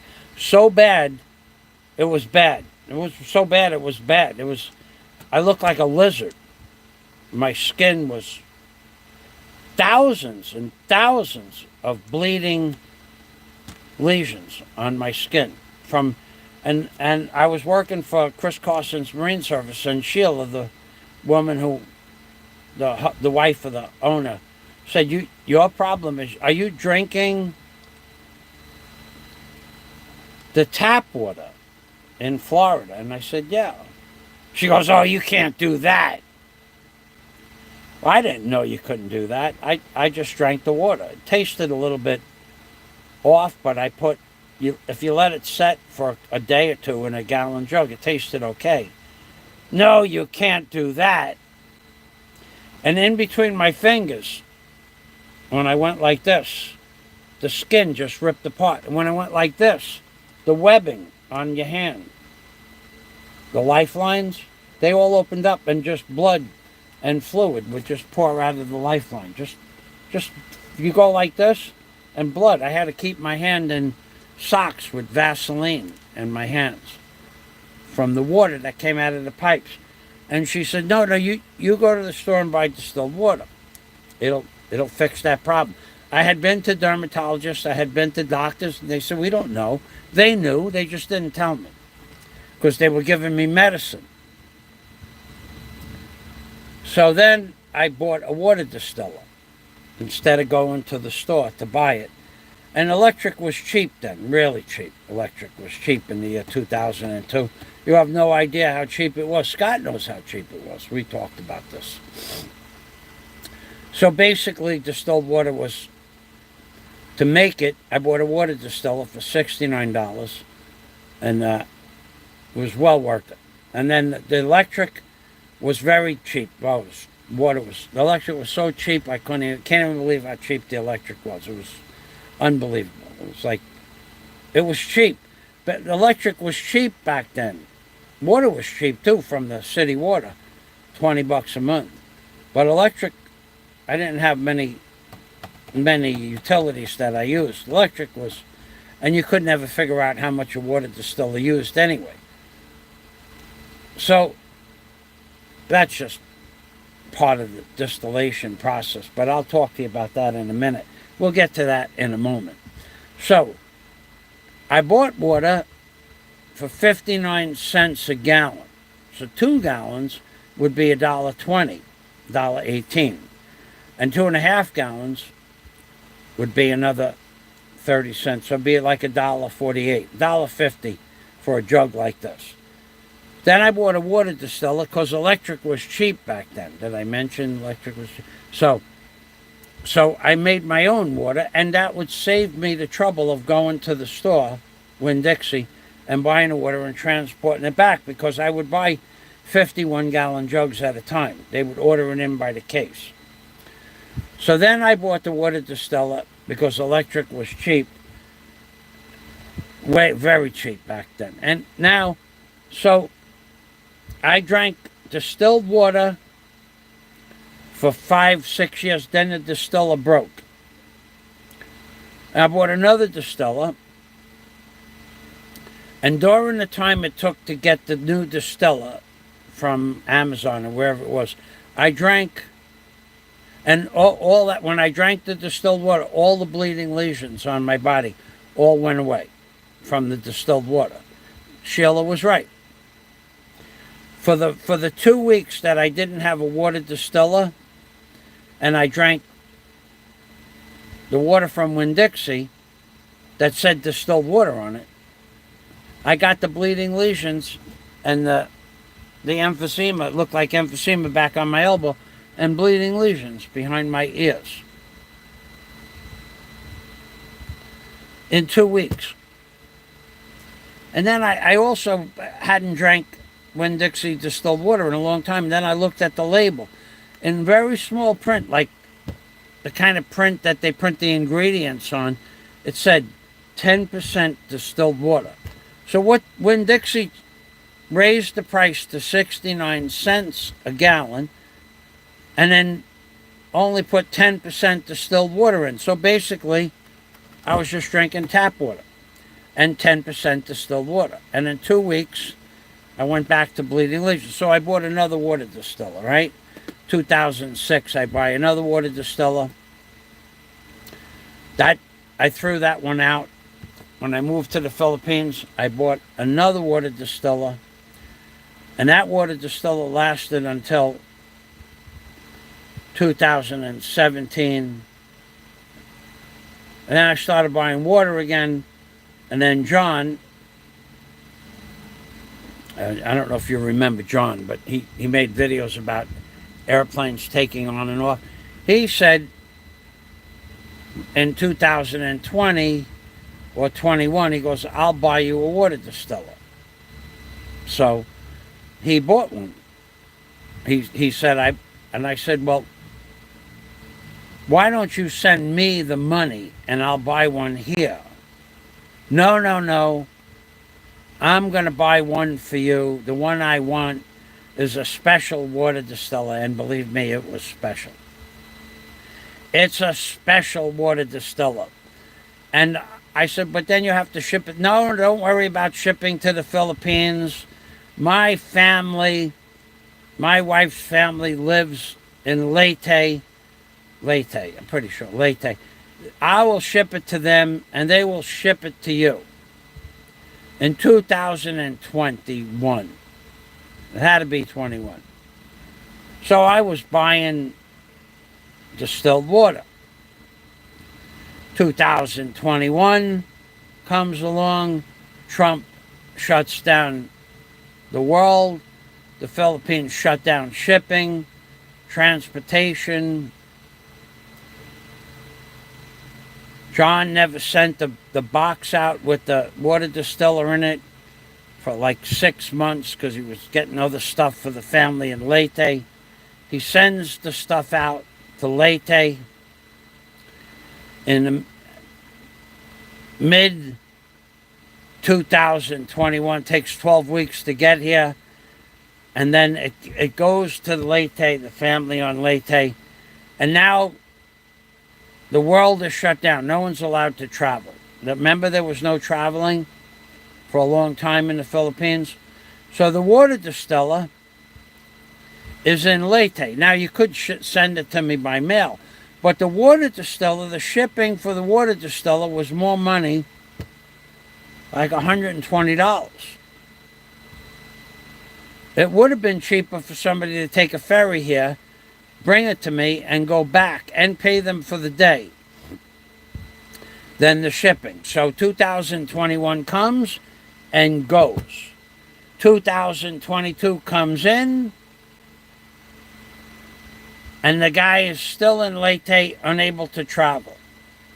The lockdowns are still in place. Finally, in the year 2022, sometime when the lockdowns ended and you were allowed to travel, the guy comes. I don't even remember the guy's name. The guy's coming on Monday. Don't make any plans, says John.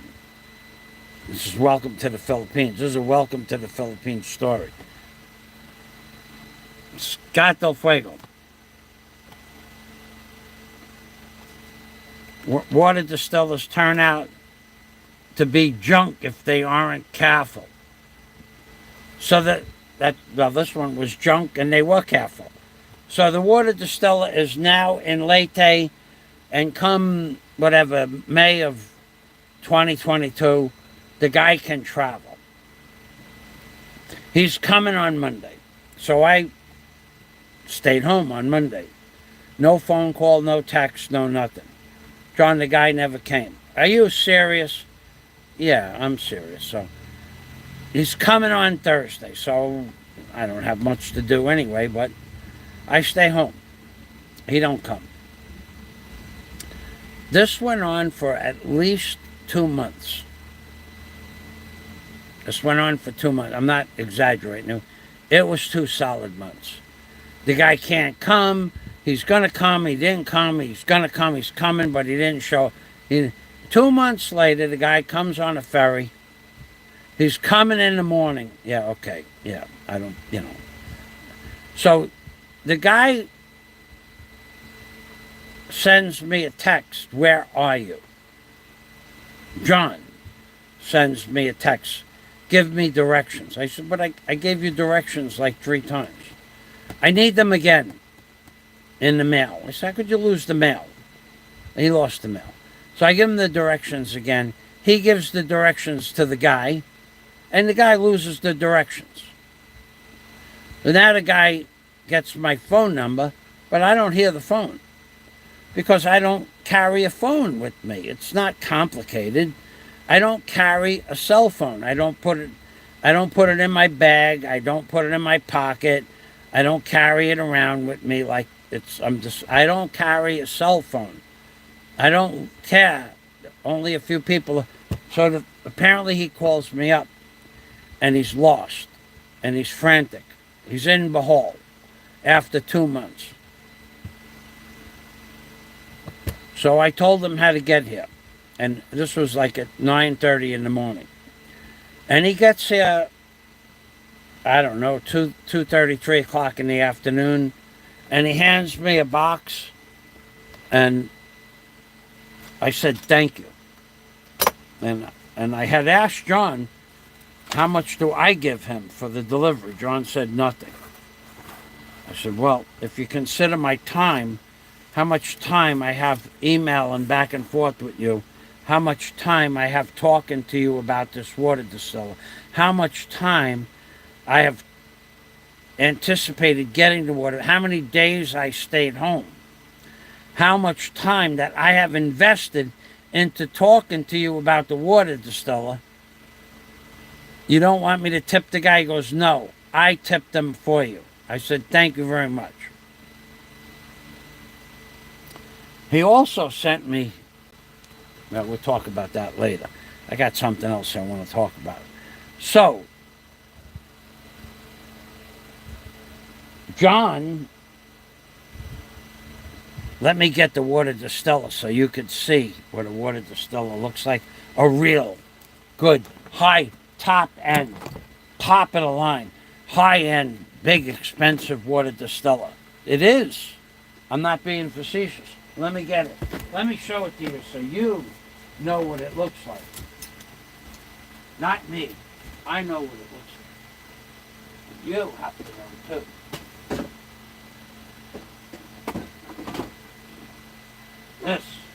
This is the water distiller. This would be military grade water distillation. This would be better than reverse osmosis military grade. Here it is. Okay? This is military grade water distillation at its best. Now it has a top on here with a fan for the part of the pump. The inside is stainless steel, but apparently not. Apparently it's not stainless steel. It was supposed to be stainless steel, but it has water in there, and the water made it rust. But it doesn't matter. It doesn't matter that it rusted. It doesn't matter. I'm not going to get upset about that. And it has a temperature gauge and an on-off, and you could program it. And it has a glass sharif that, like a glass, like a good coffee pot made out of glass, tempered glass. It's got a glass, tempered glass pot that the water goes into. And this holds 1 gallon. But John, it's, I live where it's 220 volts, John. I live where there's 220 volts. Oh, I didn't know. I didn't think about that. I said, well, that's why I wanted to buy one. So what I did was I went out to the shop and I ran a home run from my diamond transformer. I have a 10,000 watt transformer. I had to run a cable, a Romex cable, from the transformer to the house just for the water distiller. And that took about a half a day to get the wire, put it to the transformer, and then to get a box, an electrical box and an outlet, and put it in an outlet and hang it on the wall. That took about a half a day, probably a little bit more, because it was in no hurry. So that was another half a day chewed up for the water distiller. And I plugged the water distiller in, and it don't work. It just doesn't work. It doesn't work. It doesn't even get hot. It doesn't even turn on. It doesn't work. It doesn't turn on. It doesn't get hot. It doesn't do nothing. And I took it to an electronics store, and the guy says, you could throw that out. We can't get those parts to change this thing here. So this thing here, it has a temperature sensor that's auto shuts off the water distiller when it has like an eighth of an inch of water in the bottom of the distiller. This is a good one. This is a really good distiller. It doesn't wait for the water to get down to nothing and then the impurities bake onto the bottom of the distiller. This one shuts it off while there's still about an ounce and a half of water in the distiller, because this is a good water distiller that doesn't work. So not only did I waste a half a day putting in an electrical outlet, not only did we talk about this for 1 year and several months, not only did I stay home 3 or 4 days, but I talked to this man on the phone for hours about the water distiller's coming.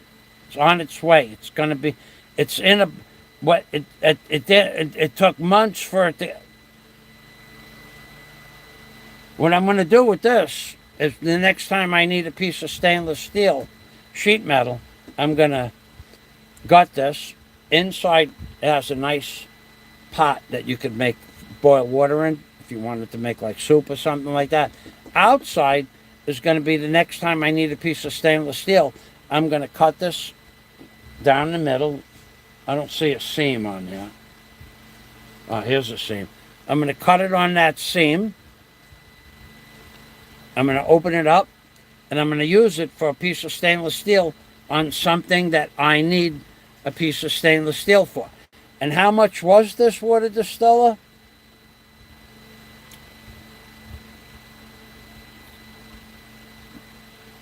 $200 instead of $69. All told, let's see what kind of water distiller this is.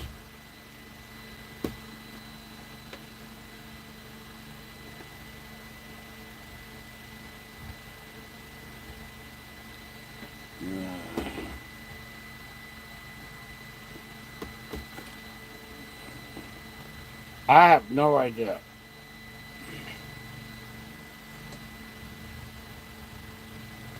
Correct.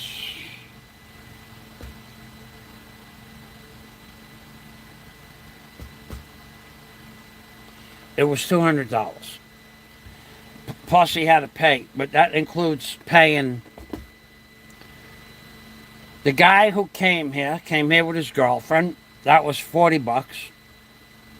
$40 back, that was $80. And he had to pay the guy 3,000 pesos for the day. So that was $140. And the water distiller was $140, if I remember correctly. So this is a $250 water distiller that I can't get fixed. As soon as I brought it to the city, the man who fixes my electronics said, no, we can't fix that. We can't get. He knows what this is. It's not the first one that people have brought him. People here in the field, but they have a one that's 220 volts, but they can't get this part. So, unfortunately, the guy who hates when I make long videos, that I just made that video 20 minutes longer. He's going to have to watch that now.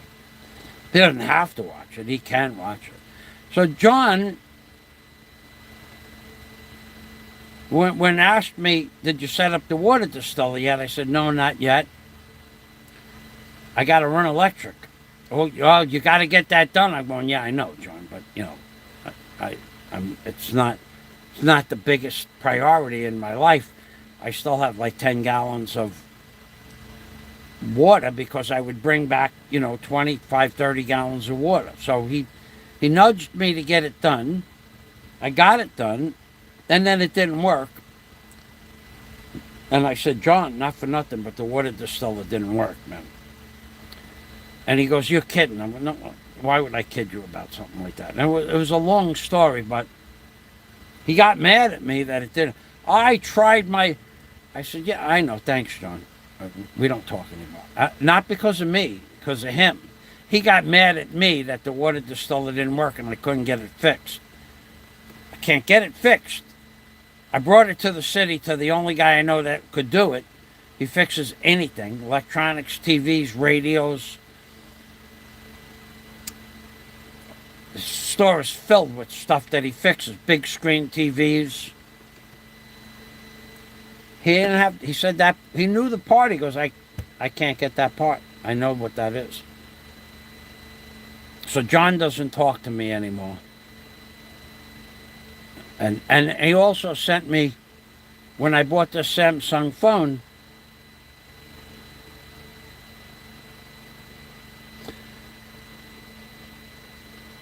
because remember, it took a year for him to send out the box. When it started, the lockdown started in 2021. So sometime in 2021, I bought this phone. And he goes, I'm going to buy you a case for the phone. Okay. If we all figured that this stuff was going to go out the next week, but it didn't go out for a year and a few months. Then when it did come, if I put the case on the phone, the case is made, it looks like a component like for you use a utility belt. It's a hard plastic case with a great alligator clip, and you could stand the phone up or lay the phone down and put it on a 45-degree angle, stuff like that. But as soon as you put the case on, in 10 minutes it overheats. Because if you put a case on this Samsung Galaxy phone, which I forgot to talk to you people about last week, if you put a case on it, it overheats when you're making a video or doing a live stream. So you can't put a case on it. So you can put the phone in the holder that I have it in, but if you put a case on it with a folder that holds onto the desk, in 22 minutes, 18 minutes, it overheats. So he paid $80 for that case. $60. $60 for the case. And I can't use the case. Boy, was he upset. I spent $250 with a case I can't use. Would you rather have me say the case is wonderful and then you don't see it ever on the case, on the phone? Or would you rather? He got mad that I told him the truth. That's how some people are. The truth is beyond them. And, where is the case? I could show you the case, too. I think I could show you the case. I'm not sure if I have the case still out. I wanted to give the case to somebody that could use the case. But that's the problem. No, I don't know where it went. It's not that. But I have a $60 case for this phone. And I went to it's brand new. But you have to have that phone to fit the case. I guess I could bring it to the city. And then I would sell it to somebody, then they wouldn't be able to use their phone. I would just, I didn't know. I would never do that. But, that's what some people might do. But I would never do that. Scott says. So the water distiller turned out to be junk. I still have it. I didn't throw it out. And I would love to have it repaired. But here's the problem. With all of that said, my leg is getting cramped up. With all of that said, I need more water. 4 gulps, 7 bubbles. With all of that said, now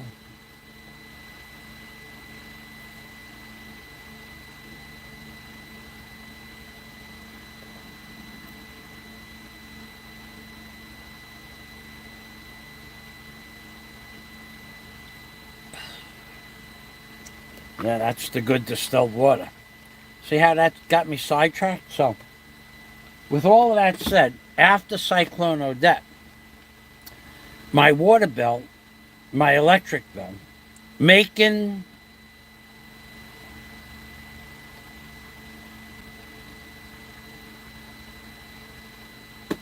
I figured out making electric distilled water.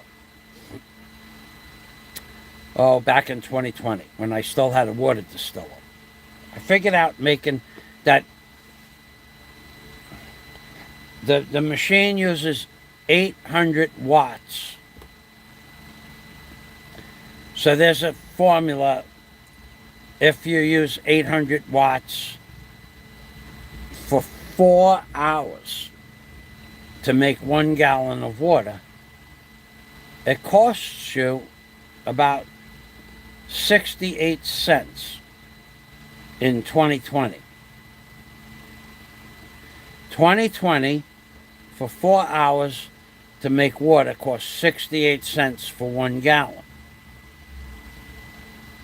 And when I figured that out, when the water, I said, well, that's crazy. I can buy 2.5 gallons for 90 pesos.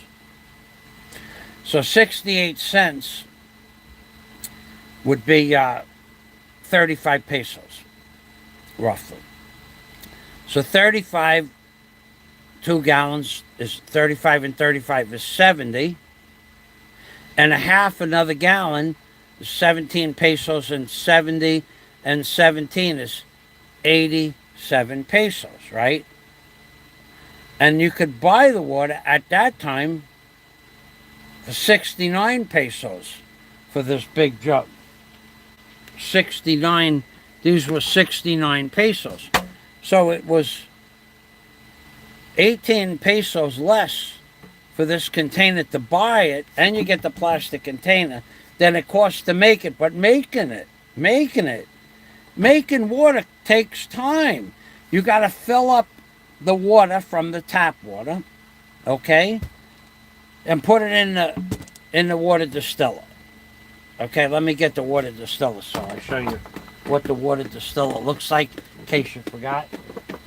So now, you get the water distiller, and you put the water, you take the top off the water distiller.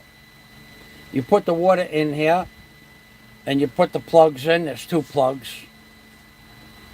One plug goes to the top of the unit, and one plug goes to the power, and to the top of the unit.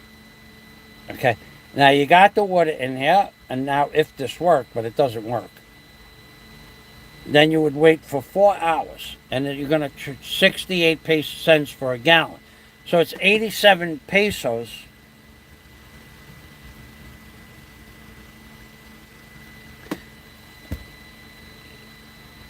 It's 69 pesos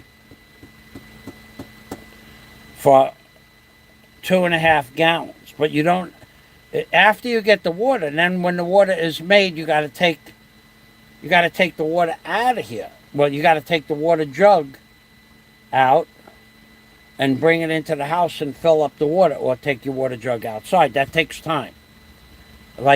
So that process of making water, say 4 minutes to get the water and put it in the distiller and plug it in, reset it, and then you wait 4 hours, and then you get a gallon of water. You need 2 gallons a day. Got to do this twice a day. And you take the water out, then you bring it into the house, or you fill it up and you bring the water into the house. You're figuring, say, 12, 13, 14 minutes per batch, twice a day. That's a half hour a day. What's your time worth? Your time got to be worth something. I value my time at $50 an hour. So that just cost me $25 in time to make 2 gallons of water. So if water was 60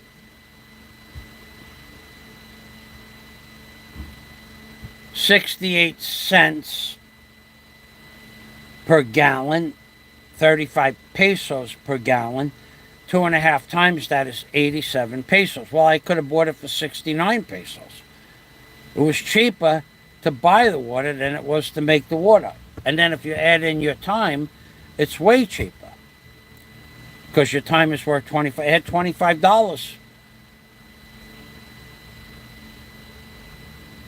every day. $25 a day in time.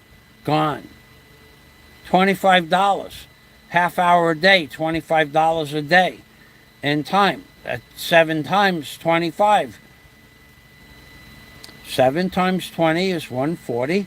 7 times 5 is 35. That's another $175 a week on top of the electric or the water if you buy it.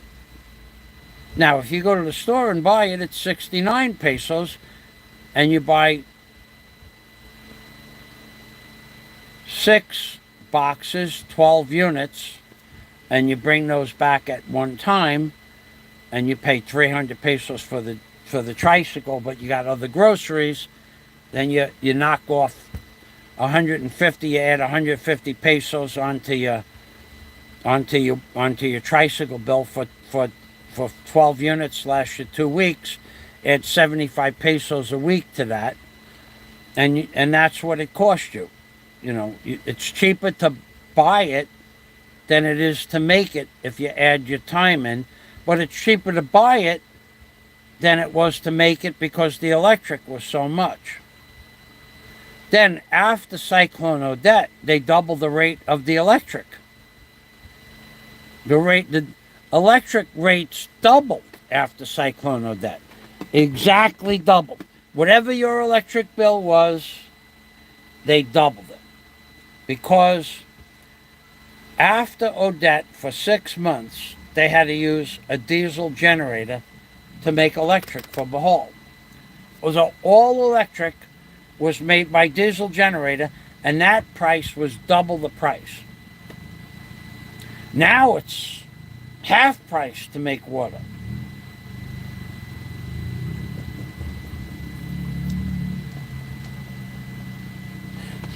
You people sitting here watching me like I was talking about how to make rice.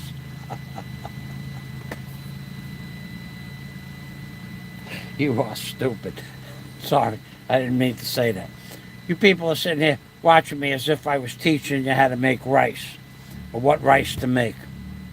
So, when Cyclone Odette hit, the electric went up double.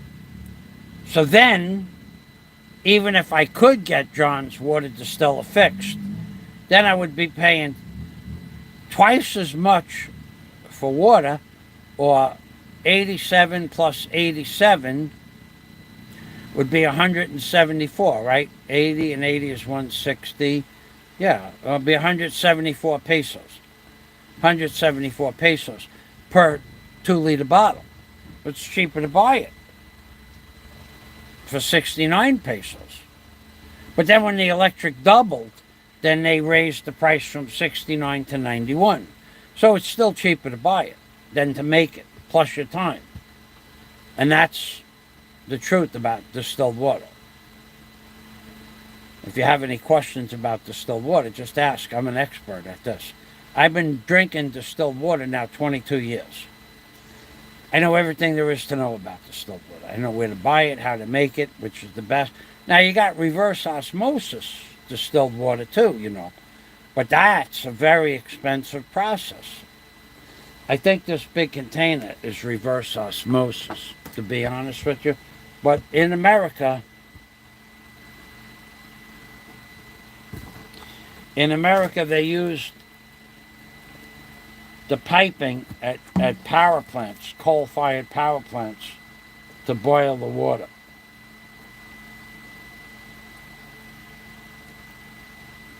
This is probably reverse osmosis, because I don't think they would use. I don't know. I don't think the coal-fired power plant could make enough water, but it's probably reverse osmosis, which is why it went from 69 to 91. It's very expensive. So Sunday I ran out of distilled water. I can't drink it though. Spring water. I can't drink it. Well, I can't drink it. It makes me break out in rashes. Good for you, but I'm allergic to something in the water here. I don't know if it's the water here in the Philippines. I was allergic to something in Florida's water too, but not New York. I could drink New York water when I lived there, and I never got a rash. When I went back to New York to pick up stuff or stayed there for 2 months, I didn't have a rash. But now when I came back to Florida, I got it right away. It takes about a week. I expect to have rashes soon. Is there anything else you want to talk about? Now that I've extended your viewing pleasure. And now you can blame Scott for that, because Scott gave me Super Chat.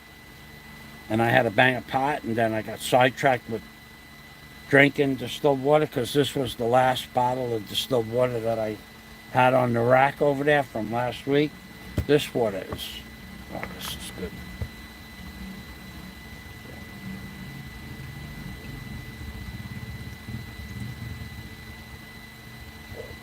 4 gulps, 7 bubbles. There is no other way.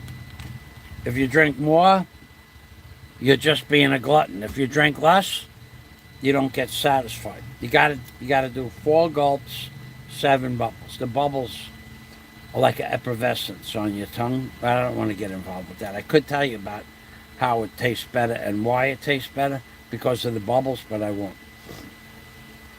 Okay, then we'll try this again.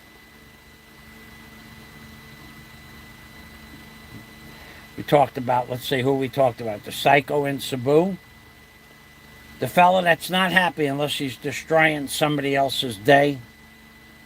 Those two should be givens, who they are. I don't know that you could figure it out, but those two should be given. Then we talked about Popeye, which there's no mistake there. Popeye said he was in charge of radar, but I don't believe a word of it. I know more about how radar works than Popeye ever could. Why he said he was in charge of radar, I think he mistakenly said he was in charge of radar because they put him at a door at the radar room, and at the radar room he was outside the door. He never was inside the door. I don't think he's an outside the door type of guy, Popeye is. He was outside the door on guard, not letting people, because radar is a very important part of the ship. Very, very highly secure area, radar, because that's what keeps the ship safe. So Popeye could have been outside like that with the, one of the gun things, and he could have been outside by the door, guarding the door day and night, night and day, but not night and day, day and night, but on his shift. And I'd like to ask him how he did that, if he did that in sneakers or hard soled shoes or boots, what kind of boots they were, because I have trouble standing up for more than an hour in one place with my legs straight. But anyway, Popeye's out there by the door, in charge of who goes in the radar room, but not knowing anything about radar. And then he made the mistake to tell me he knew about radar. When I corrected him, I got blocked on his channel. Well, Popeye, please unblock me. I won't leave anything derogatory on your channel. We talked, but I didn't say anything derogatory about Popeye. I just told the truth. I was talking, I gave him the information how radar worked, and I got blocked because he didn't want to talk. He says, I don't want to talk to you about the flat earth. I never mentioned the flat earth. I said that they don't lose the airplane, not because of the flat earth, but because of the power that goes into the amplification of the radar. But I did say flat earth in the sentence, but it wasn't about flat earth. I was just correcting him how radar worked. And then he blocked me anyway. I'm not going to argue about the flat. I don't want to argue with you about the flat earth. Let's argue about something you know, Popeye. Let's have a debate. You will tell me that radar works a certain way, and then I'll explain to you how it really works, and we'll have a debate. 2 men, mano on mano, me and you. Don't get upset. If just because you were standing outside the door, guarding the door, and not inside operating the radar. We know that you never operated the radar because you didn't say you were operating the radar. You said you were in charge of the radar. And I believe that you were in charge of outside by the door with the radar. No, do you have a pass? I know for a fact the radar room is very, very well secure. Could have been 2 or 3 Popeyes outside the door. Could have been like, it could have been a Popeye inside the door and a Popeye outside the door. Both standing there like this, making sure the outside guy, this is ridiculous, but it's the same thing like at the boat terminal here. You got to buy a ticket to get into the boat terminal. You can't get into the boat terminal without showing the guard a ticket. Now you're in the boat terminal, and 22 feet away, you got to go through the x-ray machine. And you got to show them the ticket at the x-ray machine. Now, they just saw you walk past the guard. And you showed the guard your ticket. But the x-ray fella has to see your ticket to tell you where the boat is going to dock. That's his job, too. He does x-rays and tells you go to gate 1 or gate 2, which is very helpful because those gates are almost 150 feet apart. You don't want to go to the wrong gate. Then the boat comes and leaves without you, and then you got to go buy another ticket and go back to the guard and through the x-ray machine again. So Popeye's job was a very important job. So there could be a guy like Popeye outside the gate like this, and another guy inside the door like this, and they both look at the pass, give you a thumbs up, a good Popeye thumbs up, like that, okay? Or give you a nod, big solid nod, big Navy nod. Talking about the Navy. Anyway, so Popeye's outside the door. He's in charge of who goes in the door. He's in charge of the radar room, but he doesn't know anything about amplification and power and equals distance. Nothing like that. So now you're inside the boat terminal. And inside the boat terminal, there's a guy. The boat comes in, and the people get off the boat, and they go that way. Now you're going to get on the boat, and you're at door number 1. Now you got to go. You went through the guard at the door. You went through the x-ray guard. Now you're sitting down. Now you got to get out of the terminal to get onto the boat. Now there's a guard at the door. 2 guards at the door. And then you got to show them the pass. But wait. About 75 feet after you get out of the building is the catwalk that brings you to the boat. There's another guard at the base, at the forefront of the catwalk. You got to give that guy the ticket too. So it's 1 guard at the door, 1 guard at the x-ray machine, 1 guard to get out of the waiting area, and 1 guard at the beginning of the catwalk. And now you get to the boat. And when you get in the boat, you got to show the pass again, even though you know where the seat is. You got to show them, and then they tell you upstairs or in the front or on the side. So you got to show it to the guard at the door, the x-ray guard, the guard outside to get out of the building, the guard at the catwalk, and the guard on the boat. 5 people. That kind of reminds me of Popeye standing by the door, like maybe give you a tip of the hat. Yeah, like that. Popeye doesn't know about radar. Don't listen to Popeye when he tells you he knows about the radar, because he doesn't know anything about the radar. And he blocked me for teaching him about the radar because he was in charge of radar, but he doesn't know how the radar works. So he was in charge of radar, but doesn't know how the radar works, and when I corrected him, he blocked me. That's not fair. Popeye, you hurt my feelings. I just picture him standing there like this.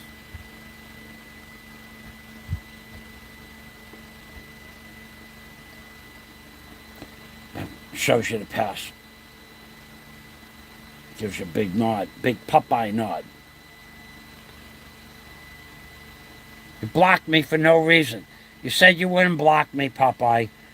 You said you wouldn't block me as long as I wasn't being derogatory, and I wasn't. I was just teaching you about radar physics. And you blocked me. Did you lie to me? I don't know.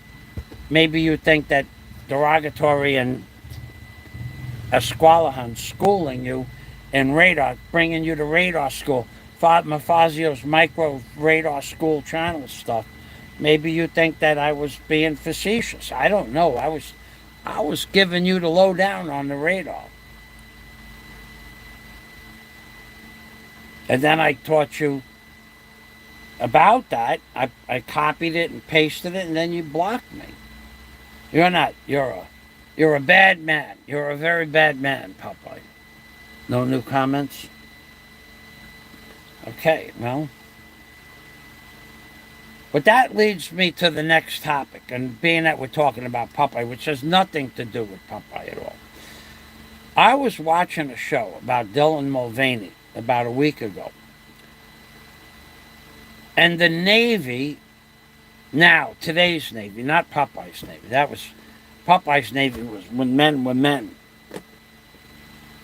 That was really, the village people were not making fun of Popeye. So, I met the village people a couple of times, all of them. Oh, that's another story. So, Bip, the girl who introduced me to, she died about 3 years ago. My first girlfriend. But anyway, there was a story about the Navy. It's a true story. And in the Navy is doing recruiting for people that are associated with Pride Month. It was a Pride Month recruiting thing. I don't know what it was. I just saw that the Navy was using the rainbow flag and some guy dressed up, all transvestites, transgenders, gay, LGBTQ. I don't know what it was. I don't have all of that down. You want to talk to somebody about that? Talk to the psycho in Cebu. I'm sure he has a memory for detail. I'm sure he remembers what all the LGBTQ stuff means. But I don't remember it. But I remember the advertisement was join the Navy, and there was a guy dressed up in a colorful shirt and the pride flag, and they were singing Navy songs, and I could just picture Popeye pulling out his hair going, "That's not my Navy. That's not my Navy." Even though back then there were stories about the Navy back then, but let's not talk about that. Let's talk about the village people for a little while. So I was about 17. I started going out with Bip. I won't ever say her name. And on December 2nd, to be more exact, was our first date. I met her on December 2nd. But I was friends with her since I was 12. So was everybody else, turns out. But I didn't know that at the time. So Bip and I, we get together on December 2nd. We fall in love. And she absolutely destroyed my sleep schedule. Because I would have to get up at 5 o'clock in the morning to bring her to work and then go to school.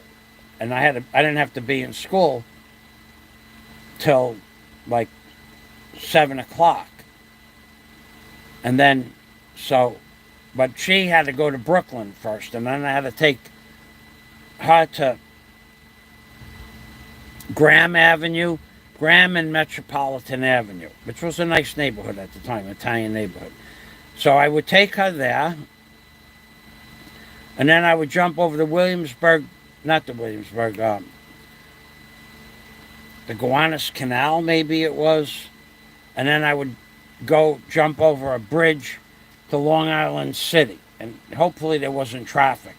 And I would get to Long Island City at like 10 minutes to 7, and my first class started at 7 o'clock in the morning. So, but if I would have went from my house directly to the city, it was 35 minutes. But hers, I'd have to pick her up at 5:30. It was an hour and a half of driving.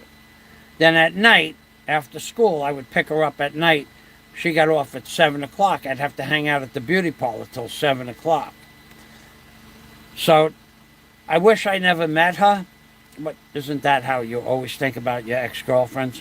Because she needed to be picked up and dropped off every day, or she wasn't going to be my girlfriend, which lasted about a year and a half.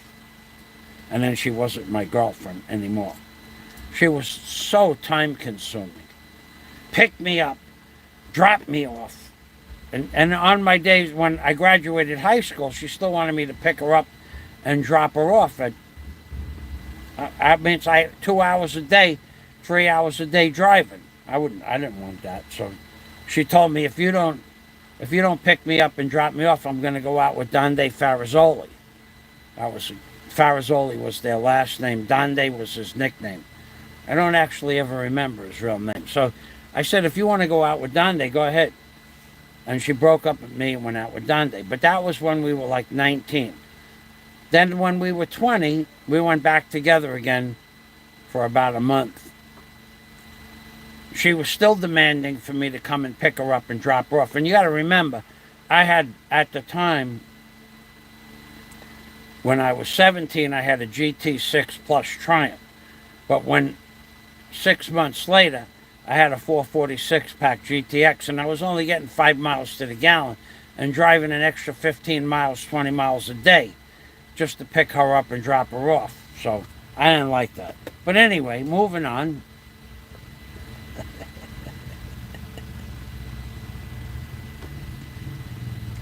When I was 20, I picked her up, and we used to go to different clubs at night. She goes, let's go. What was the name of that club? It was a famous club.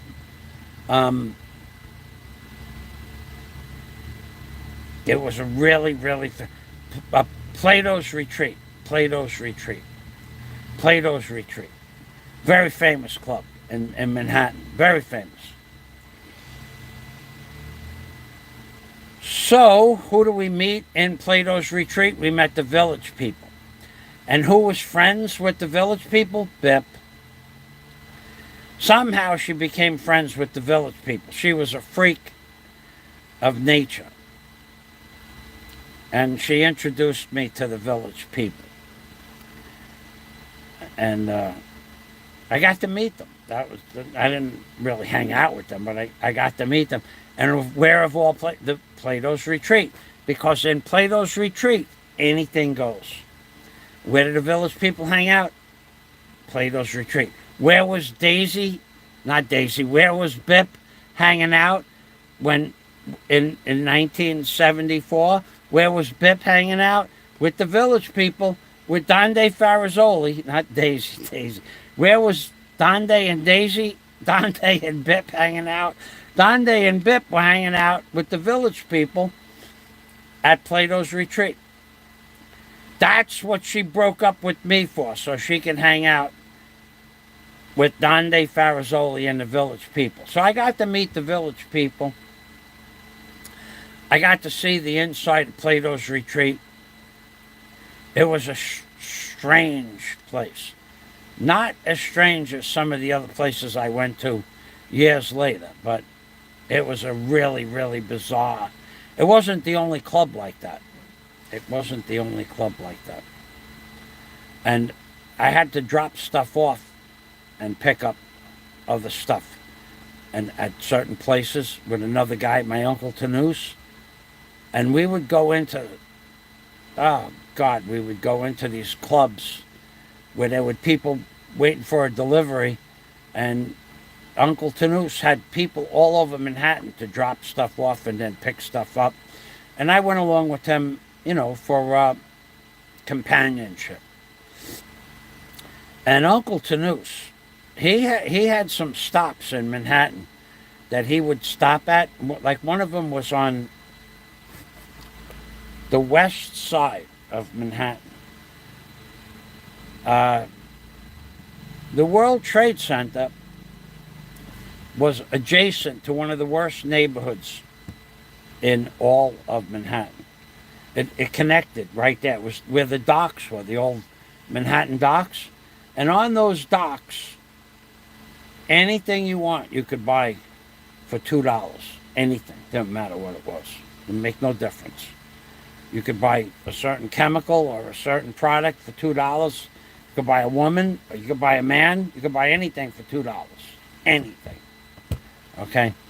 So after these clubs down there, and they were like, they were strange places. So we were, I can't tell that story. I wanted to. I can't tell it. Somebody throw $20 on the board. I'll tell you a story about a woman walks up with a guy on a leash story. Somebody throw $20 on the board. I'll tell you, because I'm not going to get any monetization from this video. So if I tell that story, I'll wait for $20. I'll tell you a story about a woman that walked up to this club on, I think it was like, I don't remember the streets. 1st, 2nd, 3rd, 4th, 5th Street. That's where it started, on the west side. And a woman walks up. Me and Tanous, we're outside the club. Tanous was my uncle Tanous. He was doing whatever he does. He was doing outside the club, and he had to still go inside the club to meet other people. It was a stop, a regular stop that he would make. And the woman walks up. She's all dressed in black and 6-inch stiletto heels, and she's got a guy on a dog leash on his knees, hands and knees, walking. If you want to hear the rest of the story, you got to put $20 in the super chat on the board. Otherwise, I can't tell the story. But that's, and then you want to hit $20. If I see $20 on the board, and I don't want to see my friend Scott dishing this out. I want to see faces, new faces, $20. I tell you the rest of the story. It's worth $20. But this is what I mean when I say that you people have no life experience. You grew up in Ohio or Nevada or Wyoming or New Mexico or even Southern California. You have no life experience. Living in New York, you get to see a lot of stuff. You get to see the kind of stuff that movies are made out of. Not the kind of stuff that you grew up where people smoked a cigarette behind the school during the school dance. Where I grew up, people walked up to the club, the nightclub, at 11 or 12 o'clock at night in 6-inch stiletto pump with a guy on a dog leash on his hands and knees. That's life experiences.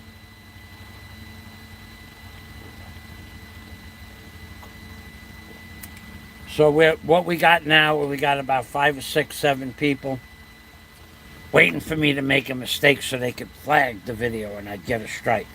So far, I didn't make a mistake. But I do know for a fact that the video has already been flagged. As soon as I blocked that first guy, 2 minutes later, the monetization went off the video down to YouTube Red only. That guy doesn't have anything else to do but flag videos. He made it a point last week. If you want to get to these people, flag their video. Flag all their videos. Flag every video, every day, every time they make a video. A live stream.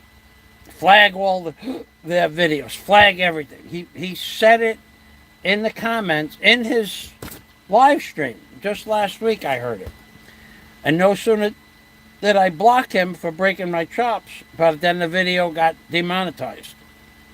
Now, of course, I will fight the demonetization, and monetization will be back in 24 hours. But That's all he has to do. He doesn't have anything else to do with his life. His life is only about making your life miserable. That's his life. That's his goal in life. And when I stopped communicating with him, he went to Barry Jordan. And when Barry stopped, because, I'm not going to talk about Mr. Jordan anymore, I'm only going to make 317 videos after Barry gets locked up. I'm only going to make 317 videos. I'm not done with those videos yet. And I only mentioned him 3,212 times. But I'm not done. But after I make 317 videos about Barry Jordan's position in life, I'm going to stop. Because that's all he's got. That's all he's got. Unfortunately, that's all he's got. So, being that I stopped talking to him, he had to come to my channel, and I was nice enough to not block him for a long time. But now he's blocked, and he's going to stay blocked. So all he has is to degrade or humiliate, or in this case, stop your channel from getting monetization, because that makes him happy. Or he talks about negative stuff a lot too. He also has spent several hours talking about the benefits of eating rice, how to cook rice, what rice to buy, which is the best rice.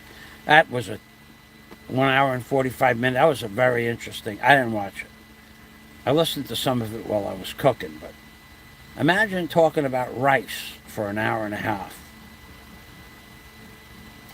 Imagine, now I'm not talking about Barry Jordan, but imagine mentioning Barry Jordan over 3,000 times in 3 months.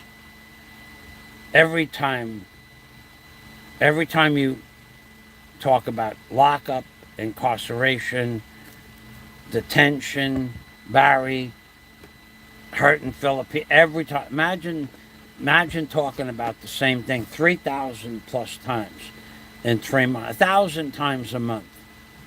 But now it's all over except for the 200 times that I spoke about him in the month of July so far. So far. That's all water under the bridge. So he had to come to my channel and break my chops and say, I don't believe a word of it. I don't believe he's telling the truth. I don't believe he had a barge. I don't believe he had a Cobra, even though it's been, because he knows I own the barge, and he knows I own the car, a Cobra, and he knows I own the house.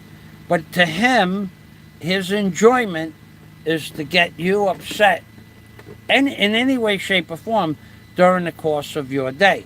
So that's why I don't interact with him anymore. Never have. Haven't done it in a year and a half. His life revolves around making anybody else's life upset or miserable as often as possible during the course of the day. And if he can accomplish 1 or 2 people like that, his work is done. He considers that his job, because he doesn't have anything else to do. So he's not going to get unblocked. He's definitely not going to ever come on my channel again. And I've put up with his banter. He thinks it's not in fun. It's not in jest. He really wants to make somebody upset with his worthless, useless commentary. I have comments where I said I'm going to offer the lady in front of the fence, I have 5 gallons or 10 gallons of water I'll give you. I have comments saying, boy, you don't have water for 3 days, you must be awful ripe. I have water. We just don't have running water. I have stored water like everybody else. But he has to come on and break your chops so he can get a reaction. And I left the comments up. Nobody gave him a thumbs up. Nobody gave him a response. And yet a few hundred people saw the video. They ignore him like the plague. That's the best way. It's called Greystone. Greystone. A-Y. Greystone, something like that. When you don't pay any attention to somebody. So, he's blocked. He's never coming back. And unfortunately, you know, if he ever did have anything to add, if he ever added anything to YouTube, if I ever reviewed anything that he's ever done and anything he ever said was worthwhile, then I might unblock him. But even to listen to the fella, it hurts your brain to listen babbling on babbling and babbling. Today I talked about the Psycho in Cebu. I talked about Popeye. I talked about Roberto, giving him a big thumbs up for owning 3 trucks. I talked to Philip Janik about being a Sigma male. I talked about Barry. I talked about water distillers. I talked about the price of distilled water. We talked about trolls. We talked about tools. We talked about drill bits. We talked about the flat earth. We talked about Ukraine. We talked about politics. We talked about Poland. We talked about NATO. And then I'll give you all the links for most of this stuff later on. I put, that guy doesn't do anything. He just yells at the cell phone for an hour and then doesn't put any links to anything he talks about. He gives medical advice. He gives medical advice. He's not a doctor. I think you should do this or that. Now, some of it is probably legit, but who knows? It's just his medical advice. It's his interpretation. He doesn't give you a link to a news article. He just gives you his interpretation, and typically whatever thought goes into his memory bank gets jostled inside there and doesn't come out the same way. Because there's so many things going on in there. There's stuff flying around.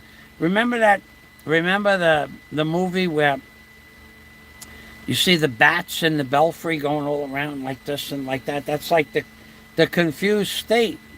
He's got bats in the belfry, I say. Bats in the belfry. All right, then. I'm definitely going to go now. It's close to 1 o'clock, yeah? 2:11. How time flies when you're talking about absolutely nothing. But you stuck with it. I should tell you about, I remember listening to his dissertation about white rice. I don't know how long it lasted, an hour. I was listening to it while I was cooking dinner. I could repeat it. That there is rice that has the shell on it.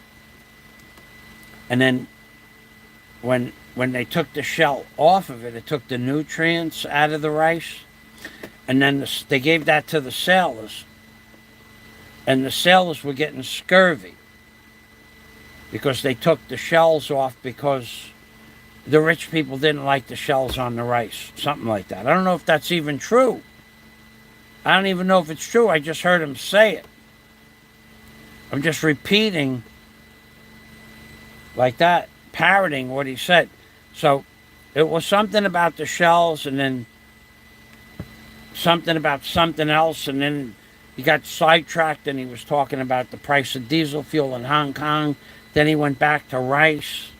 It's the bats in the belfry thing that was happening. It was happening, it was happening, and the thoughts are all getting jostled inside. Of course, we're going to say now, I'm being funny. I haven't peed. How long is this live stream going on? Got to be damn near an hour. 5 hours and 29 minutes. Whew. How time flies when you're talking about rice and bats in the belfry. And Plato's Retreat. I wish, that's why I talk to you people like you're a bunch of simpletons. Growing up in New York City was probably, well, I compared Paris to New York as far as culture, museums, libraries, government offices, and architecture, stuff like that. Paris was equal. But as far as things to do, I mean, Paris didn't have the elaborate subway system that we had in New York to transport you from anywhere in the 5 boroughs within 2 hours. You could be anywhere. Paris didn't have, it had museums, but didn't have like the Metropolitan Museum of Art, which I went to many times, the Guggenheim Museum, which I went to many times, the New York, I forgot the name, the big museum, Museum of Natural History. Then you could go to a Greek play. You could go to an area where there were Greek plays. Just Google Greek plays in New York, and you're going to run across 100 Greek plays, or 100 places where they have theaters with Greeks, or Muslim plays, or Christian plays, or you could. There's so much. The diversity in New York City is an amazing. About. Oh wow! Somebody said I'm a moron. Get out of here, T-Bone says. The world is not flat. T-Bone, get a life. If 3,500 miles of ocean is flat, the world is flat, dude. Water seeks its own level. Learn about perspective. I could talk about perspective. Why things appear to be going over the horizon when they're really not. I won't do that today. I'm hungry, and I haven't peed in 5.5 hours. And I drank 3 full bottles of water. That could be a record. I mean, I don't even have to pee. I don't even want to pee. Usually you want to pee because it feels good to pee. I don't feel like peeing. I don't want to pee. Maybe because I was talking so much, the water was going out as moisture rather than go through your bile duct. That's possible. I probably should research that, and I could talk about that in my next live stream. I could do that. Matter of fact, I think I'm going to do that. I think I'm going to talk about if you talk enough, will the water dissipate through your breath? New York is freaking huge. It is. So, growing up in New York is not like, I don't care where you lived in America. I don't care where you lived in the world. There's nothing like New York City. There's nothing like it. There's no way to compare New York to any other place in the world. I mean, if I ever, I know it's never going to happen, but let's just say I don't play the lotto. I haven't played $1 in lotto since, it was a long time ago, 20 years. I haven't put $1 into lotto. But let's say I played the lotto. Let's just say I did that, which I'm not going to do. But say I did it, and I became rich. I would want to spend, like I hit $1 million. I'd want to spend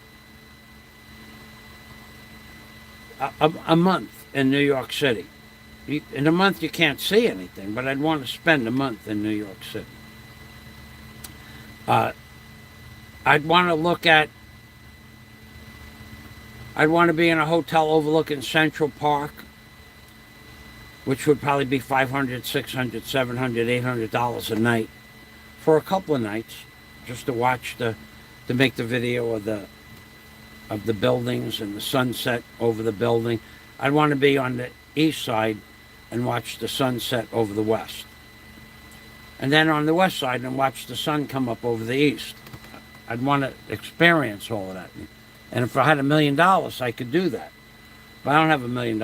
But then I'd want to go down and watch I'd want to watch the East River, the ships in the harbor, going all the harbors, and I'd want to go down to Rockefeller Center and stay. I want to go up to Top of the Rock. I'd want to go there to the observation deck. There's lots of observation decks now. The Empire State Building, yeah, only because I don't have video of being on the Empire State Building. But there's so much stuff to do in New York. I definitely would want to go to the zoo in Central Park just to show you people that the culture, the diversity of the culture in Central Park is, I mean, in New York City. I mean, they have a full-on zoo right in Central Park. I'd want to go to the Brooklyn Zoo, which is located not Coney Island. Yeah, it's near Coney Island. The Coney Island Zoo. The Coney Island something. I'd want to go there. I'd want to go, if I was really rich, I'd want to take a helicopter. They have helicopters that take off from 59th Street, and then you can tour over Central Park and stuff. I'd want to do that. There's stuff to do for everybody. There's also a boat that goes around Manhattan. It's not much money. It's like $50. They call it the ferry or the steamboat, and you go around Manhattan. It's 3 hours, 3-hour trip. I did that many times. It's a great, absolutely. If you're touristing, if you want to do a touristy thing, it leaves from. Mine left from the west, the lower west side, which was that neighborhood I was talking about, where they had the club there, where my Uncle Tanus and I dropped stuff off and picked stuff up. But I'd want to do that trip. I'd want to do a lot of stuff, but nowhere else can you do that kind of stuff in America. There is no other place to do that kind of stuff.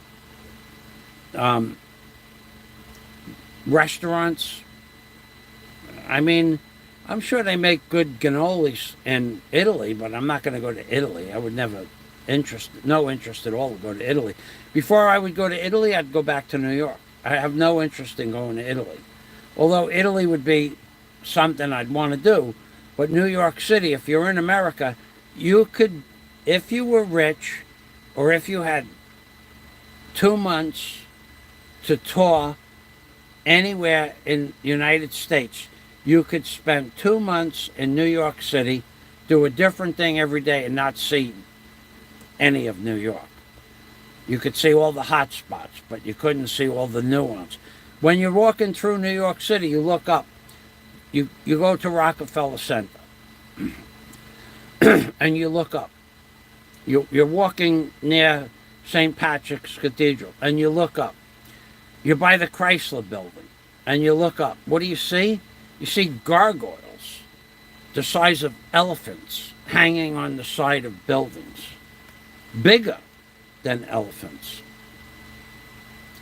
made out of stone, just projecting outside the building. Not everywhere and not so much anymore, but 30 years ago,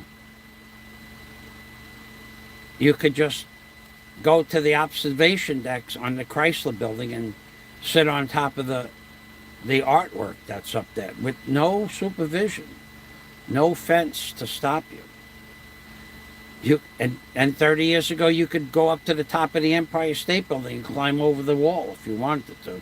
I didn't want to, but there were gargoyles all over the city on the top floors of very expensive buildings where you could just go up to the top floor, take the elevator right up to the top floor, or if it didn't go to the top floor without a key, you could just, 30 years ago, you just went to the staircase and walked up to the top floor and you played up there. I mean, now you can't get up on a lot of those buildings, but there are places in New York City, like the DuPonts that overlooking Central Park, where an apartment is $80 million, $50 million for an apartment. And then it's $1 million a month for maintenance. There are some beautiful places in New York City to live and to rent. I mean, I stayed in one. Actually, it wasn't that nice. 501 Fifth Avenue. And I stayed with Shelley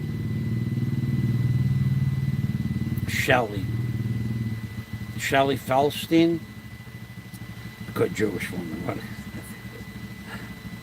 Shelley Fell. Shelley Fell. Fell. That's who it was. Shelley Fell. I lived with her for a while. It was a beautiful apartment duplex on Fifth Avenue. And it was right in the heart of, Expense City. And there was a doorman. And I had to go to work, and I was a carpenter. And I would come home, and we'd play house. Sherry Fell. Her husband was Senator Fell or Congressman Fell, if I remember the name correctly. And he was cool with that. He didn't live there anyway. But she was married to a senator or a congressman or some kind of government guy. She took me to one of those balls where I was like, how old could I have been? 18? And she was 41. And she goes, well, you don't have any clothes. Let's go get you some clothes. And I said, yeah, okay. She took me to a clothier on, I don't know if it was Fifth Avenue. It was around there. And they measured me up for some clothes, and I went to some fancy party with her. She was showing me off. I got used. and then she dumped me for another guy that was 17 that was also in, we met at she was in charge. CBS Broadcasting sounded like CBS Broadcasting. It was a school to become a radio announcer. NBS, maybe it was, NBS Broadcasting School. I could look it up. But it was a school for how to do radio broadcasting. But it wasn't really a school, but it was a school. It was a school. I got to meet Jim Kerr, and but that's a different story. So, and at the school, NBS, I think it was NBS. It wasn't CBS. So she ran that school with another man. Now, you could really become a radio announcer, but that was not her intention. Her intention was to meet young men that wanted to be a radio announcer. And then she dated us for 2 or 3 months at a time, and then she would discard us like an old, plastic bag. I got used. I will admit that. I will admit it. And the next guy she dated was a friend of mine from the school. I went to the school for a few months. It wasn't expensive at all. It wasn't about her making money, that's for sure. It was about her meeting young men to take care of her selfish needs. I got used. Anyway, I lived in that nice place. There was a doorman. He would open up the door. I'd be in my carpenter outfit. I had the striped outfit with the carpenter hat, like this, but with blue and white stripes on it. I had the big square pencil on the side with the ruler. This was before I used tape measures. I had all of that going for me. She loved that. She loved that shit. She was a little bit strange. She was just a little bit strange, but that was okay. When you're 18 and you're dating a 41-year-old woman, you got to expect that you're going to learn some stuff that you never thought happened in life. Meet people, go places, do things, live in other, what do they call that, poshlands? Other wealth. Well, she had a maid that came in. She just used to drop her clothes in a pile in the bedroom, and she never cleaned up anything. She never did housework, anything like that. She was a strange one. God bless Shelley Fell. 2 thumbs up, man. She was a wonderful woman. Sherry Fell. That was her name. Sherry Fell. Sherry Fell. Now it's all coming back to me. Not the sights, the sounds, and the smells, but Sherry Fell. I'm pretty sure if I had to go for one last time What do I choose? I choose Sherry Fell, wife of Congressman or Senator, District, somebody Fell, somebody Fell. That I remember. So, I guess I could say goodbye now, but I don't really have anything else to talk about. Let's see. Big J Smith. Get out of here. The world is flat. The world is flat, dude. It's very flat. There's no way to prove otherwise. No one's ever proved it's round, by the way. You can't prove it's round. It's flat. Believe me when I tell you. Take my word for it. I wouldn't lie to you. I bet you if you had a good search engine and the name is right, Sherry Fell, I bet you could look her up. Senator Fell, Congressman Fell, I bet you I could look that up. I bet you I could try it right now. Hold on a minute. I never tried this. I don't really think about Sherry Fell much anymore. Sherry Fell. No. Okay, how about Congressman? Congres. Congressman Fell. Florida Congressman, New York City. We're going to have to. New York. Congressman Fell. Anthony Weiner? No. No. New York loses an election seat? No. Why is this not? He could not possibly still be alive. He would be 23 years older than me. That would be 70, 80, 90. He'd be 90. He's retired. I don't see anything. Could be wrong that he wasn't a congressman. He could have been New York City something, but he was. That was pretty sure that was his name. Well, maybe she lied to me about her name. She could have. She could have lied to me about anything. Wouldn't have cared one bit. Not the way she was taking care of me. So, let me get another dose here. 3 bottles of water. This is the 3rd bottle. Imagine having kidneys where you could drink 3 700 milliliter bottles of water and sit down in the same chair for 6 hours. And it's more than that. I was in for 7 hours and not have to go pee. It should be some kind of record.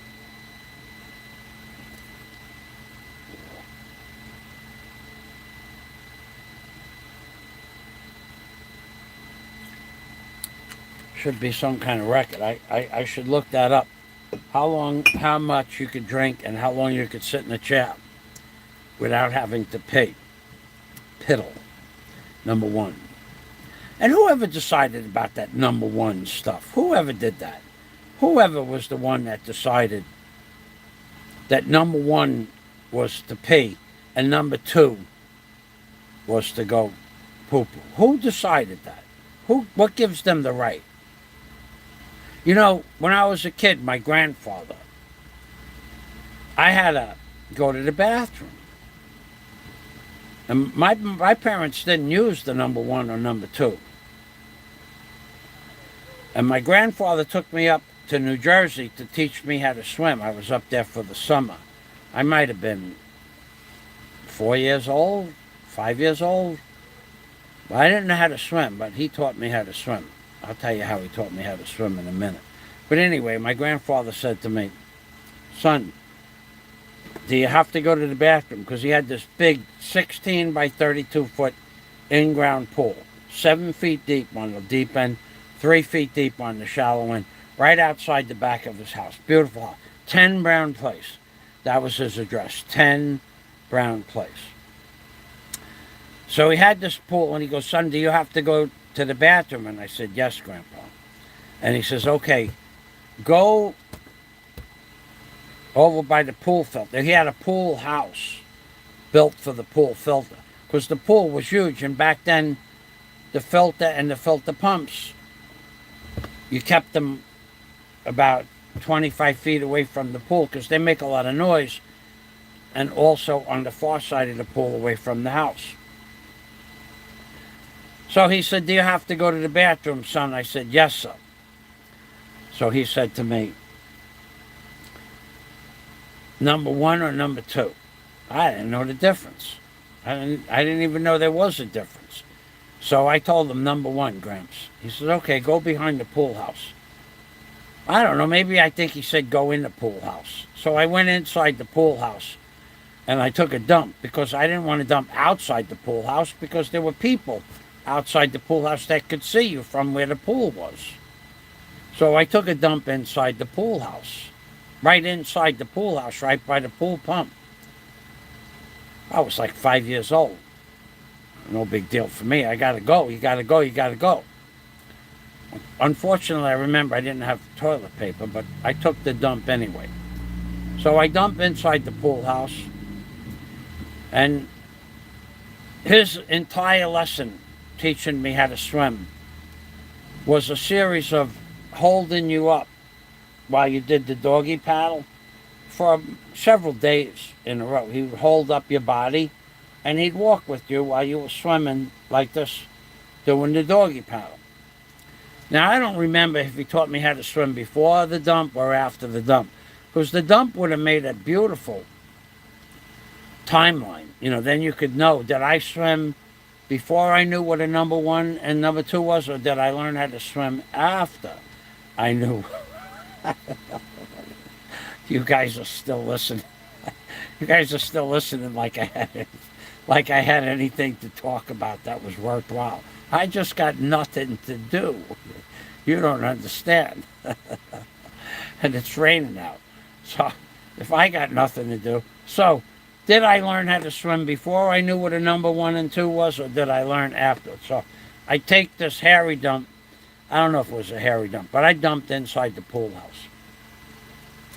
So Gramps is teaching me how to swim. So a couple of days, holding on, doggy paddle, practice overhand like that. And Gramps says, in the morning, Gramps made scrambled eggs because he knew I didn't like poached eggs or fried eggs because they were too sloppy. I didn't like that. So Gramps would make scrambled eggs.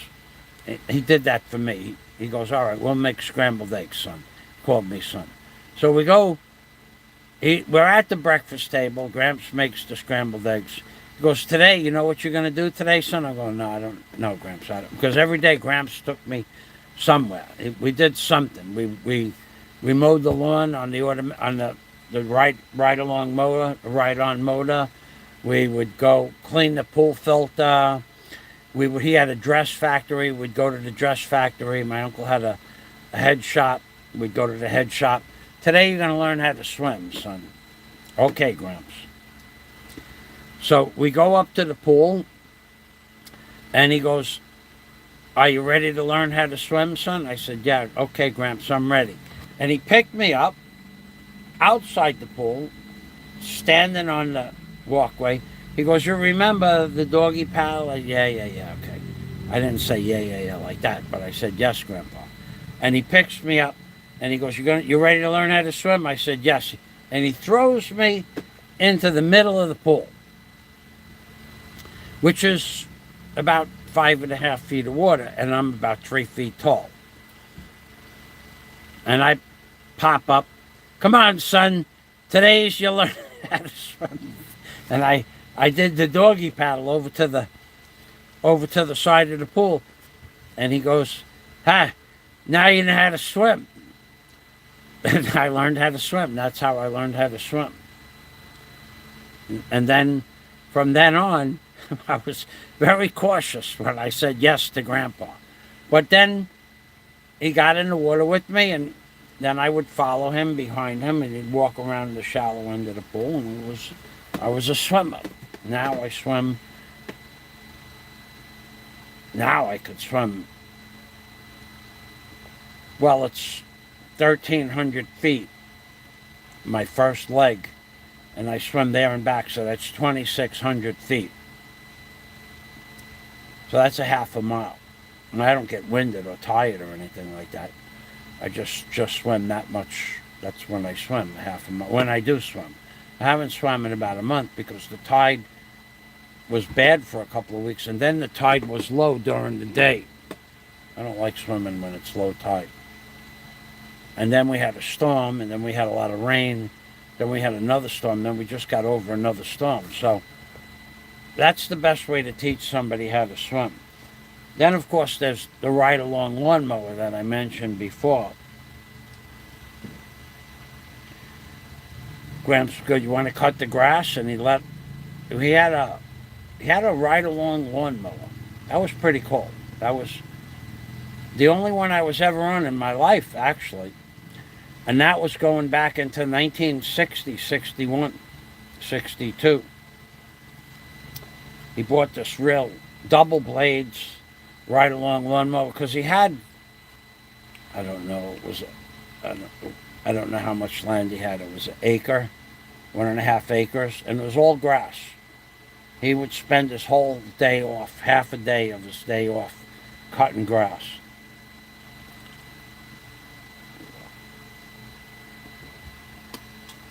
I would never spend a half a day cutting grass. I'd rather spend a half a day talking to my subscribers. In fact, I just did. 5 hours and 56 minutes worth of chat. I hope that you gained from my knowledge. I hope you benefited from the stories I told you.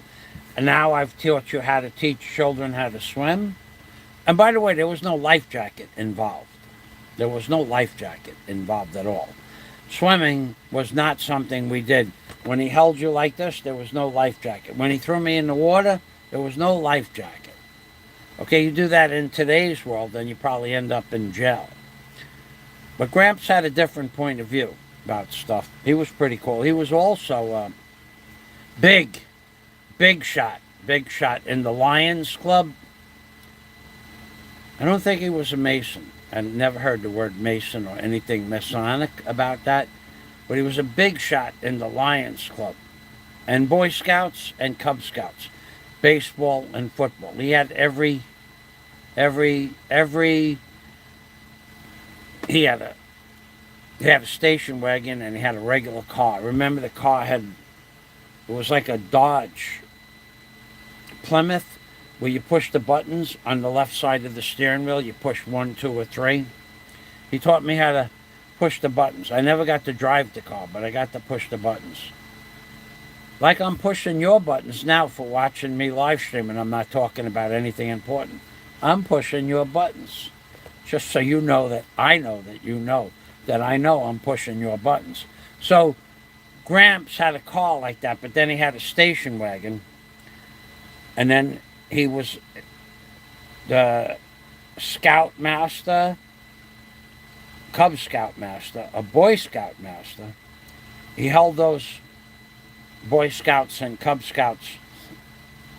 He had a huge basement, empty basement, in the basement of the house or in the backyard. The yard next to, up on the top where the pool was, we also had a breezeway if it was raining.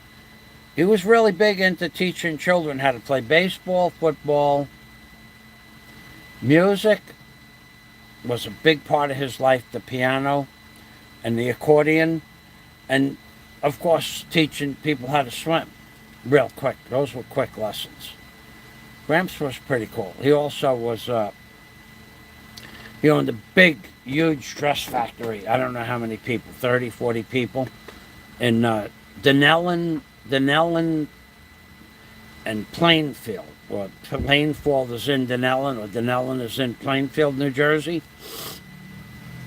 He had a big company with a lot of people working for him. They made wedding gowns, and they made dresses for proms, and then on Sunday, not Saturday, Sunday, he would go to the factory and fill up the station wagon with dresses, gowns, clothes, whatever they made at the factory during the time during the week, and he would fill it up And we would go into the garment district in New York, come into Manhattan on a Sunday. It was completely empty back then. I mean, empty. I mean, you wouldn't even see 100 cars in Manhattan back in 1962 on a Sunday morning at 7 o'clock. But we dropped off the dresses because the garment industry was all owned by Jewish people. So I'm just trying to give you a little bit of history of stuff that you could do in New York and things that I grew up. And none of it matters. None of it matters. It's all blah, blah, blah. But it's all true. See, if I had to prove what dress company he owned, I could do that. If I had to prove that he had a pool behind his house, I could give you the map. I could give you the lats and the longs, or I could just give you the address of the house. I gave you the address, 10 Brown Place, but I didn't tell you where it was. So on Sunday morning, he'd fill up the car with the dresses that they made, station wagon, and we'd bring them into the Jewish dress shop owners that ordered especially wedding gowns, because the Jewish faction mostly owned the garment industry. And we would drop off the dresses, and I guess he would get paid. I don't remember the money part of it. But I remember going into the city and it being empty. That was pretty cool. That was something else. Then there was Mike's Grill. Gramps would, on the way home from the city, which would be 10:30, he would have his business done. We'd be back at the house or the factory at 10:30, 11 o'clock. And then he goes, come on, let's go to Mike's. Mike's was a grill, Mike's Grill. And Mike, he was very famous. This is what made people famous in New Jersey. This is why they call New Jersey the armpit of the world. And it is. Let's see, we have a comment.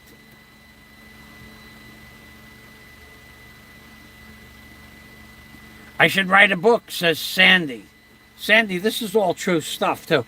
I don't know. I tried writing a book once. I made a lot of money with that book on my first channel. But then I got censored by the powers that be. But Mike's Grill, Sandy, you're going to love this story. You want to talk about how some people's lives are boring? Well, my grandfather, for all the wonderful things he did with the Cub Scouts, the Boy Scouts, my uncle was a musician, bringing him to, when he was in grammar school, to play, musical gigs, stuff like that. The Lions Club, I never went to the Lions Club. If I do, I don't remember. But then, after we came back from dropping off the dresses, hamburger time, hamburger. So Gramps would go, come on, we're going to go, son, we're going to go grab a hamburger at Mike's Grill. Now, what makes Mike's Grill famous in New Jersey? You're not going to believe this. It's like nobody's going to believe this story. But let me tell you what makes Mike's Grill in New Jersey famous. Mike was a bar / restaurant, a bar at night and / soda pop store in the daytime. Because back then, in 1960, you could have it all. You could have a bar, a soda place, and a hamburger. Hamburgers were allowed to be sold in bars at night, and you could buy a soda pop. That's what we went there for. Soda pop, ice cream malted, made in the old blender, the green blender, and with the stainless steel cup, and you put 2 scoops of ice cream and some vanilla cream and some chocolate cream and then salsa and put it in the blender. We got one of those. But Mike's Grill, this is what made Mike's Grill famous from all over New Jersey. People came to watch Mike cook a hamburger. New Jersey is the armpit of the world. Okay, so Mike would make the hamburger, and when he went to clean the grill, this is what made Mike famous. He took a thing It looked like a wooden trowel. And on that wooden trowel had like a Scotch cloth on it. But it was not. It was more than a Scotch cloth. And Mike didn't just clean the grill in the center of the grill. No. Mike, because if you do that, now this is stuff that you don't know. This is knowledge I'm giving you. If you ever had a grill and it was made out of cast iron and you cooked a hamburger every day, 50 times a day, and you cleaned the grill and then where the hamburger was cooked and you just cleaned the grill in the center of the grill, eventually that would make a low spot in the grill. And that's where the grease would settle. Mike didn't do that. If Mike gave the center of the grill 10 scrubs, Mike went around the perimeter of the grill 10 times. And then he walked himself into the center of the grill. So that Mike, for the 50 or 60 years that Mike ran that bar, grill, restaurant, soda pop store, he cleaned the grill from the outside of the grill in till he got to the middle to get the grease off. And Mike's grill, even though it was 50 years old, it was still flat. And the grease didn't puddle in the middle of the grill. And that's what made Mike's grill famous. If you think I'm making this stuff up, there's got to be somebody that remembers Mike's grill. And people would go there. First of all, his hamburgers were delicious, but people would go there to watch him clean the grill and to see. That was what he was famous for. It was New Jersey. It's the armpit of the world. And that's what made Mike famous. That's incredible. It's true. I wish I remember where that grill place was, because it probably could be, who knows, Mike could be in the Guinness Book of Records for all I know. And you say an incredible thank you. This is a true story. After we came back from the garment industry, it was a routine. Now, I had an uncle that was 5 years older than me, my uncle. And he played music.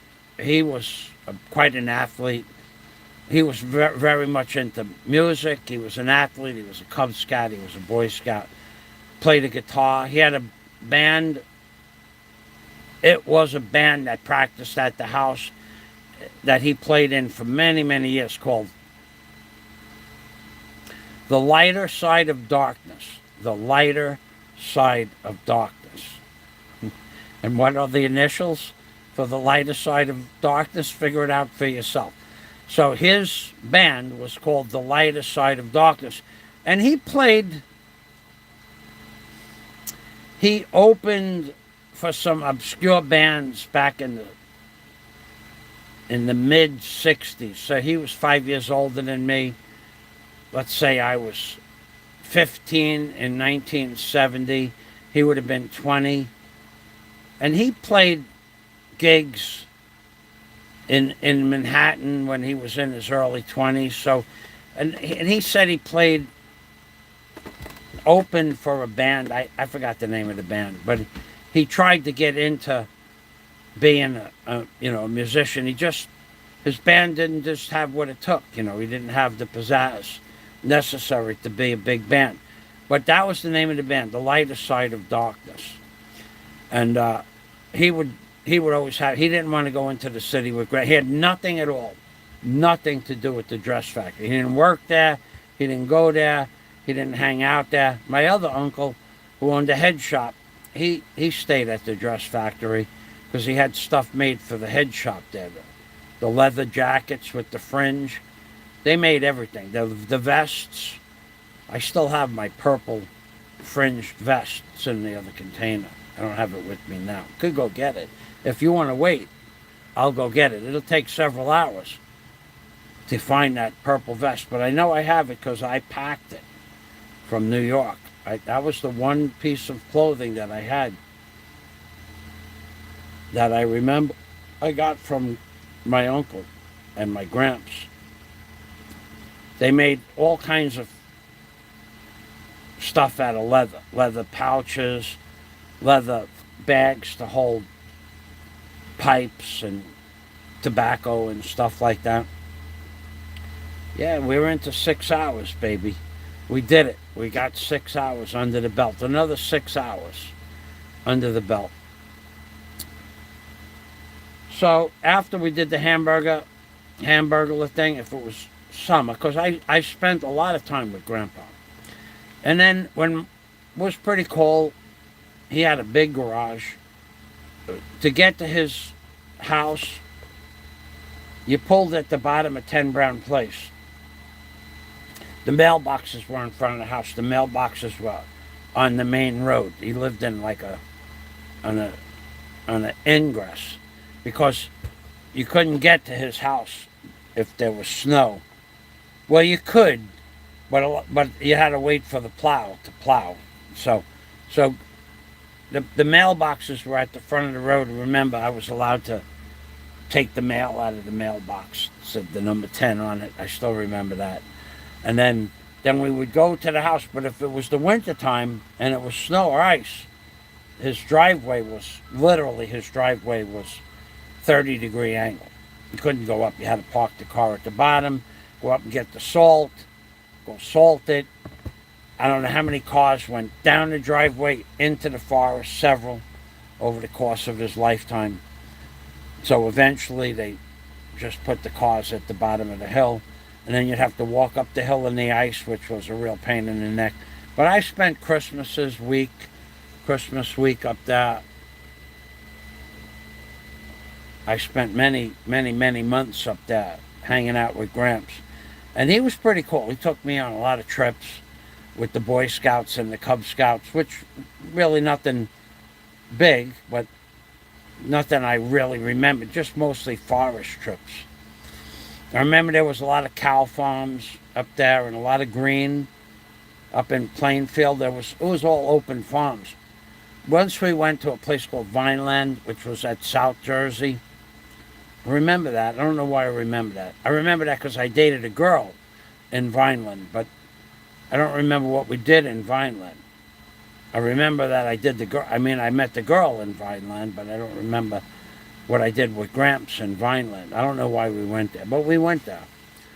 And Vineland was for rich people. Take my word for it. The girl I dated was rich. It took 5 minutes after you get through the gate of her house to get to her house. This is some huge, really weird, big, not 5 minutes, but probably a minute to get from the driveway to the house. That was an exaggeration. But it was long. You couldn't see a person. The driveway was pretty straight, but you couldn't see who a person was at the end of the driveway. That's 1,200, 1,500 feet, 1,800 feet, like that. Vineland, New Jersey. Now that girl, I should have married her. She was beautiful. She loved me. Oh, she loved me. But I was like 19 years old. I didn't want to get married. I met her in Florida when I went down to, me and Joey Sanfilippo. We went to Florida. Here comes another story. We went 1973. So how old was I? In 1973, I was 18. So we go to Florida. He buys Joey was about 2 years older than me. He bought a 1973 Monte Carlo, the one with the big front end. So he goes, you want to go to Florida for spring recess. Spring recess used to be in Florida. It was an amazing thing. It was very safe. No matter how drunk you got, very rarely was there was no robberies or rapes or murders or anything like that. So I said, yeah, okay. So the money for the gas, we put it in a cigarette box, and whoever was driving would take the money out when you stopped to get gas, and the other person was sleeping in the back or in the passenger seat. And we got like halfway there, and there was like $10 missing, which was a lot of money. Joey said, you got to put up money in the kitty again. I said, okay, you know, I didn't think nothing of it. Joey was stealing the money. That's the kind of guy he was. But it was his car. It was a brand new car. It still had the new car smell and everything. So I paid the extra $10. But he was notorious for that. He would bring you to his boat. He had a boat. I had a boat. But his boat was a twin V hull, bigger, and it was like 17 feet. You could fit like 6 people on his boat and go water skiing, because he had like a 90 horse Evinrude, and my boat had a 35 horse Evinrude, and you couldn't go water skiing with more than 2 people in the boat. So he would bring you to the boat in the morning, and he would say, okay, we need gas. Okay? And we'd go to the gas station, and everybody would chip in for gas. And then at the end of the day, the tank would be empty when we got to the gas station. I mean, a quarter of a tank in one tank, and we needed 2 tanks to go water skiing. We'd fill up the gas, and you'd think at the end of the day he'd go back to the dock with empty tanks. But no. He would have us fill up the tanks at the end of the day, too. And then the next day, he would go out on the boat with Rosemary Ogdebine. And Rosemary was his first girlfriend. But not really his first girlfriend. I was first. So, Rosemary, then he would take Rosemary and Mikey, and I forgot, and what was the girl's name? Another girl. There was another girl. And he would take them out on the boat all day, use all the gas, and then the next day, because summer, we'd want to go water skiing again. We'd have to fill up the tank. That was just the kind of guy he was. So we go to Florida. We're in this Monte Carlo. Beautiful car. We get to Florida, and the money kept missing. It was a constant thing. It was always, I would count the money, and I wouldn't remember we going to the gas station, be $5 missing. He was scamming. He was scamming off the top of the money. Skimming. What did we do? We went to Florida. We went to a club called She, S-H-E, She. I remember She. I remember this club really well. And you had to walk up 2 flights of stairs straight up. It was on the top floor. She, S-H-E. And we get into the club, and it was only people on college age people. We were college age, they were college age. It wasn't like it is now. But now every age goes to spring recess. So I met the girl from Vineland. Oh God, she was an amazing girl. We didn't do anything with each other. Not for like 3 years. We never even kissed, really. But I would go to Vineland and see her, and we just hung out. She was just really cool, and I liked her. She wanted to get married, and I really didn't want to get married. So we went, and I met. So anyway, when we got back to New York, I started visiting her in Vineland. That's why I remember Gramps taking me to Vineland. Then when I was 21 or 22, I had my own apartment. And she came back. She came all the way down from Vineland. And she stayed for the weekend. And we saw each other for quite a while after that, but we just drifted off. She was really, really rich, and I was really, really poor.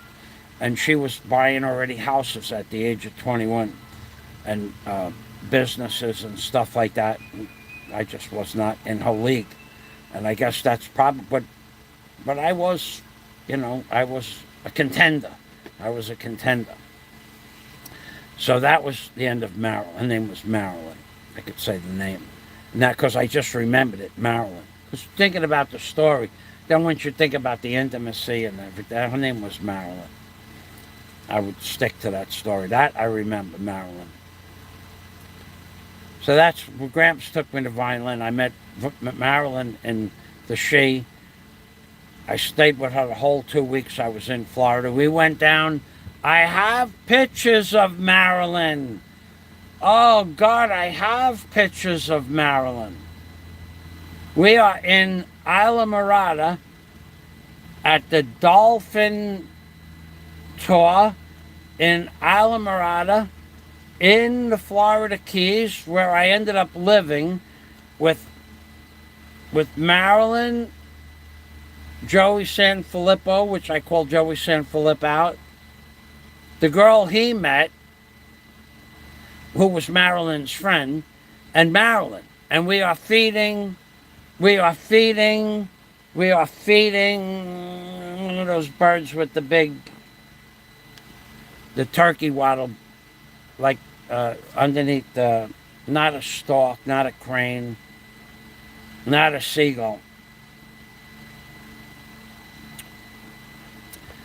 A pelican. We are feeding a pelican on the boat, and Marilyn and me and Joey are on the boat. I know where those pictures are. And they're not in this house. I have them in a box in mothballs in one of the containers. I can't keep them in here. I didn't have the room to put my photo albums, but they're in a... I have pictures of Maryland. I'm going to show you pictures of Maryland. Not today, though. But if someone throws $100 up on the screen, it would take more than that, though. Because the box is in a box in another box. And I'd have to open that cargo container. I'd have to find the keys for that. They're not real handy. Then I'd have to open the cargo container. There's two locks. Open the doors. Gotta be in the box, in the box, in the box. Because that would be the only place I would store my personal stuff that I didn't want to get eaten by moths. Because in the box, you can put mothballs and they don't dissipate so fast. Because they're in a box. In a box, in a box. But I got pictures of Marilyn. What a beautiful girl she was. I missed Marilyn. And she was rich. She was really... By the time she was 21, she owned a house, her own house. Not so long after that, after she bought the house, right away she bought a storefront, a building with that had stores, rental units in the storefront. She had her own house that her parents gave that stuff to her, of course, but that's what happens when you're rich. And it doesn't happen when you're not rich. Marilyn. I wonder if I could remember her last name. I don't know. But I'll show you that picture. We're feeding a pelican. We're on a boat. And Marilyn is... One of us has the fish. I forgot which one of us has the fish. But that was Marilyn from Vineland, New Jersey. Yeah, so you people out there, you tell stories, but you have no pictures. I tell stories, I have pictures.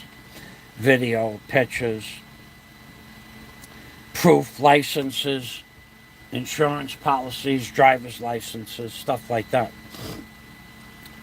So, when I look at you and I laugh that you were brought up in the armpit of the world, New Jersey or Ohio. Not that they're bad places to live, but there's nothing to do there when you're growing up as a child. There's school, there's homework, and there's school and there's homework, and then there's sports. But in New York, you had museums and restaurants and Central Park and the Old World's Fair, playground and two different ice skating rinks and the Bronx Zoo, the New York City Public Library. You could spend 2 days in the public library and you'd not see the whole thing. I mean, actually look at all the stuff in the bookcases and stuff like that. Beautiful place to grow up, New York. Not like in Ohio. I mean, I was in Ohio. I dated a girl that installed mufflers in Ohio. That was my big date in Ohio. She fixed the muffler on my van, and I dated her for a couple of days. That was it. I dated a girl from Ohio for 3 days. I think I might have stayed there 3 days. She was fun. She took me, it was snowing. She took me to some place where there was water, like a lake and a pond. Nice. There was snow. Nice. And Ohio was flat, like this. Very flat. Like the flat earth.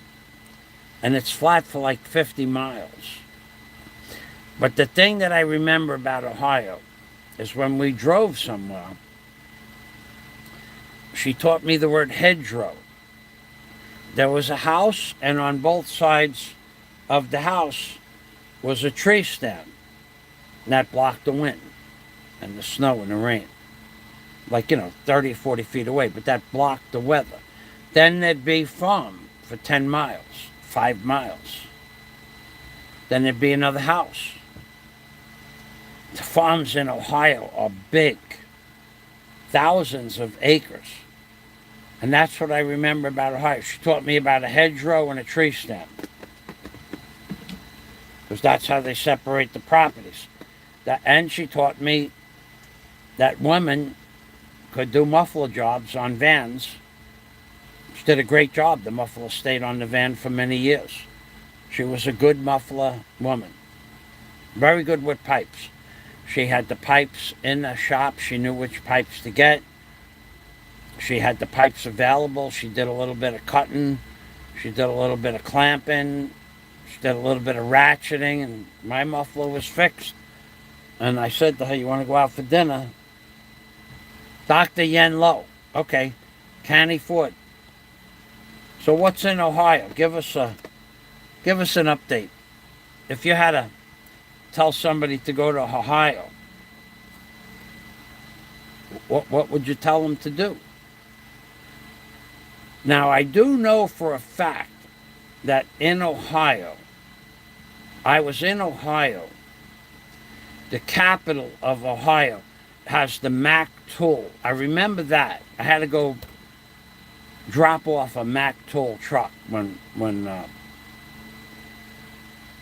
the truck was no longer used to sell Mack tools, but it was originally a Mack tool truck with all the cabinets in it and everything like that. And Mack gave us a good price for that. Ohio has the Rotundum right out, not so far from where the Mack tool factory was, and it has the politics, the political center has a big Rotundum. I remember that. And at the top of the Rotundum was the names of presidents. I don't know. I don't remember. I remember my brother pulled the wool over my eyes. So we walked into this huge Capitol building, and I'll see what Dr. Yen, he knows about this place because we lived in Ohio. You have to know about the capital of Ohio. It was Dayton, Ohio, actually. So we walk into this big area, and I didn't look up. My brother says, "Oh, this is where William Adams signed the Declaration of Independence," something like that. That's not what he said. And this goes back into 1988,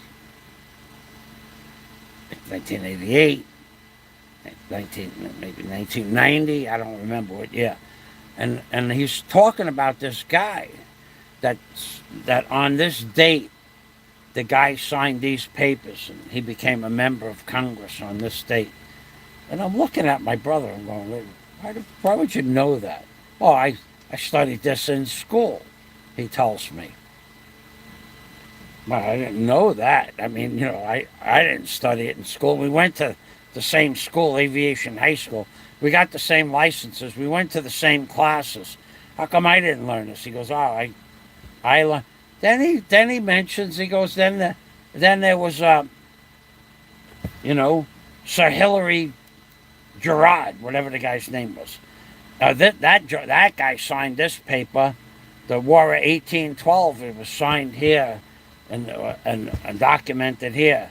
And he starts talking about the presidents, and President Lincoln also was in this place during this time of the war, and he got like, and I'm going, okay, how do you know all this stuff? And he was going, I studied this in school. This is my brother now. I know he didn't study it in school. And I'm going, why do you know all this stuff? He's going, no, I studied this. Mike, I studied this in school. And I'm going, okay. And he did that for a long time. He did that for quite a while. And then, because it was a beautiful place, and I was looking, and we walked like through it, you know, and then, because we went to visit the Capitol. And then on the way back, he had more information to give me. And I'm going, this is what... And I looked up by accident, and right above, like at the 20-foot mark, there's a picture like 4 foot by 5 feet of each person that he talked about. And underneath the picture is a placard of what they did, what year they did it, who did it, why they did it, when they did it. And I'm going, and we had a laugh about that. For years we laughed about that. For years.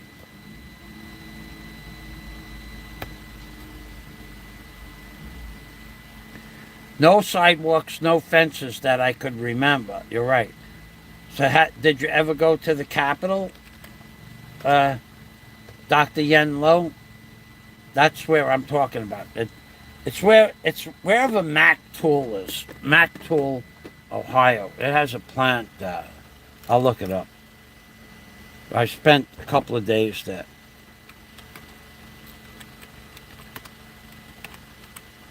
Oh, hi, oh. Mac Tool. Mac Tool headquarters. Mac Tool headquarters, he says, not our. But, so, Dublin, Ohio. Dr. Yen Lo, are you with us still here? Yen Lo?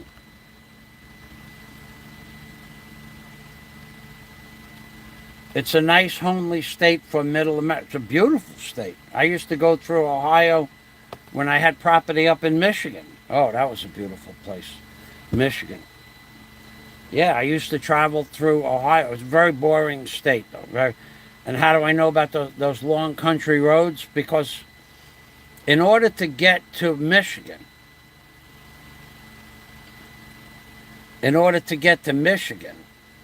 you had to go through Ohio. You go Jersey Turnpike, I think it was, to Pennsylvania, State Turnpike. You go to the last stop in PA, Pennsylvania, and then you go on a road on Ohio, and that brings you to Traverse City. Well, I'm ended up in Traverse City, Michigan. So, but that trip to Ohio to drop off the truck, we went to the capital of Ohio, wherever that was. I don't really care about that so much, so I won't bore you with that, but we did go there. Yeah. The one thing I remember, my brother's a good cook, much better cook than most people that cook in restaurants. He just has a knack for that. And he always worked in restaurants as a night job. So there was across from the Capitol building,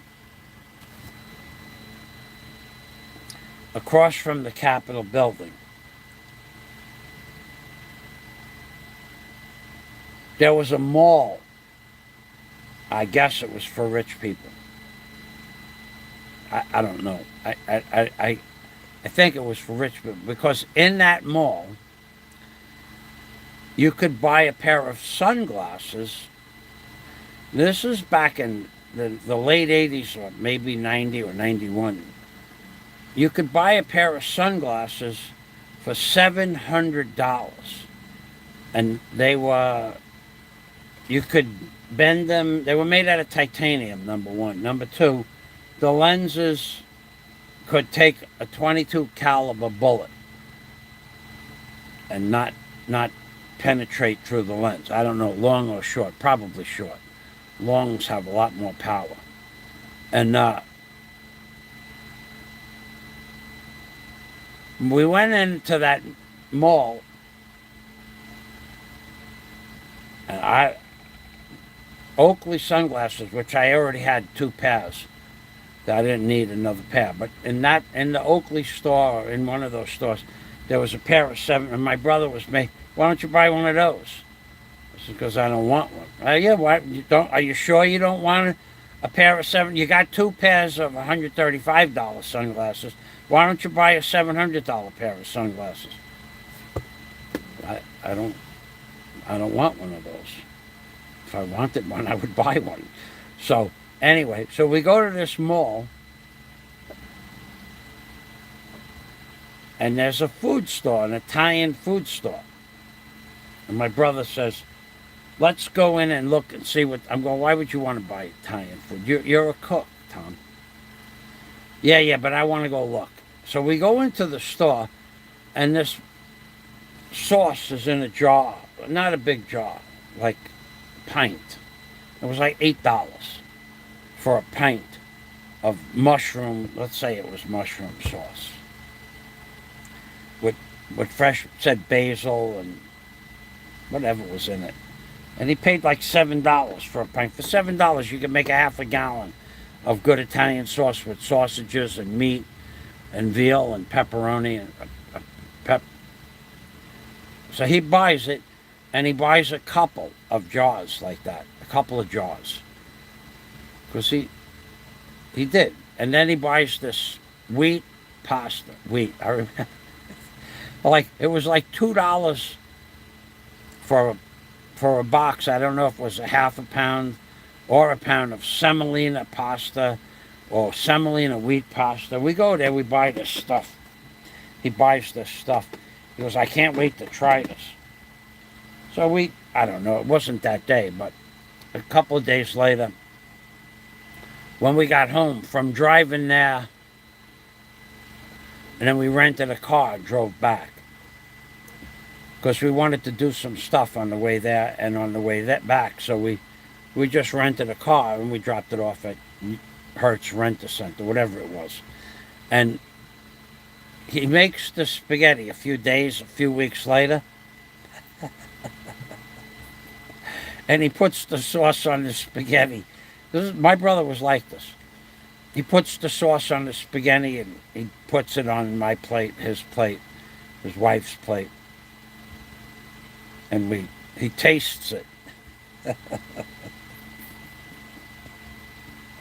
Like this is the big test. He took the whole bowl of macaroni and sauce and semolina pasta and he just turned it over into the garbage bin. He goes, you can eat yours, but I'm done with mine. It was the worst sauce.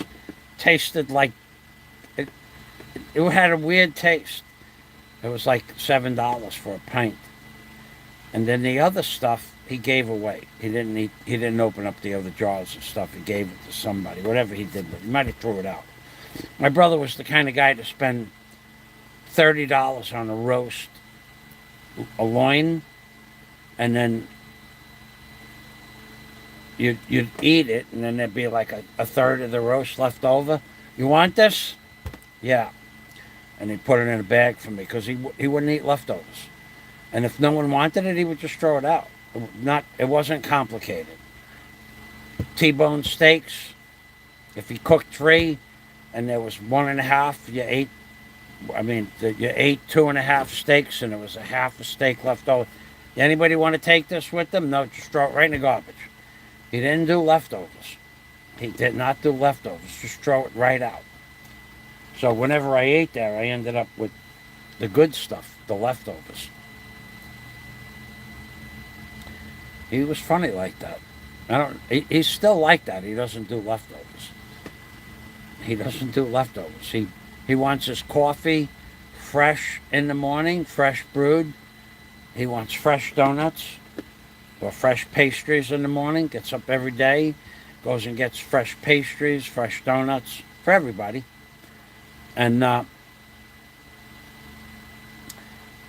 if the pot of coffee at the store where he buys the coffee has been brewed for a long time, sitting there for like an hour and a half or 2 hours,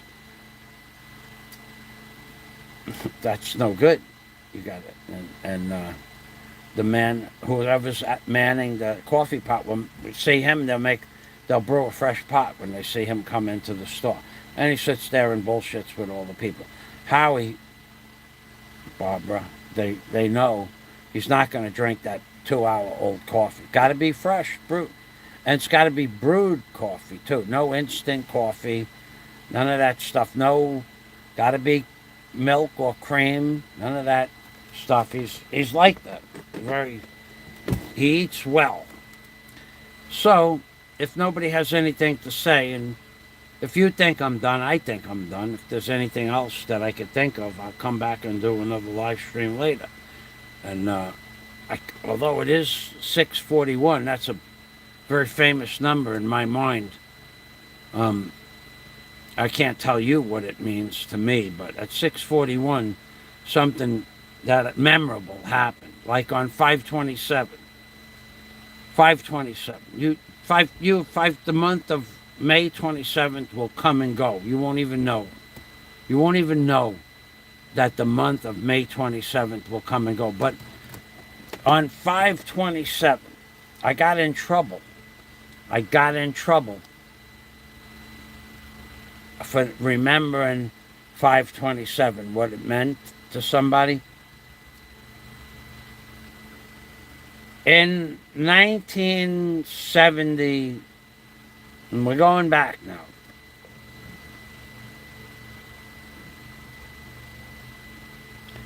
Okay, so what year could it have been?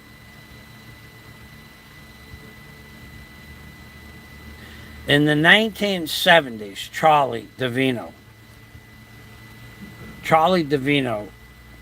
was the son of Barbara DeVino, the sister of Debbie DeVino, and the son of Mick DeVino. They were the DeVinos that lived next door to us. Charlie DeVino dated a girl named Diane. From the time he was like 14 years old until he was 5 years younger than us. About, I don't remember. Debbie was a few years younger than me. Charlie was about 5 years younger.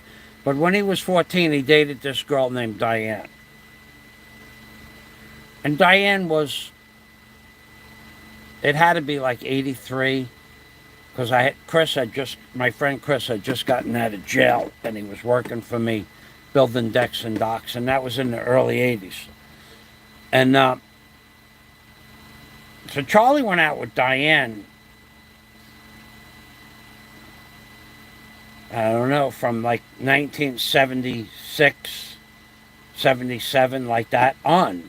And I knew Diane because Charlie and her, and we all had pool parties in the backyard. I knew her since she was a little girl, since she was like 14 years old. So I went to my brother's house one night. It was somebody's birthday. I think it was his wife's birthday. And Diane was there. And she was single, and she was like 5 years younger than me. But now, me being 28, 29 years old, and her being 25 or 24 years old, that was okay. So,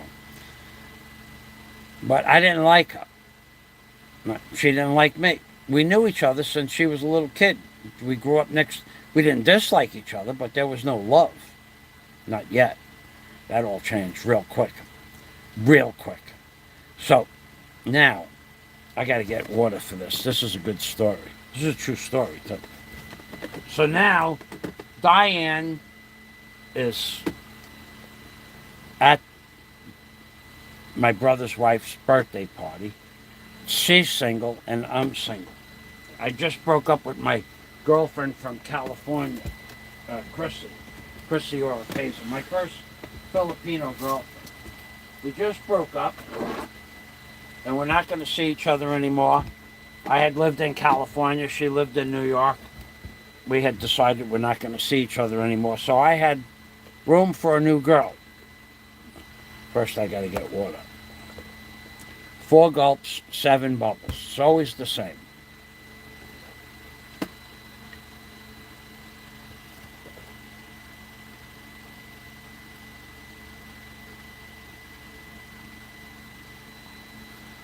Always the same routine for me. 4 gulps, 7 bubbles. It's the Del Fuego way.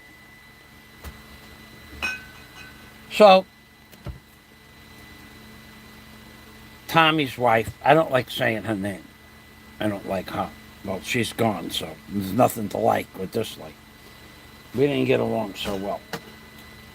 And nobody, at the end of the road, what a piece of work she turned out to be. But anyway, so Tommy's wife says, why don't you take Diane out to dinner?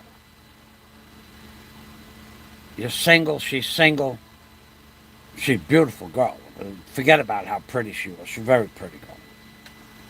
Her father owned the biggest plumbing company anywhere that anybody knew of.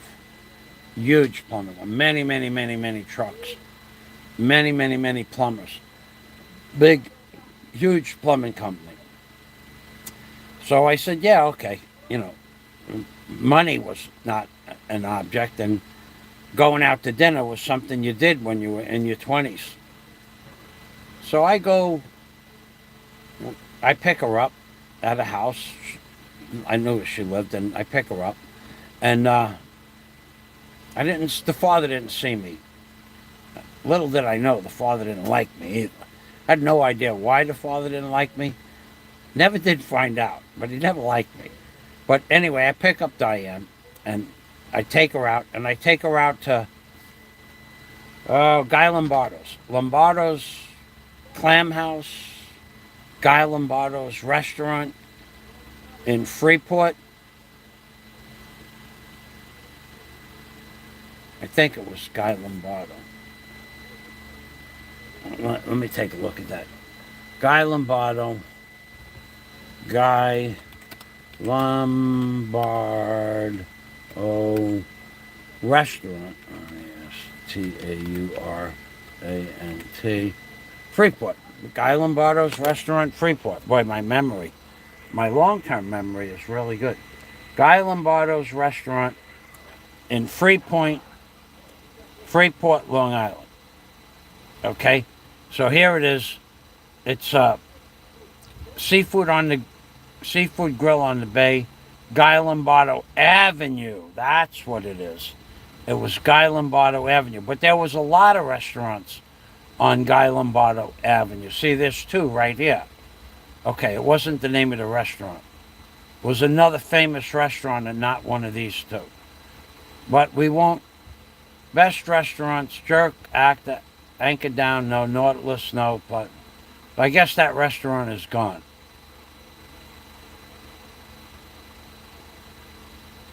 Okay, but anyway, so I pick Diane up, we go out there, and she likes seafood. Chrissy or Paisley loved seafood too. That was my Filipino girlfriend. But Diane loved seafood, and we had everything. We had the clams, the shrimp, mussels, the scallops, and we had a lobster. We split a lobster because we bought all the appetizers. And the song, A Lady in Red, comes on.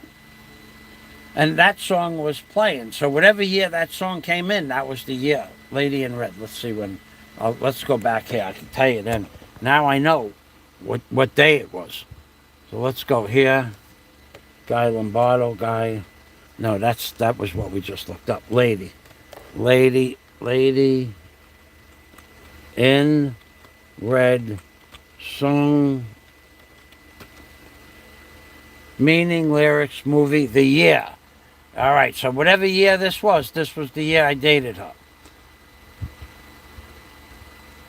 Well, maybe I'm wrong about that. 1986. How old would I have been in 1986? I would have been 31 years old. Yes, it was 1986. I remember it was 1986. Now I remember, and I remember why. So, the Lady in Red song comes on. And now I'll tell you why I remember it was 1986. Because I was 31. And that's why I remember it was 1986. So we're sitting in the restaurant. It's late at night. We weren't in any hurry. And it was candlelight. Whatever restaurant we went to was candlelight at the table. And it was very romantic. And there was a thread on her shirt. Thread, just a thread. And she had a red jacket on. A red blouse or something that was red. And there was a thread on the song, on the shirt. And I remembered the words to the song. I had liked that song. I had always enjoyed that song. And plus, when you're singing with the song on, it's fun to sing with the song on, right? And you can remember the words. So she's sitting there, and we're all done, and we had a few glasses of wine, that's for sure.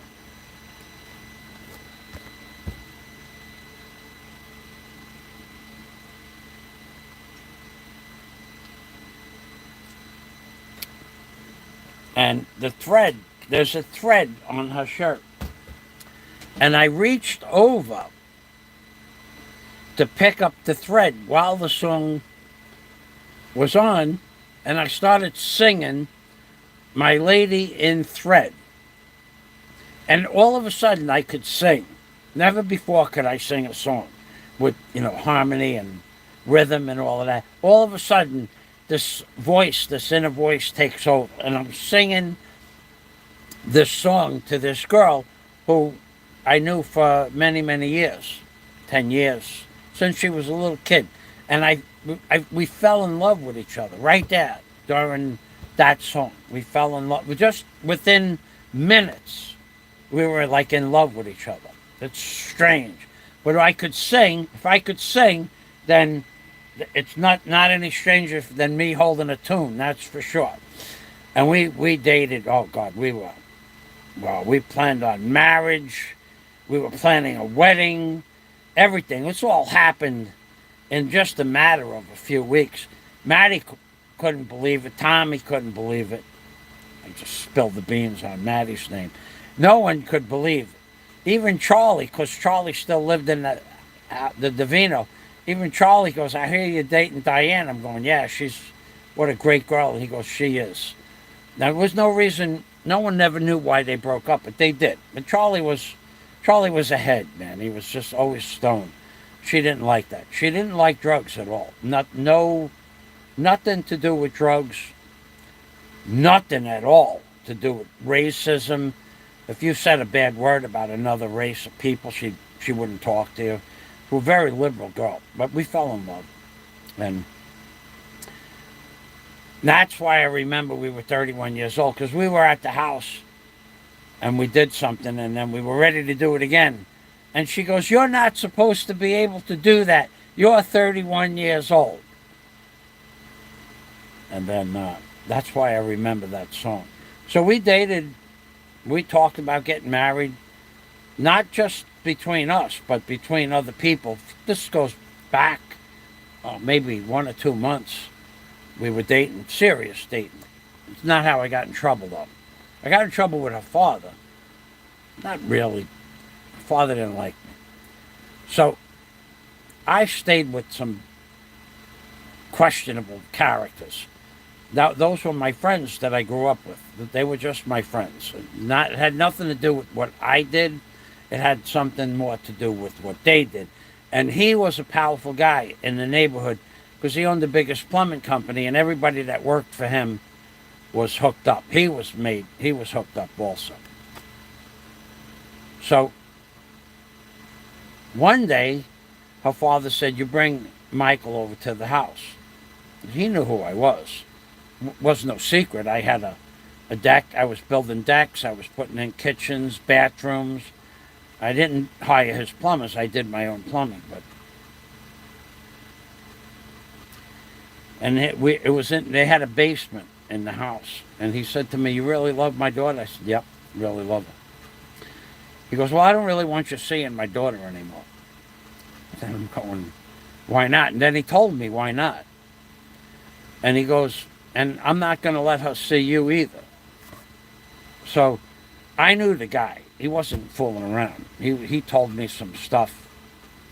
When he said something, he meant it. Okay, he didn't get to own the biggest plumbing company, maybe in Queens by accident.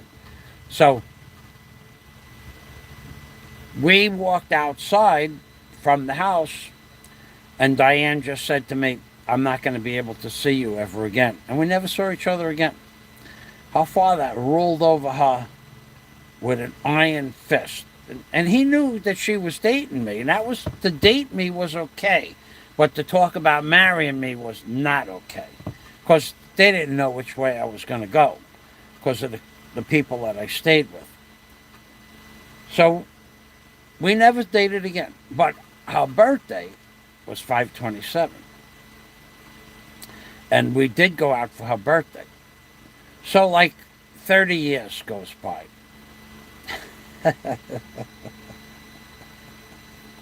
30 years. So she gets married to a friend of mine. He was actually, well, he's a friend of the family.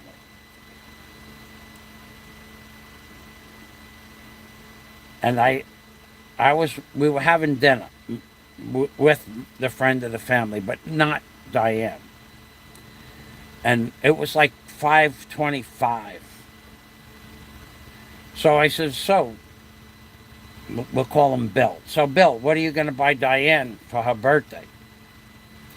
He gave me a look, if looks could kill.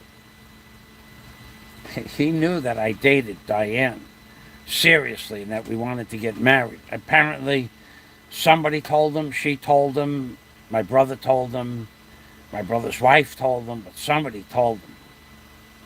Oh, was he pissed off? What do you mean? So, what are you going to buy her for her birthday? Like we're all friends. I mean, it's not like I'm not going to find out one way or the other. So I'm still friends with Diane. I don't want to talk about it. We didn't talk about it. Pretty much he never talked to me again either. I don't know why. He was... I don't know why. I have no idea. I don't know if he just didn't talk to me anymore because he didn't want to talk to me anymore because I remembered his wife's birthday.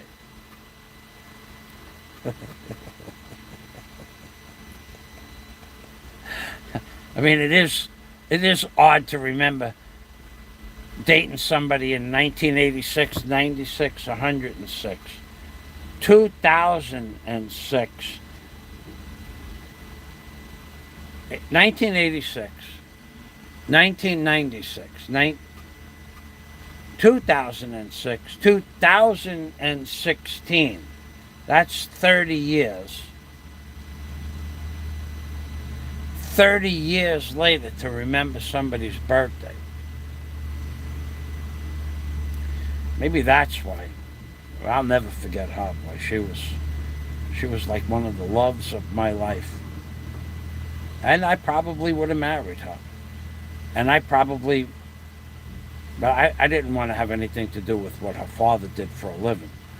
And maybe that's why. But I stayed with questionable people, and he stayed with questionable people, but they were two different families of questionable people. That's in Howard Beach, that's just the way it was.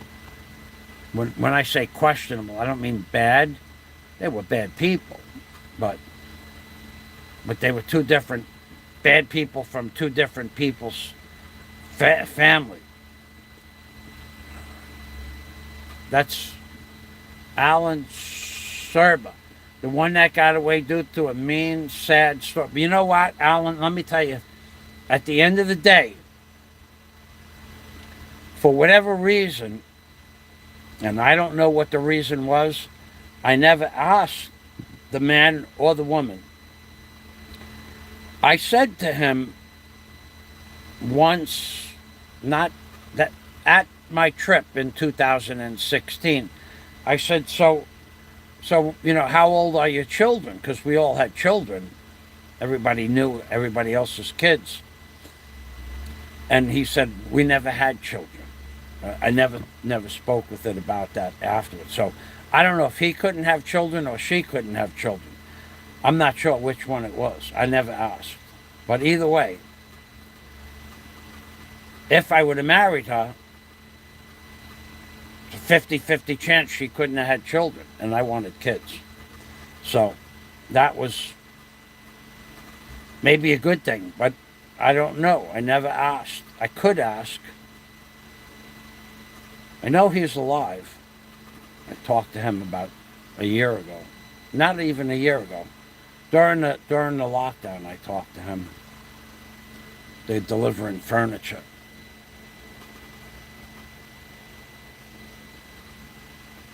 The house next door. They have a...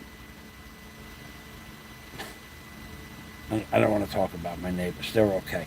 They don't bother me. I don't bother them. But they sure do buy a lot of stuff. For somebody, they always have, no, that's all nice furniture and stuff. They have stereo systems delivered, but they only stay there about, no, maybe a month, 2 months, a year. They're not even here now. They just had the new roof put on, and then they had a lot of work done. I don't know what they did. They probably put new kitchen or bathroom, and it was banging and hammering for days. Since the roof went up, they put all new stuff in.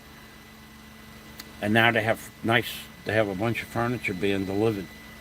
But yeah, I never know which one of those, my friend who I grew up with or the girl I dated, I don't know which one of them didn't have children. Maybe, I don't know, maybe she didn't want children. Maybe she couldn't have children. Maybe he couldn't have children. But that was her next boyfriend. It wasn't like she dated around. And he had a great job working for the state of New York. Big money. Big money. And then when his parents died, they left him millions and millions of dollars. Millions of dollars. Not like 1 or 2 million. Millions of dollars. And at the age of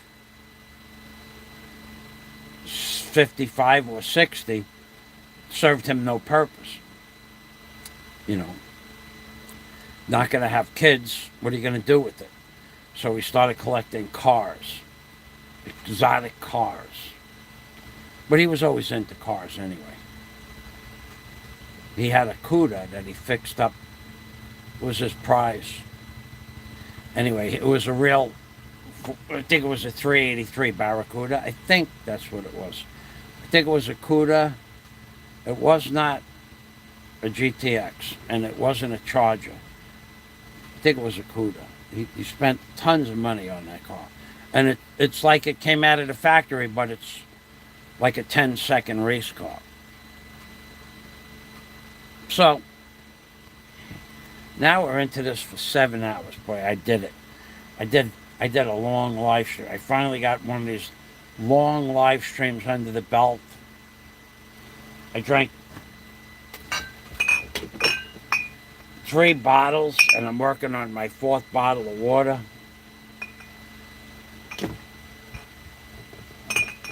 I haven't peed since 7 o'clock this morning.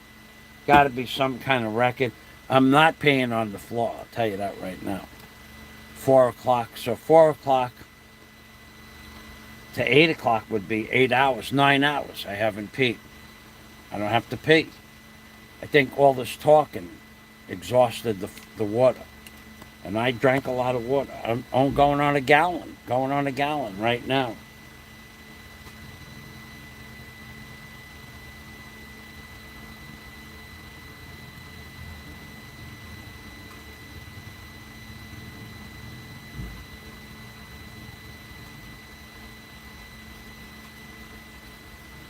Going on a gallon of water.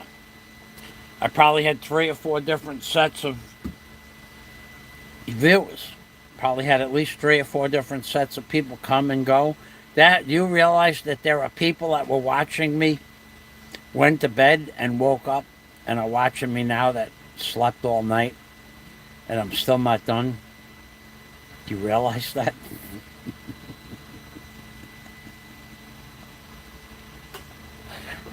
and you realize that there are some people that are going to have to watch every minute of the show to see if I said something about them or their channel. Something derogatory. And I never did. A 3-hour nap. Who said that? Alan Sturber said that. That's me. I took a 3-hour nap. Oh, there's lots of people out there that are going to wake up and say, he's still talking. And then there's a few people that are going, he doesn't stop. I don't have to stop, man. I don't have to stop. Especially the fact that the weather was inclement this morning. I decided, and I'm going to tell you something else, I decided to take the day off. I don't have to. I didn't have anything pressing to do that needed to be done. I could take the day off. Plus, I'm going to tell you something else. Why I decided to take the day off is because I got to think about why it was, though. There was a reason. About 2 days ago, I took a nap around 6 o'clock to about 7:30. And then when I wanted to go to sleep, I couldn't go to sleep. And I didn't get to sleep until like, I don't know, 2 o'clock in the morning. But my normal uptime is 5 o'clock, 4:30, 5 o'clock, 5:30. Sometimes I sleep till 6. So I missed, I got 4 hours of sleep and an hour and a half nap. That was like 5.5 hours. But I didn't get my 8 hours of sleep. I like to get 7 to 8 hours. But it was broken up. The dog next door, at no matter what you're doing, at 5 o'clock, 5 after 5, 5:30, 5:20, he starts barking. You don't stop. You don't stop for a solid 30, 35 minutes. He's still talking. Yes, yes. Hey, Gary. Yeah, I'm still talking. I'm doing it right now, Gary, to be honest with you. I keep saying it to these people. I'm not talking about anything special, nothing important, nothing that they earth-shattering, nothing that's going to help them in YouTube. I'm telling them how, well, I could talk about rice and they'll listen. For some reason, I don't know why they're watching. I have no idea, Gary. So now I'm talking about my sleep pattern because the dog next door woke me up early. And yet, shoot the dog. You know, they don't do that here. They don't do that here. You don't mess with other people's animals. And the dog starts barking at 5 o'clock. It wakes me up and I'm up after that. Joke, long, yeah, you can't do that here. You can't even talk about somebody else's animals. They get upset. They take their animal. They're useless, worthless, filthy, lice and mange infected animals. They take them very seriously. The children hug a mangy animal here. They hug it like it was like a golden retriever that just got out of a bath. It'll have ticks and fleas all over it. The children play with these animals like they're house pets. But no animal is trained to sit or beg or fetch or roll over. But if you say anything about their animal, I did mention it to him about it, maybe, I don't know, a long time ago, a year ago. The dog's been barking like this for a year. And I said, E, his name is, we call him E. Okay, E, that dog never stops barking after 5 o'clock. He knows it barks because my window is over here and his window is 8 feet away from my window, his bedroom window. So 8 feet would be 9 feet would be 9 feet would be much further than his bedroom window was from where I'm sitting right here. The dog sits under his bedroom window and barks. So it's not just me that hears the dog. So I said, hey, that dog doesn't stop barking. His response was, yeah, it barks. I don't think he understood what I was saying. But he just agreed that the dog barked. Because he doesn't, in his brain, he doesn't register that I'm complaining about the dog. It didn't register. Because that's his dog. His dog barks at 5 o'clock in the morning and doesn't stop for 30 or 40 minutes. Depends on when the guy gets back from the beach with the other dog. A man walks down the block at 5 o'clock, 5:05, 5:15, 5:20, 5:30 with a German Shepherd. He throws a stick in the water. The dog goes in the water every day. For years this is going on. The same dog, the same man. But this dog barks when the dog is up the block. When it passes him, the little dog runs out and bites at the German Shepherd's dog's feet.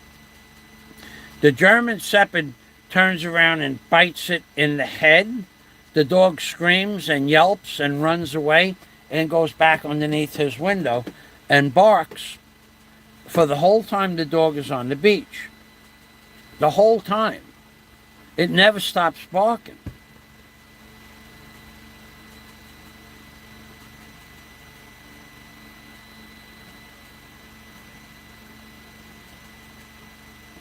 That's right. There's no reason. There's no winning an argument with these people. They don't understand reason. Their culture doesn't see anything wrong with a dog barking. Their culture doesn't see anything wrong with 20 dogs barking. I only mentioned it to him because it's 5 o'clock in the morning and the dog does this every day and it keeps him up. Plus he has a baby and a wife. It keeps the baby and the wife up because that's right where they sleep. He just laughed and agreed that the dog barks. He never took it as maybe you should tell the dog to be quiet, which is too late now. They don't train animals here. No dog is trained. The German Shepherd is trained, but it was trained professionally. So the dog barks and kept me awake, and I lost my good night's sleep. So yesterday, I caught up with some of that sleep last night. And then I said, you know what? It's been raining for 5 days. It's a whole nother country, Forrest Gump. That's right.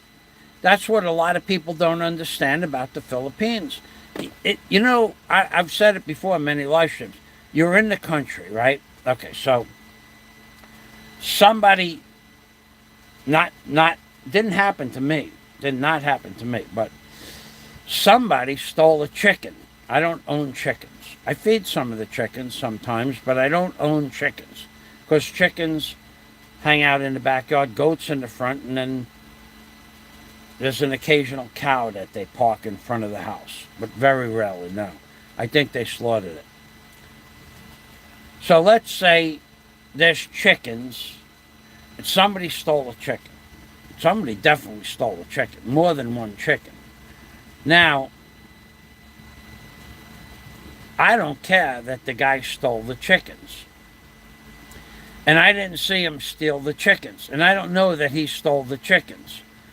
But I said to the owner of the chickens, when they asked me did you see anybody take the chicken? I said, no, I didn't see anybody, because why would I know who took your chicken? I mean, first of all, I don't keep an eye on your chickens, number one. Number two, how would I know it was your chicken? I wouldn't even know this information. And number three, if I saw somebody taking a chicken and I said something, they would tell me to mind my own business. So apparently her chickens were being stolen. Nana, my landlord. So they put the blame on one guy. who somebody said they saw him walking up the block with chickens under his arm. So somebody saw it. Now, I don't know who saw it. So they said, well, we found out. Because I asked them, did you find out who got your chickens? They said, yeah. And they said a name. So I don't care that the guy stole the chicken. They know who stole the chicken. They know it wasn't me. I'm not going to boil a chicken, take the feathers off, bleed out the chicken, gut the chicken, cook the chicken. I'm not doing that. Cheaper to just go buy them. So I mentioned to that guy who took the chicken, I heard you stole Nani's chickens. Oh, he started cursing and screaming and yelling and, I mean, cursing big time. You don't know that, you, and in English and Visayas. Well, everybody knows you stole the chickens. It wasn't a secret, and you stopped doing it. But all I did was mention it, and he went apeshit nuts. So he was in the Peroque next door. Now it's no more a Peroque, it's a guardhouse. But he was in the Peroque, and there was like 6 or 7 women and a bunch of children playing in the Peroque. And I didn't pay much attention with him screaming and yelling. Nobody in the Peroque, nobody would talk to me. Even though everybody knew he stole the chickens. The chicken thief was caught in the act of walking down the block with the chickens. Everybody knew who stole the chicken. They all knew. As soon as one person knows, every person knows. But that I brought it up, he went nuts. Now, do I care that he went nuts? I don't give a shit. If he goes nuts, he goes nuts. What do I care? That's his problem, not my problem. But this goes back about 3 years ago. Those people would not talk to me. I didn't leave the Cheeky Hut or anything. I was visiting. At that time, I was still giving them gifts for Christmas and Easter and for the fiesta. I was still giving out bottles of rum and packs of cigarettes and sandals and shoes for the children, toys for Christmas. That at that time, it goes back how far? It goes back 3 years plus. When they stopped talking to me, I said, nobody's going to talk to me. They all put their head down. Oh, you're not going to talk to me because he's mad at me? The chicken thief?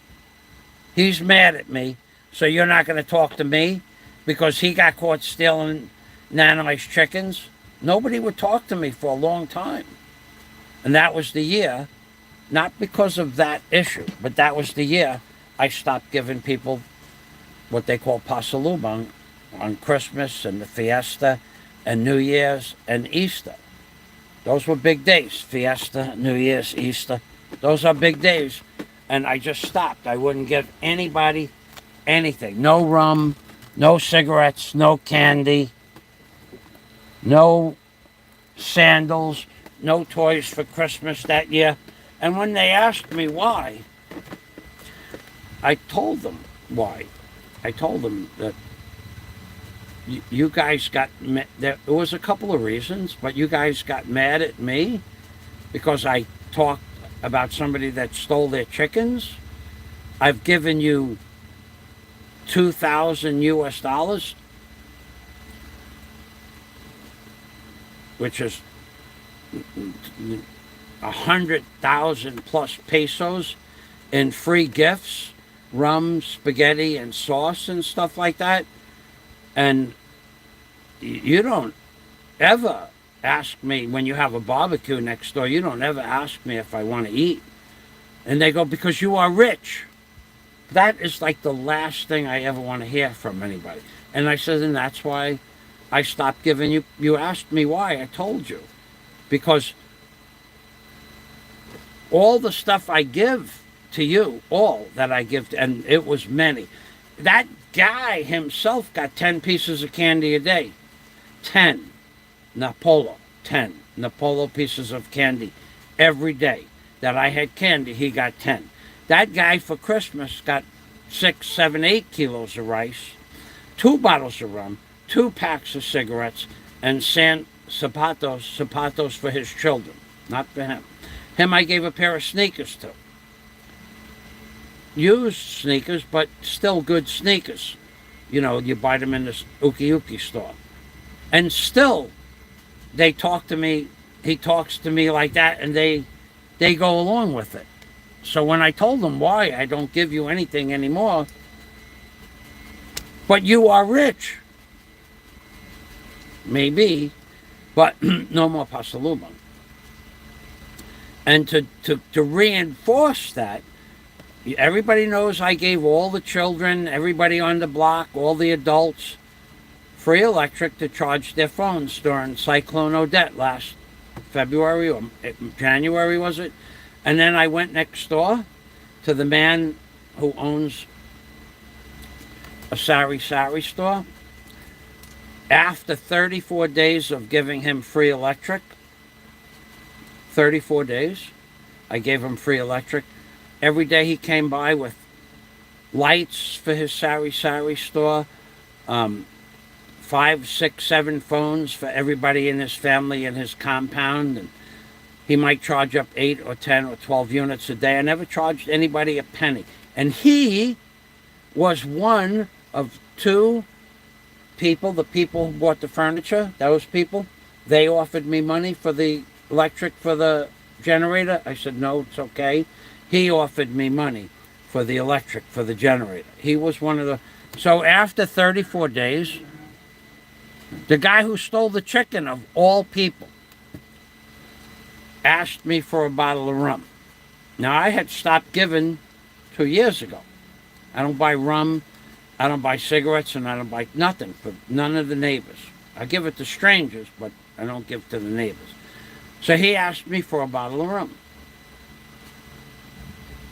So Daisy was here,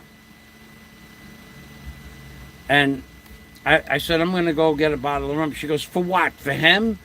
And I said, yeah, you know, I'll ask so-and-so for a bottle of free rum. And you want potato chips? She goes, yeah.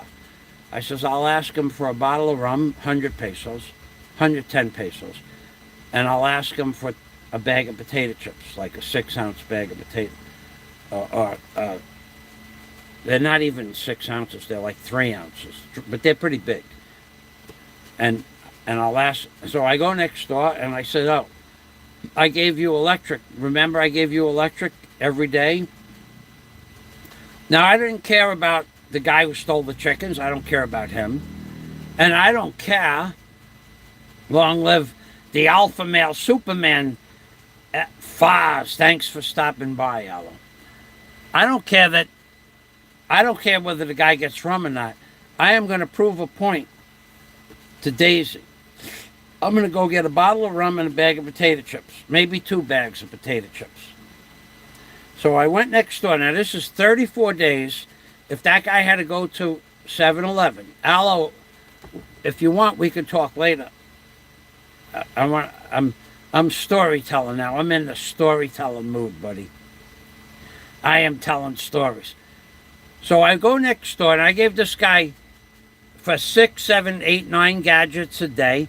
That would be, let's just say, 8 gadgets a day times 30 pesos each. That's 240 pesos a day.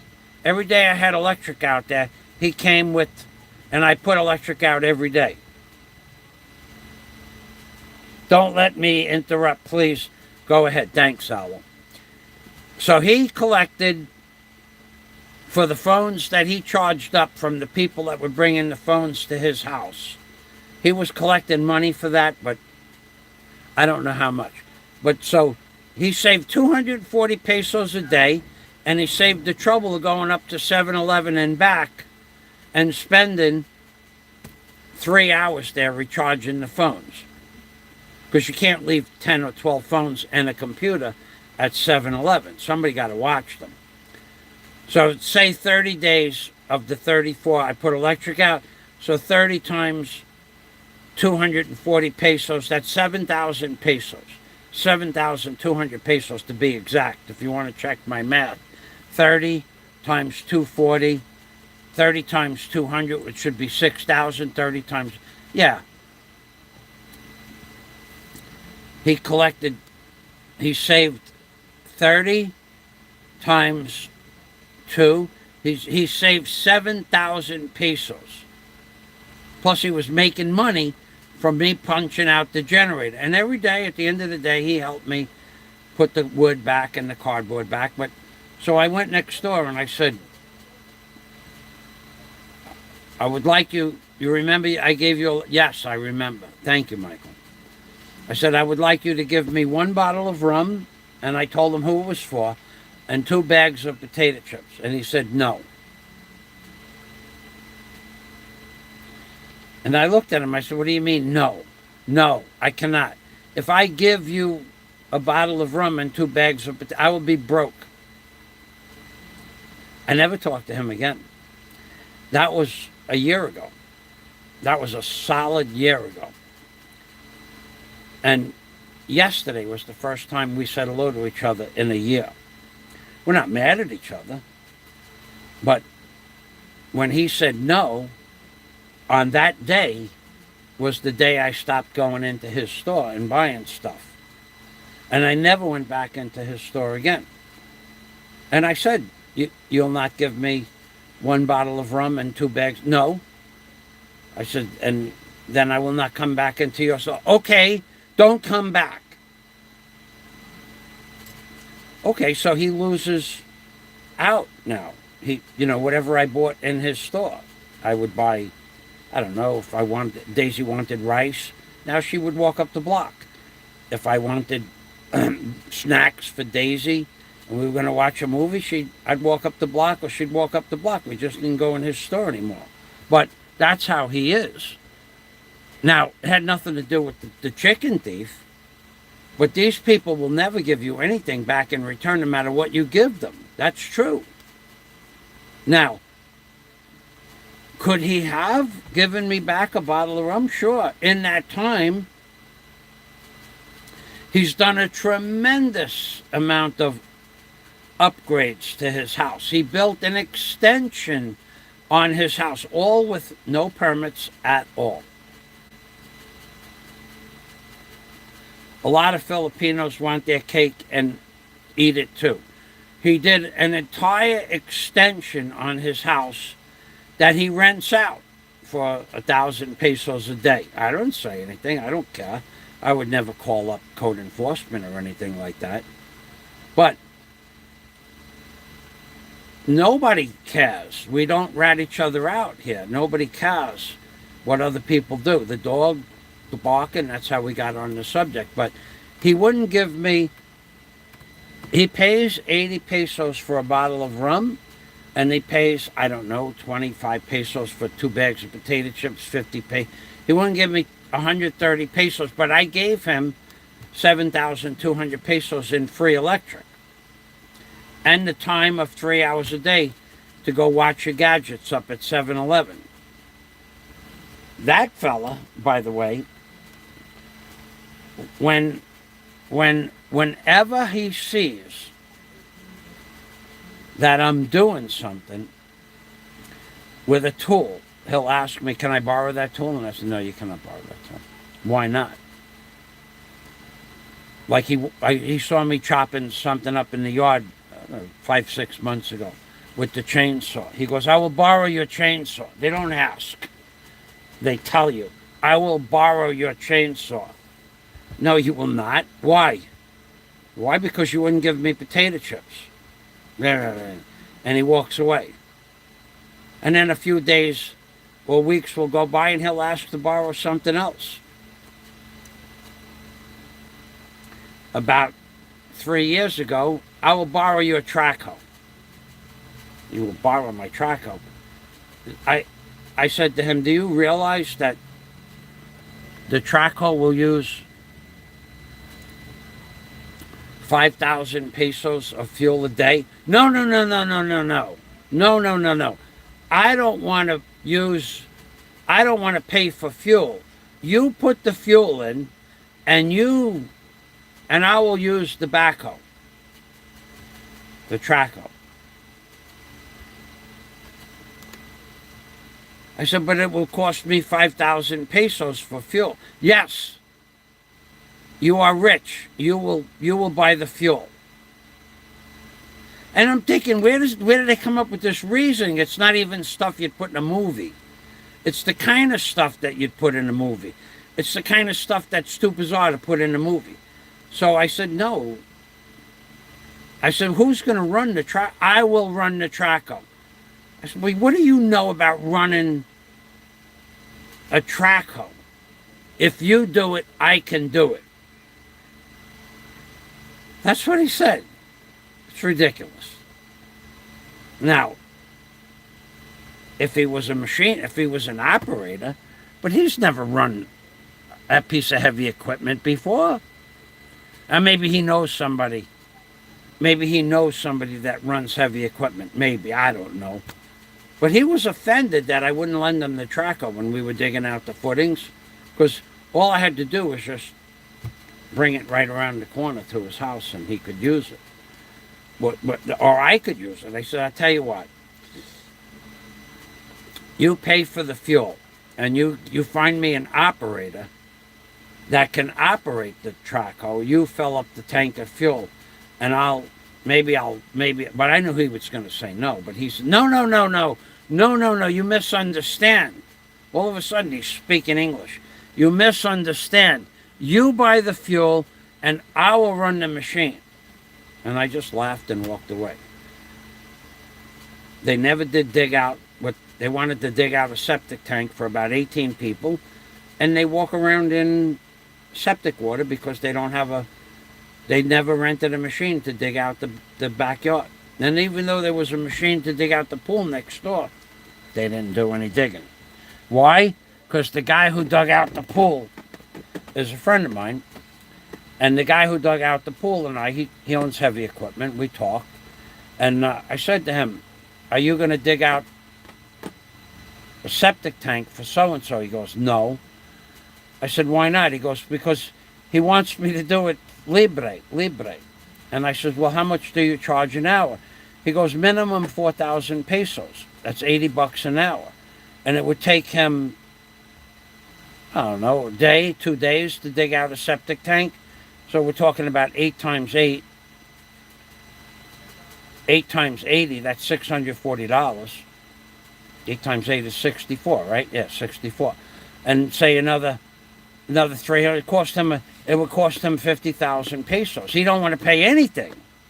He don't even want to pay for the fuel. Nothing does he want to pay. And so it wasn't just me. Last year he tried to get a Filipino to work for him for free. They don't want to pay. But he charges you for everything. Once they have an attitude, yes, once when I drank rum, and I drank a lot of rum with the infection on my leg 3 years ago. When I drank rum, I would not buy rum at his store. I would buy 2 cases of rum at a time. Not 1 case, 2 cases. Because I got to rent a tricycle to get the rum back from the city and my water. So, and my goods. So I would just pay at that time $2.50 for a tricycle, and I'd put 24 bottles of rum in, and I would drink 24 bottles of rum over the course of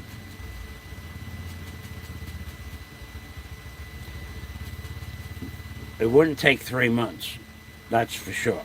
Sometimes I would just, when I was drinking to kill the pain in my leg, because they won't give you pain medicine here, I would sometimes just turn a bottle. This is a bottle of rum. I would just turn the bottle upside down, and I might drink this much of the bottle, maybe this much. And then I would be next to the bed, and Daisy would be sleeping on this side and I'd be on that side, and I'd be right next to the bed, and she would look at me. I'm saying, okay, I'm going to drink, and she'd say, okay. And I would be on the floor by the kitchen, because I'd put the bottle back in the kitchen, and I would be lucky to get to bed and in bed. That's how much rum I drank at one time. I would just turn it upside down and drink a third of a bottle of this size bottle, not the little bottle. This is a small bottle, and this is a big bottle. This is 700 milliliters. This is a liter. I would drink a third of a liter, one shot. And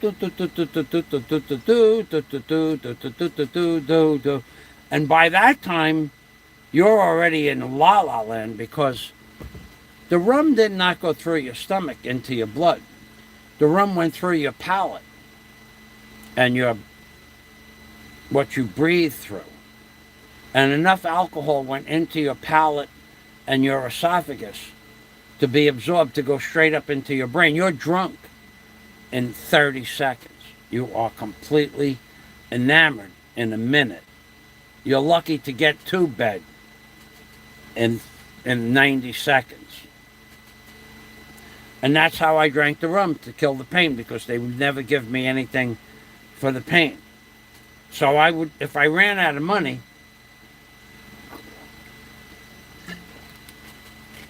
oh God, I blew that one, right? Should be 4 gulps, 7 bubbles, right? Ready? Ready?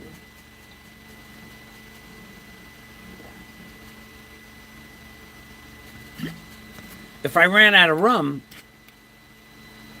I'd go next door and buy rum. But one day, I was still smoking back then too, 3 years ago. But I stopped smoking on December 1st of 2021. So it's 2.5 years. So this is, Daisy was still living here. So I might have bought cigarettes and rum. But whatever it was, he raised the price of the rum and he raised the price of the cigarettes. So the money I had in my pocket was only for the price of rum at a small bottle of rum was 110 pesos, and a big bottle of rum, the liter, at the time, a liter was 130 for me. That's what he charged me. And this was 110. But I used to buy it by the case. So one day I went next door to get a pack of cigarettes that should have been 120, and the rum was 130. That's 250. And that's what I had in my pocket. Now this is after 5 years of buying stuff in the store on a regular basis, me and Daisy. So I had the 250 in my pocket, and it might have been, I don't know, could have been a week or 2 weeks since I bought anything from his store. Because cigarettes, I would buy cigarettes more often than I'd buy rum. So the 250 price, he raised the price of the cigarettes to 150 from 120, so that's 30 pesos, 30.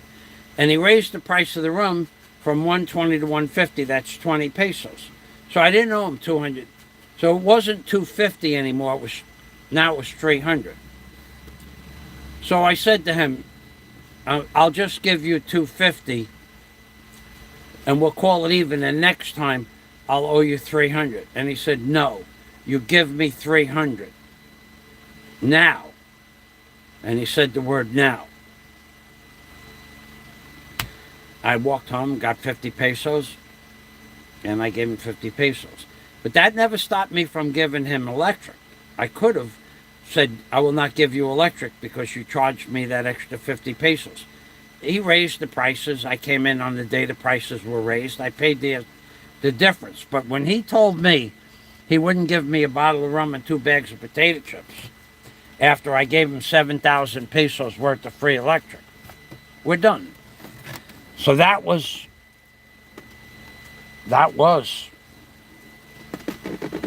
in January or February of 2021, right? Cyclone Odette. I never talked to him again. Yesterday, was it yesterday? No, Friday. No, today's Friday. What's today?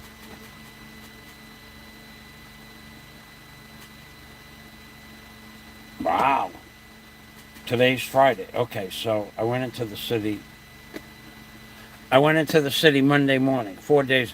4 days ago was the first time I even said hello to him, or he said hello to me in a year and a half, because he wouldn't give me a bottle of rum or 2 bags of potato chips. Now, he don't even know that I stopped smoking, but he lost. So he was willing to lose all that cigarette money and all the money from the rum, and without caring, because you as a foreigner are rich, period. Nothing that you give them is ever going to satiate their needs. The more you give, the more you have to give to prove that you're still friends. That's just the weirdest way. It's true, though.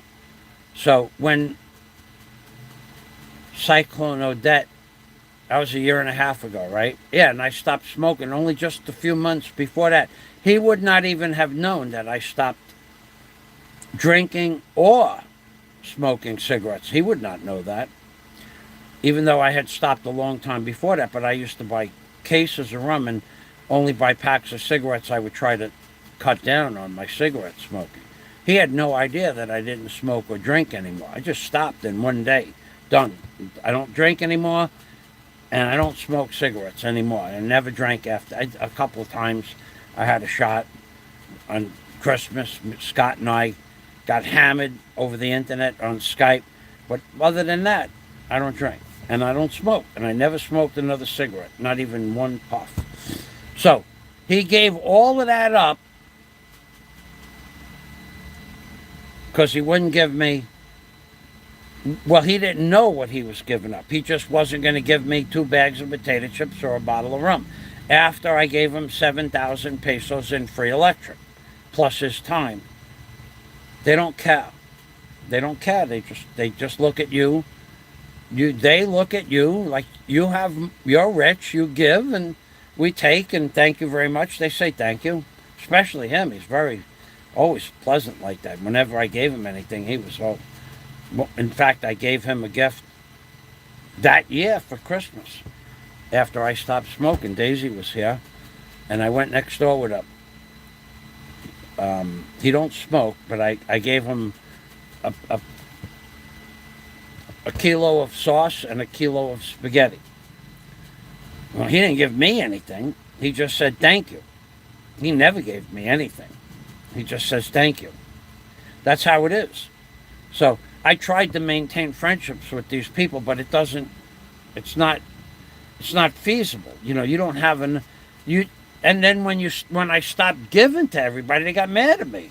How come you don't give? It's Christmas, you give. I don't give anymore. I have no money. No budget. No budget, no money. And I don't give anymore because I gave and I give and I give and I give and I give and I give, and nothing ever comes back to me. And then their answer is, because you are rich. I hate that expression. So I don't give anymore. Now they've been talking to me the last year or so. It took them, it's going on 2 years. That Christmas before Odette, a year and a half ago, that Christmas almost 2 years ago before Odette, when that Christmas came around, that week I stopped giving. I did not give. And that week I had bought 2 cases of rum, 50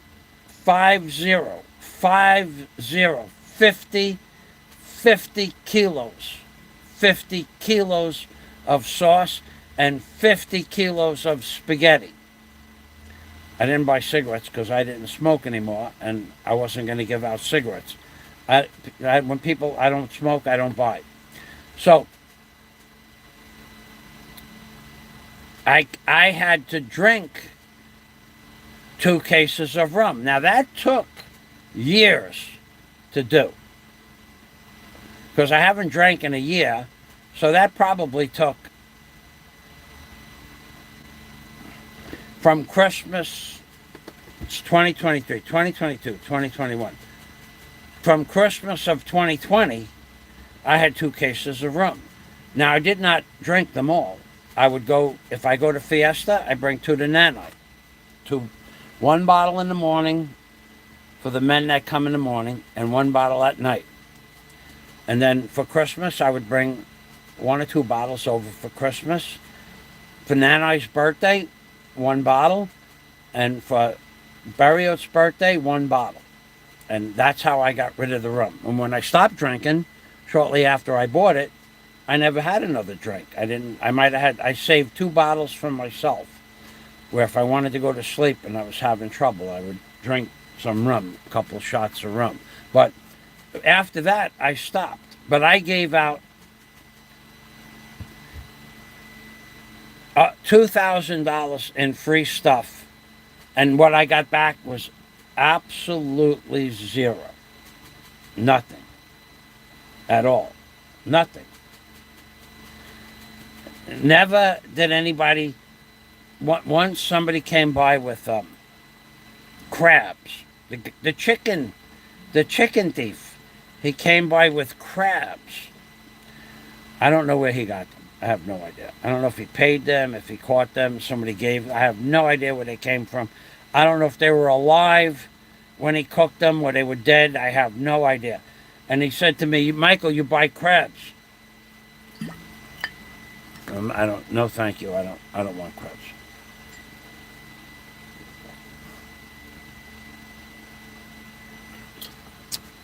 Only 100 pesos each. Now, they were little crabs. They were blue claw crabs. They were about 3.5 or 4 inches. In America, we wouldn't eat those at all. We wouldn't even... We might make a sauce out of them, throw them in the sauce for the flavor, but no one would bother opening one up or cracking open a claw. Only 100 pesos each. I says, 100 pesos each? You want a bottle of rum, don't you? Yes, you buy 1 bottle. There's no more pasalubong. Why? As soon as you mention... Why? You give. No more pasalubong. No more. Gone. It's over. There's no more pasalubong. It's going on. It'll be 2 years this Christmas that there's no more pasalubong. Not for them. Not for the Peruk. Nanai is my friend. I still have breakfast over there. We still eat together. She gets pasalubong, but nobody else. So, living here is a trip. It's a trip. So, what did that guy lose in money? He doesn't know what he lost, because I used to buy maybe 3 or 4 or 5 packs of cigarettes a month there, maybe more, you know. And so he would make, I don't know, say, he'd make 150 pesos a month from me over the course of the year. That's 1,500 pesos. Imagine 1,500 pesos from 10. That's a lot of money. And the rum, he would make 30 pesos, 40 pesos for a bottle. The bottles were 90 pesos for the big bottles, and he sold them for 130. So, and then when he raised it to 150, he would make 70 cents a bottle. And I would buy a couple of bottles a month from him when I was buying rum.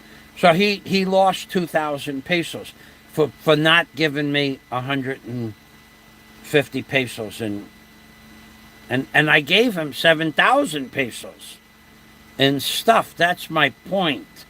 I gave him 7,000 pesos for free electric, setting up and then I bought the cords, remember?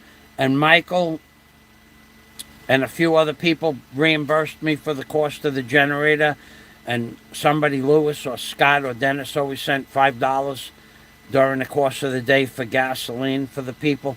So it didn't cost me. It cost me $300 to outlay the money for the generator and the gas originally, but I got all that back. But that's not the point.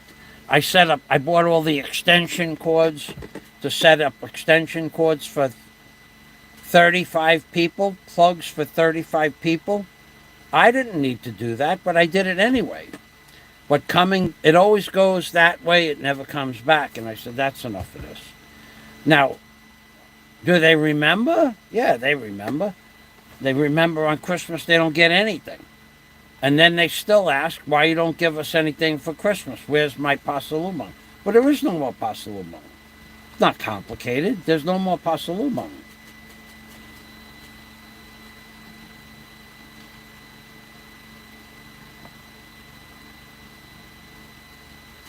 Yes, that's true, Mika. Most of the people, yeah, and if you remember, see, Mika, he knows things. When they came and did what Mika is saying, that they were a little cheeky or they wouldn't look at me, they'd just plug their phone in and walk away, I would say, yo, get back here. Get back here now. Get back here right now. Come back here. Say thank you for giving me electric. I would make them say it. If they just came and plugged their phone in, and I saw them and they walked away, I said, yo, come back here now. Come back here right now. Say thank you. They would say thank you. I said, okay, you're welcome. And at the end of the day, when all the phones were packed up, I made it a point that people had to say thank you. At least thank you. So Mika remembers. They would just take it without. And you know what? For all the free electric, everybody knew. The police that live on the block, they all knew I gave free. The tricycle drivers, the hobble drivers, the motors, they all came here for free electric because there was nobody with electric. And you know how many people gave me a free hobble ride or a free tricycle ride? One man, a police officer that lives up the block. He said, Michael, I will give you a ride up to Poblation. And I said, Hapila. He said, no. You gave me electric. He remembered. And this was months later. One ride, one day, a 15 peso ride. And that's the only time I ever saw him. I don't expect it every day. But one person, one day, one time, of all the hundreds of thousands of pesos that I gave out for free, I got one ride. And all the tricycle drivers, the very next day, that while they were taking free electric, I can tell you I don't talk to about 6 of them. If I need to take a trike and they stop, I'll use their trike, but I don't talk to them anymore. Because whilst I was giving them free electric, while I'm giving them free electric, every day they're coming with their gadgets. I would say, yo, somebody take me up to the gas station, which is 3 minutes away, to get me gas, and then they would take me back, and I would say, do I owe you? Yes, give me 40. Give 40.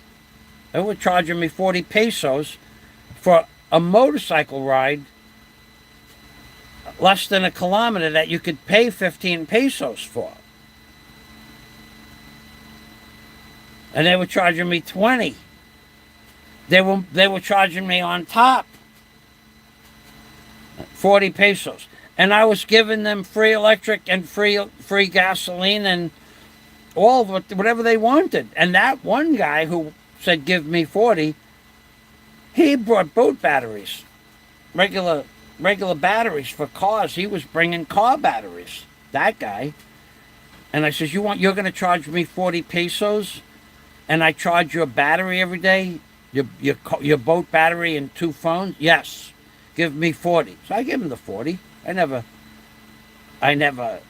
did anything with him again. I don't need him for anything, but I never asked him for a ride and never really talked to him much after that. There was no reason to talk to him. That day, I gave him 40. I said, look, you can bring your phones, but don't bring the boat battery back anymore. Why? I said, because that's using a lot of electric. The generator is working extra hard to charge a 1,000 cold cranking amp battery. Don't bring it back anymore. It's none of your business why I say no anyway. I said no. It's my charger. It's my generator. I'm telling you, don't bring the boat battery back because you charged me 40 pesos. Did I say that? No.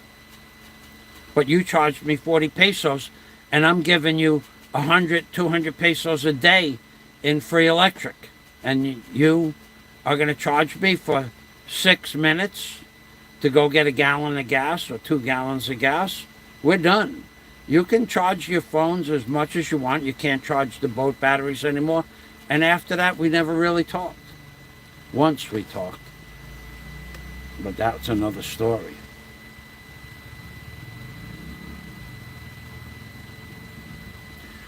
So Mika remembers that people would come and plug their batteries, their phones in, their lights, their fans, their power packs.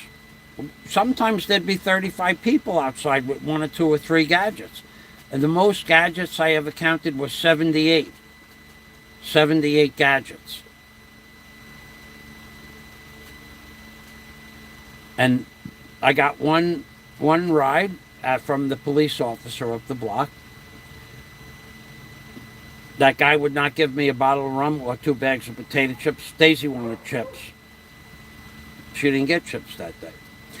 I walked up the block and they didn't have chips, so I bought her corn, something with corn in it. But she wanted potato chips. And when I came back, she says, I wanted potato chips. I said, yeah, I know, but you wanted. And I told her the story. She goes, F him. F him. He did that to you? And I said, yeah. He goes, you don't buy. You don't buy from him. You don't buy. She was good like that.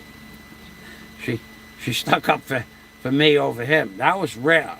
That Filipinos do that. But she was my girl at the time, you know.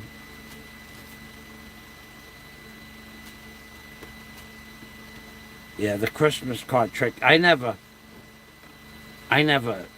put money in their Christmas card trick. I never did that. I don't care that they have a Christmas card. I tell them, you want money for Christmas? Stand in front of my house and sing carols. And I want to hear the whole song, and I want to hear 2 songs. That's what I want. And then I'll give you a decent amount of money. But if they just come and go, la la la la la la la la la la la, now the kids can get away with that, but the adults, they have to sing a song, and then they get money. You want money? I'm willing to let you earn money. But if you don't want to sing a song, then why would I give you money? And I always give them at least 100. So it's not a question of not giving them money. It's a question of, you want money? I will take a video and you sing a song. 2 songs. Thank you very much. And you stand there like adults and you sing. Don't be laughing and one guy's off. You all sing together as a chorus. I make them sing for their money. It's okay. They don't want to sing, they don't have to come to my house. So when they did come, they would come, and they would come back every day because they know they're going to get money. But sing. Sing a song. Sing 2 songs. Thank you very nicely. Yeah, living here. It's going on 8 hours and 2 minutes. I'm done. I don't know what phase the moon is in, but the moon, I didn't eat anything since I had breakfast at 8 o'clock. And then I started the live stream a few minutes after that. What time is it now? 4 o'clock? 5 o'clock? 8 o'clock? And we're on for 8 hours? Yeah, I had breakfast at 8 o'clock. What a good breakfast I had. Oh, God.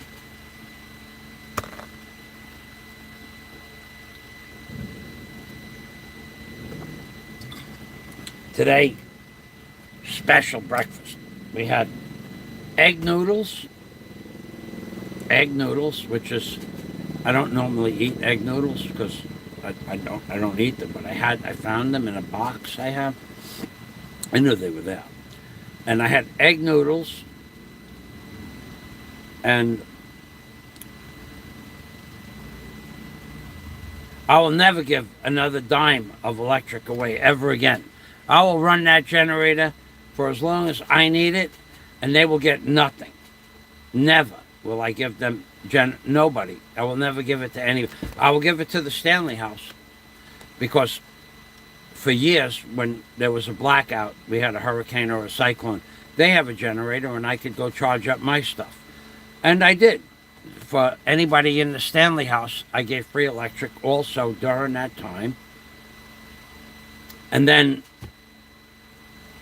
when they brought their generator, then they could satiate the needs of the people in the Stanley house. But the Stanley house I would give.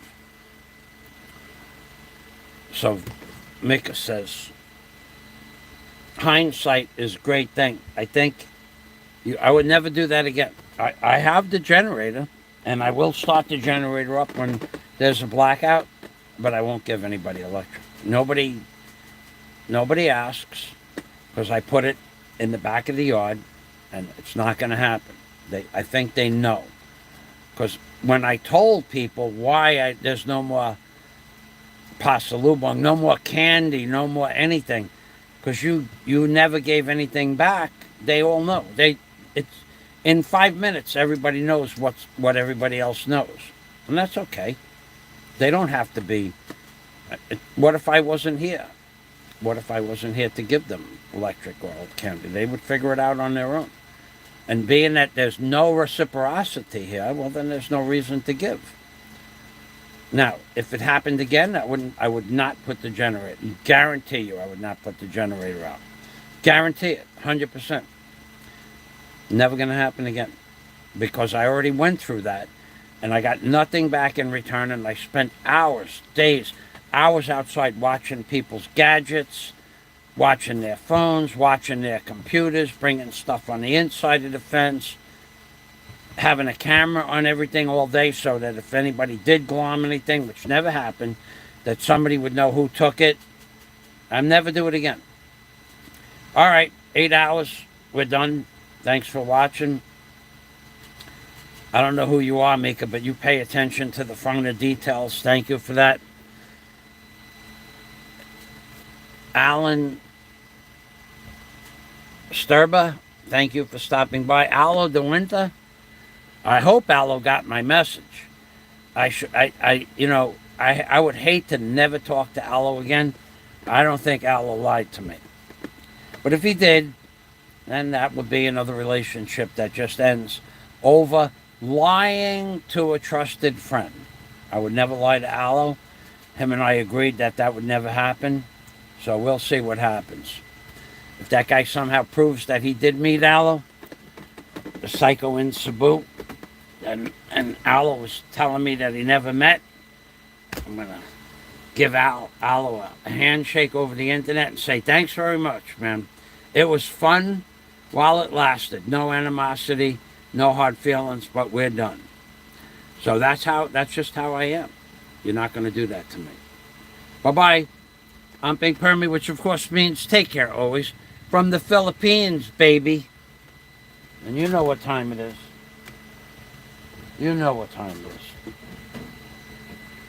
It's time to say goodbye to all our chosen friends. I know that lots of you would wish this live stream never ends. If you put $20 on the board, I'll answer your questions. If you don't, I will have to shut it down early. Ding, ding, ding for Aloe de Winter. Ding, ding, ding, bang a pot, make a lot. No money, no honey. I'm Pink Permy. Alan Sturba, thanks for saying goodbye. Sturba. Look, don't we have it? Look at it. The psycho in Cebu, the psycho in Cebu, the psycho in Cebu has a harem of 35 or 36 or 37 women. But his harem has been reduced to half. And he thinks that's a good thing. And I think it's a good thing. We all agree it's a good thing. And you all like to listen to me sing. Ding, ding, ding.